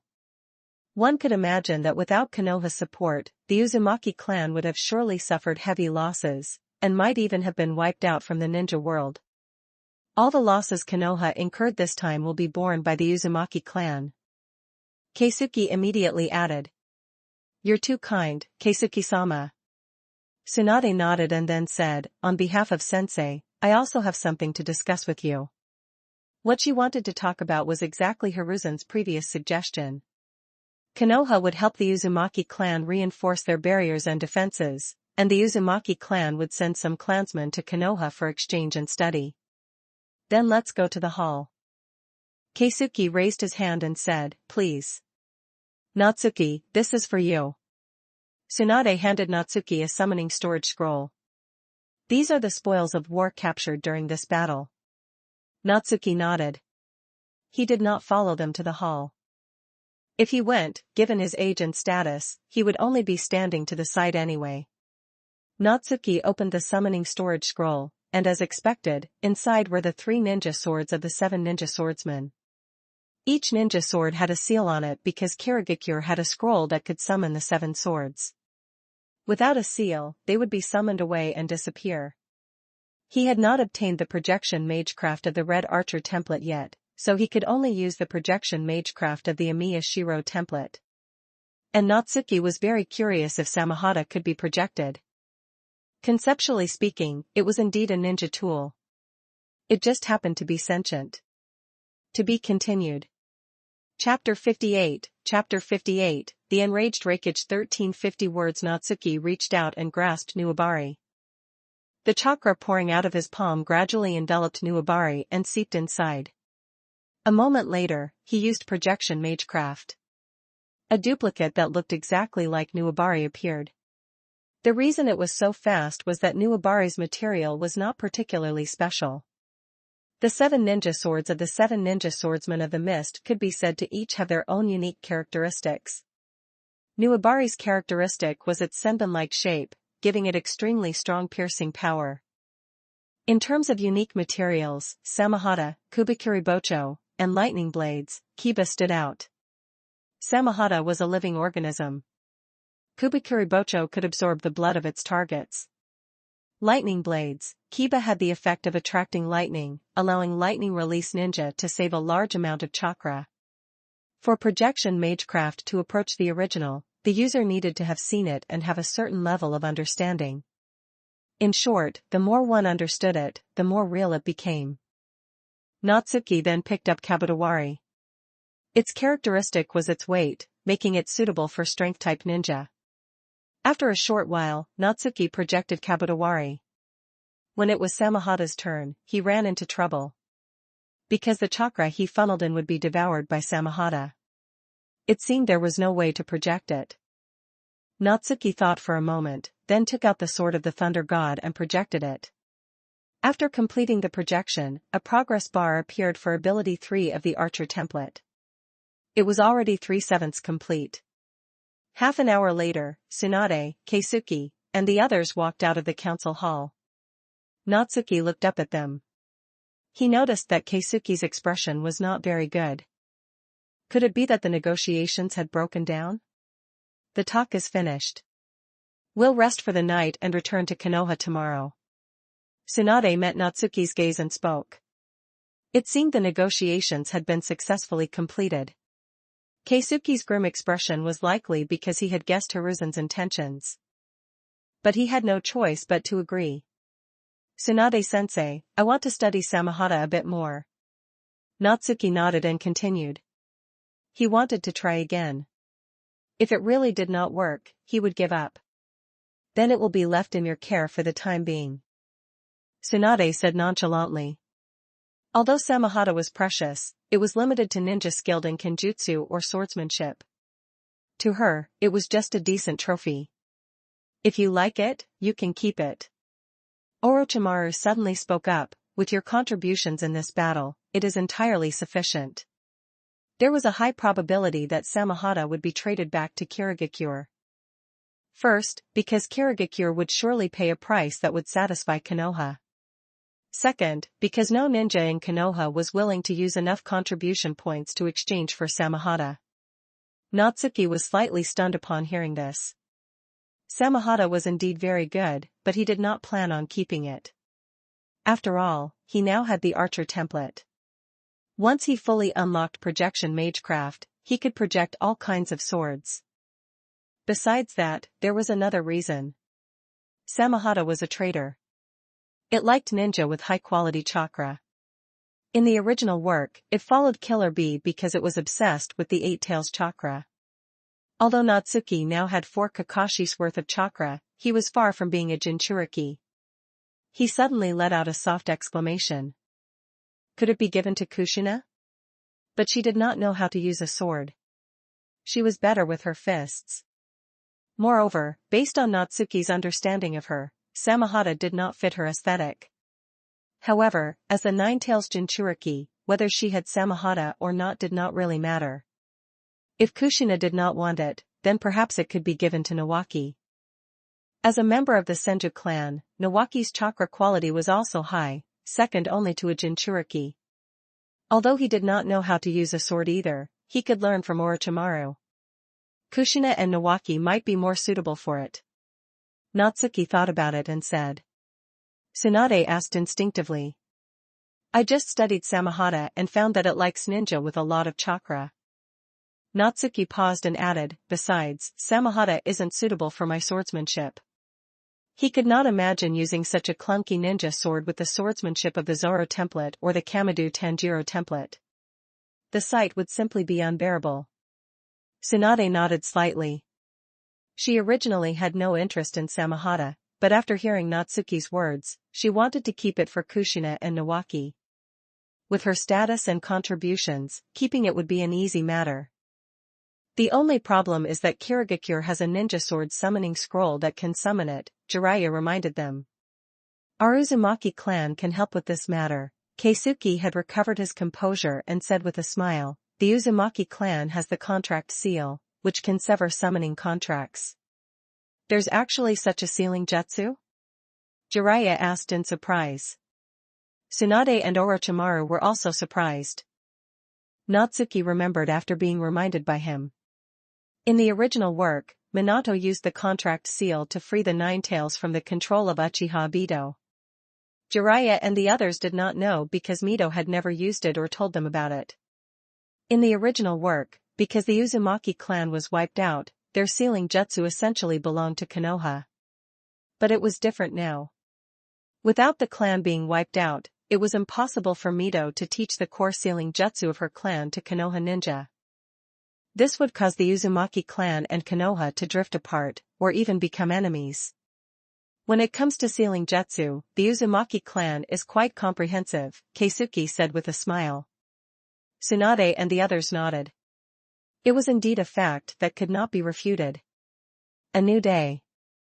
Natsuki followed Tsunade and Orochimaru back to Konoha. Jiraiya did not leave. He stayed behind with the other Konoha ninja to guard against another attack from Kumogakure and Kirigakure. Although the possibility was low, it was always better to be safe than sorry. While Natsuki and the others were on the road, the defeated ninja from the 2 villages had already fled back. The Reikage building of Kumogakure. With a bang. The third Reikage slammed his fist down, and the entire Reikage desk instantly shattered into pieces. Reikage-sama, please calm down, Dodai said. He was a Kumogakure Jonin and the evaluator for the double lariat, holding a status second only to the third Reikage. The so-called double lariat referred to the combination technique of successive Reikage and the Eight-Tails Jinchuriki. It is highly probable that Kirigakure made a mistake, allowing Konoha to learn the news in advance, Dodai added. With Jiraiya, Tsunade, and Orochimaru leading the team, plus the ambush, our defeat was not undeserved. Kirigakure is truly incapable of handling great responsibilities. The third Reikage said with great dissatisfaction. After this incident, Konoha and the Uzumaki clan will certainly be on guard. A sneak attack will be difficult to succeed again unless a war is launched, Dodai said slowly. We can first observe the battle situation in the Land of Rain before deciding whether to participate. The third Reikage nodded upon hearing this. Although Kumogakure's current situation was decent, there were also many problems. For example, the Eight-Tails Jinchuriki, Bluebee, had developed psychological issues due to bullying by the villagers, resulting in an unstable state. Another example was that his son was still young. If anything happened to him, the boy would find it difficult to hold everything together. The third Raikid's idea was to focus on taking small gains during this great ninja war, and wait until the next one for Kumogakure to make its move. Of course, Konoha's strength also made him wary. Konoha was currently at its peak, and its strength was even slightly superior to that of Kumogakure. In comparison, on Kirigakure's side, the third Mizuki's reaction was very calm. He simply said to send someone to negotiate with Konoha to bring back Fuguki and the others. To be continued. Chapter 59, Making a Name. 1852 words. 2 days later, Natsuki and the others successfully returned to Konoha. Orochimaru. Tsunade stopped in her tracks and said, "You take care of sending these Kumogakure and Kirigakure ninja to the Umbu for interrogation." "I'm going to see Sensei." Orochimaru nodded calmly. "Natsuki, come with me," Tsunade suddenly said. Natsuki could not help but be slightly stunned. There was something for him too? Tsunade did not explain.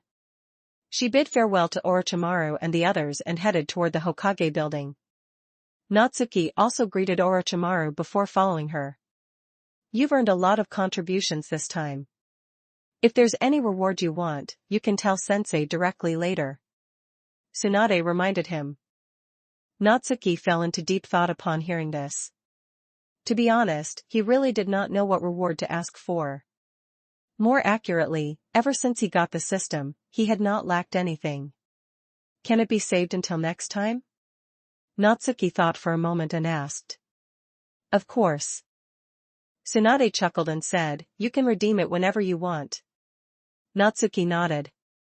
Given his current status, Hiruzen would not go back on his word. What Konoha could give him was nothing more than ninjutsu, money, and ninja tools. Money and ninja tools were useless to him. Perhaps he could ask for some special ninjutsu? For example, the 8 gates, multiple shadow clone technique, Edo Tensei, flying thunder god technique, and the spirit transformation technique. But Natsuki also had a problem. He did not have much talent for learning ninjutsu. He likely would not be able to learn things like the 8 gates or the flying thunder god technique. But the spirit transformation technique. Natsuki was thinking as he entered the Hokage's office. Hiruzen saw them and said with a smile, "You've done very well this time, completing the mission beyond expectations." Tsunade had already had the Umbu send word back, but it had only circulated within a small circle and had not spread. The reason he was so happy was not only because they had defeated Kumogakure and Kirigakure, but also because the Uzumaki clan had agreed to his suggestion. In the future, Konoha would no longer have to worry about the Ninetales and the Jinchuriki. Moreover, you captured quite a few Jonin alive, so we'll surely obtain a lot of valuable intelligence. Hiruzen changed the subject and asked, "Have the captured Kumogakure and Kirigakure ninja been sent to the Umbu?" "I've already had Orochimaru take them there," Tsunade answered. "That's good." Hiruzen looked at Natsuki again and said, "Natsuki, your performance this time was also perfect. Even I was surprised." "Hokage-sama, you flatter me," Natsuki said modestly. "Feel free to ask for whatever reward you want. As long as Konoha has it, I can give it to you," Hiruzen said very generously. For a peerless talent who had achieved great contributions and belonged to their Hokage lineage, no reward was too much. "Thank you, Hokage-sama." Natsuki thought for a moment and said, "I don't have anything I want for now, but I'm interested in the spirit transformation technique and would like to learn about it." The spirit transformation technique is an S-rank ninjutsu. At your age, it's still too early to learn this technique. Hiruzen paused and said, "You can look it over. If you really can't learn it, then give up and learn it later." "Thank you, Hokage-sama." Natsuki nodded and said. The spirit transformation technique could separate the user's spiritual energy from their physical energy, turning the spiritual energy into a spirit body to attack or possess a target. His reason for choosing the spirit transformation technique lay in the word spirit body. A spirit body might be able to trigger a character template from Bleach. Because the Shinigami living in the Soul Society only had spirit bodies. Tsunade mentioned Natsuki's previous suggestion about using the legendary Sannin for publicity. No problem. Hiruzen agreed immediately, I will have the Ambu handle this. Tsunade, Jiraiya, and Orochimaru were his students. The more famous they became, the more it would highlight his own greatness. Moreover, Konoha needed famous powerhouses to represent it. Among the current younger generation, Tsunade, Jiraiya, and Orochimaru were the undisputed leaders. Hiruzen even thought further ahead. He hoped that the next Hokage would be born from among the three of them. This required the three of them to have enough fame to overshadow other ninja like Tsukumo Hatake, Konoha's White Fang. Is there anything else? Hiruzen asked again. Tsunade glanced at Natsuki and said, I should have told you about this earlier, but it was delayed because of the Uzumaki clan. Natsuki's heart stirred as he realized she was referring to the red healing potion. This is a new potion Natsuki invented, called the red healing potion. Tsunade handed over the formula for the red healing potion. What are its effects? Hiruzen's spirits lifted, and he asked instinctively. It's an enhanced version of the blue healing potion. It can instantly recover from injuries, though the exact extent of its effectiveness is not yet known. Tsunade answered. What do you mean? Hiruzen asked in confusion, have you not successfully produced it yet? It's missing a key component. It needs something with vitality added to it. Tsunade nodded and said. Something with vitality? Hiruzen was slightly stunned. After thinking for a moment, he showed a look of surprise. He guessed what that thing with vitality was. Natsuki, you may leave for now. Hiruzen waved his hand and said. Yes, Hokage-sama. Natsuki turned and left. Anyway, with Tsunade there, he would not lose out on the credit. Tsunade, are you talking about the first Hokage-sama's cells? Hiruzen asked slowly. My grandfather's cells are the most suitable. Tsunade nodded and said. You're willing? Hiruzen asked with some surprise. Protecting Konoha was my grandfather's wish. Tsunade said in a low voice, if the red healing potion really has such a good effect, it will have an extremely beneficial impact on Konoha. Hiruzen took a deep breath and said, then let's test exactly how effective this red healing potion is. He stood up and took Tsunade to the sealed wood-release laboratory.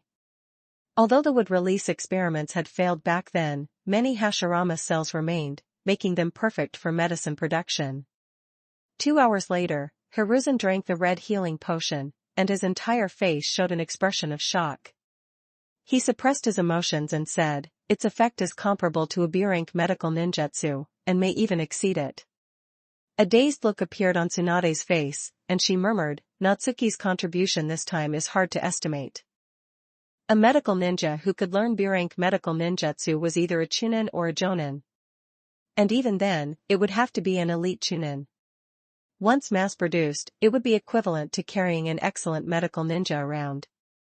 Although it was a one-time use item, it could undoubtedly save lives at critical moments. However, because it involved Hashirama cells, mass production was unlikely, but it was enough to become standard equipment for the village's important ninja. For example, Nawaki.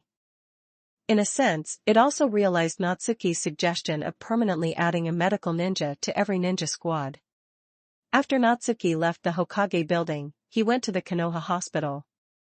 It was morning, and the medical ninja training class was in session. But to his surprise, Yakushi Nono ran out immediately upon seeing him. The teacher for the class was a medical jonin. She had intended to stop this behavior, but seeing it was Natsuki, she hesitated for 2 seconds and let Nono go. One was Orochimaru's student, and the other was Tsunade's student. Forget it, she could not afford to offend them. When did you get back? Nono ran up to Natsuki and stopped. I just got back. Natsuki reached out and pinched her cheek, teasing, skipping class is wrong. Nono only then remembered she was still in class. Running out was an instinctive action. She had not thought much about it. I just came to check on you. Natsuki withdrew his hand and said, go back to your class. Then you. Nono hesitated to speak. Don't worry, my mission is over, and I won't be heading out again for a while. Natsuki guessed her thoughts and said directly. Nono breathed a sigh of relief. A smile appeared on her face, she nodded gently, and then returned to the classroom. Natsuki turned and walked out. Nawaki's voice rang out. He came running in from outside the Konoha hospital. I knew you'd be here. Nawaki said, panting. What's the rush? Is there something you need me for? Natsuki asked with a smile. I heard from Sensei that you defeated Jinin, one of the 7 ninja swordsmen of the mist. Nawaki asked impatiently. It was a stroke of luck. Natsuki replied, I was able to win because of a ninjutsu I created. Really? Nawaki's mouth hung open. He wanted to say something but did not know what. When he first met Natsuki, he was just an ordinary freshman. But in less than 3 years, he had grown to the point where he could defeat a Jonin. It was a dreamlike rate of progress. Nawaki felt like his own status as a prodigy was fake. I need to work even harder. Nawaki-senpai, I believe you will catch up. Natsuki said comfortingly. Do you even believe that? Nawaki's mouth twitched, and he added, just call me Nawaki from now on. I really don't deserve the title of senpai. Alright then. Natsuki nodded and said, there's no need for teammates to be so formal. Just then, he raised an eyebrow as he saw a flash of fiery red. It was Kushina. She jogged all the way up to him and Nawaki. Why didn't you come find me after you returned? Kushina asked with her hands on her hips, looking puffed up with anger. Wasn't I just about to go look for you? Natsuki said with a smile, but I didn't expect you to find me first. Then what are you doing here at the Konoha hospital? Kushina huffed and asked. Looking for Nawaki. Natsuki said without hesitation. He really did come to find me. Nawaki was stunned for a moment and said quickly. Kushina, how did you know I was back? Natsuki asked curiously. I saw the announcement about you. Kushina replied. Natsuki, you're quite famous now. Nawaki said with great envy, there are announcements about you all over Konoha. An announcement about me? Natsuki was stunned and asked, shouldn't it be about Sensei and the others? It's mainly about my sister and the others, but it mentions you too. Nawaki briefly recounted the contents of the announcement. The announcement used vague wording, not explicitly stating that Natsuki had killed Jinin, but only saying he was with Tsunade and the others. Those who did not know the truth would surely assume Natsuki was just involved and played a supporting role. Even so, for an 8-year-old to appear in such an announcement was shocking enough. To be continued. Chapter 60, Tsunade's teaching. 1551 words. I'll be dropping 5 extra chapters when we reach 10 reviews. We're currently at March 10th. Bonus for PS 161/200. Thank you for your continued support XD Natsuki. Are you free right now? After chatting for a while, Kushina spoke up. Mito-sama wants to see you. Grandma Mito wants to see Natsuki? Nawaki asked with a face full of curiosity upon hearing this. I don't know.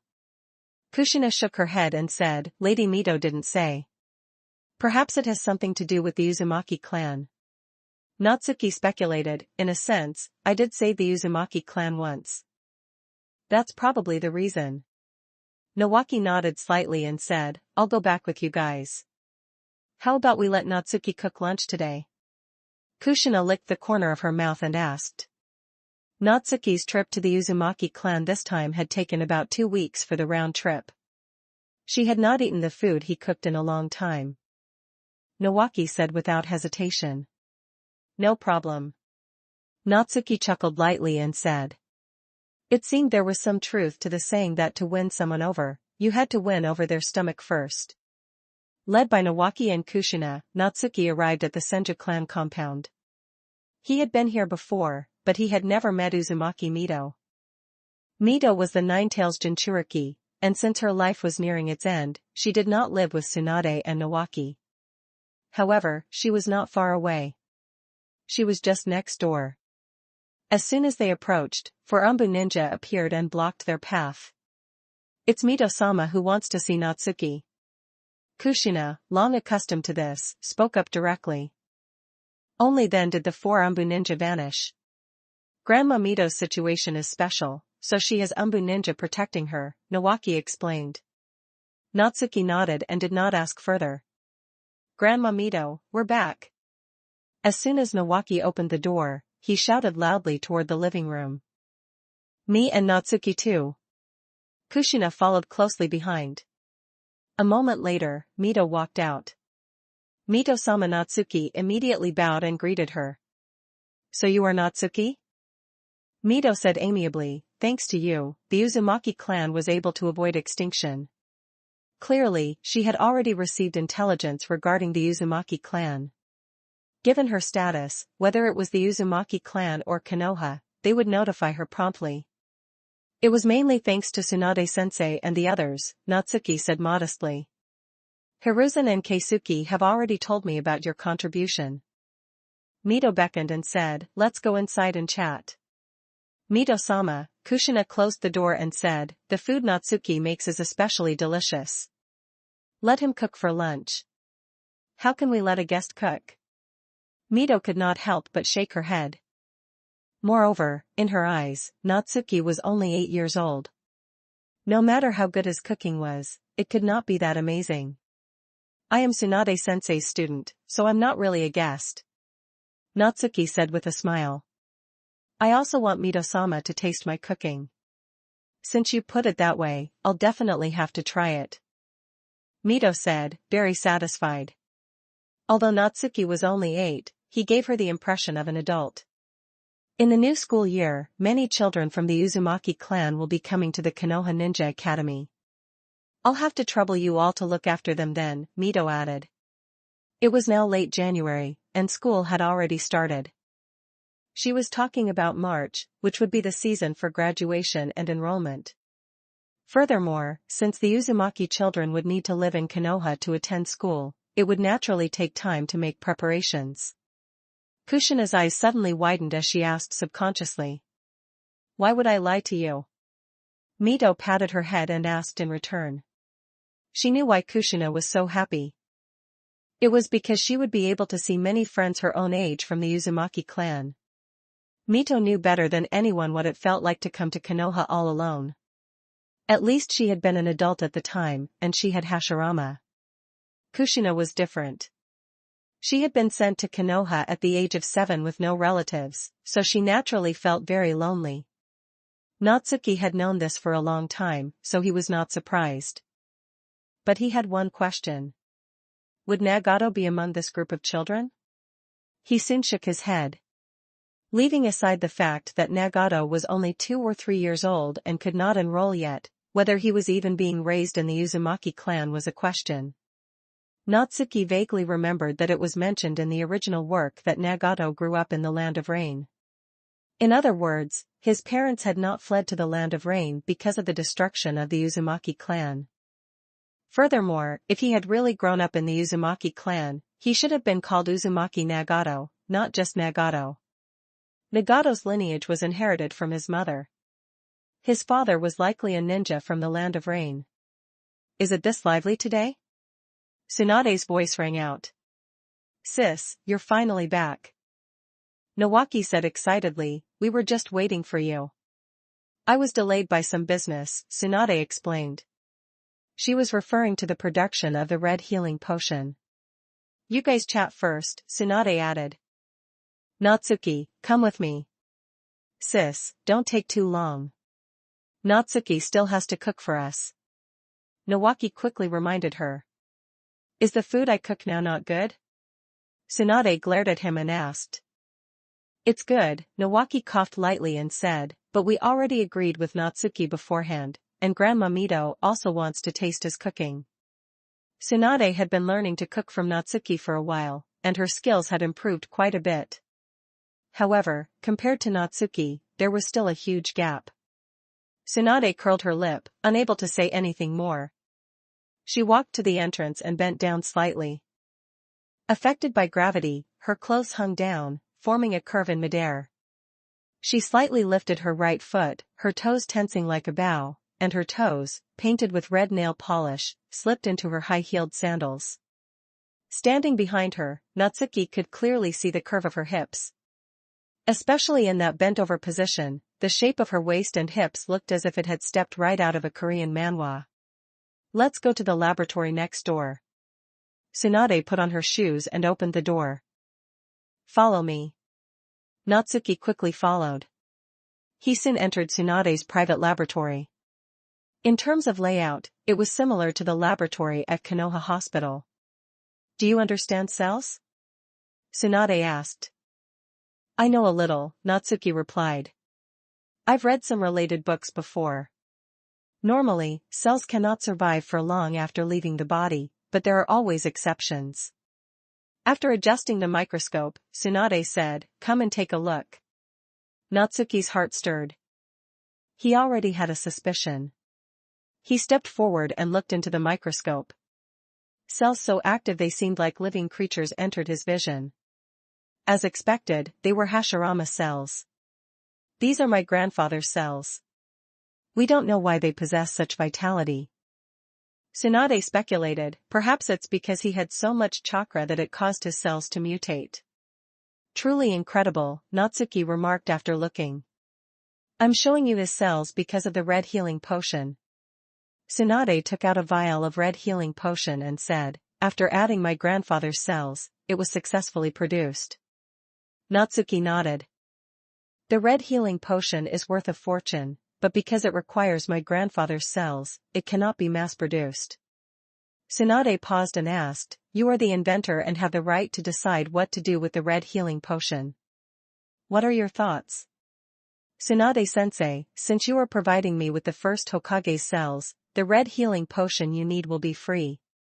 Natsuki said after a moment's thought, but others will need to buy it at the original price. Tsunade thought about it and agreed. After all, there was an underlying meaning in Natsuki's words. That was, she could ask him for many red healing potions to provide to those close to her, such as Nawaki and Hiruzen. As for others buying them at the original price, it could be considered a reward for Natsuki. Besides, with such a great contribution, she could not bring herself to do something as excessive as making it all free. Natsuki was also very satisfied. The Nara clan provided the medicinal herbs, and Tsunade provided the Hashirama cells. He was essentially getting something for nothing. Of course, how much money he could make would still depend on how many Hashirama cells could be provided. After all, the quantity was limited. Even so, combined with the blue healing potion, it would be enough for Natsuki to earn more money than he could spend in a lifetime. If he were to unlock the stamina recovery potion as well, it would truly be an uncountable fortune. To be continued. One bonus chapter will be released for every 200 power stones. You can read the ahead chapter on Pat if you're interested, Patreon. com/blown leaves, just remove the hyphen to access normally. Don't forget to like and subscribe to Novels Wonderland.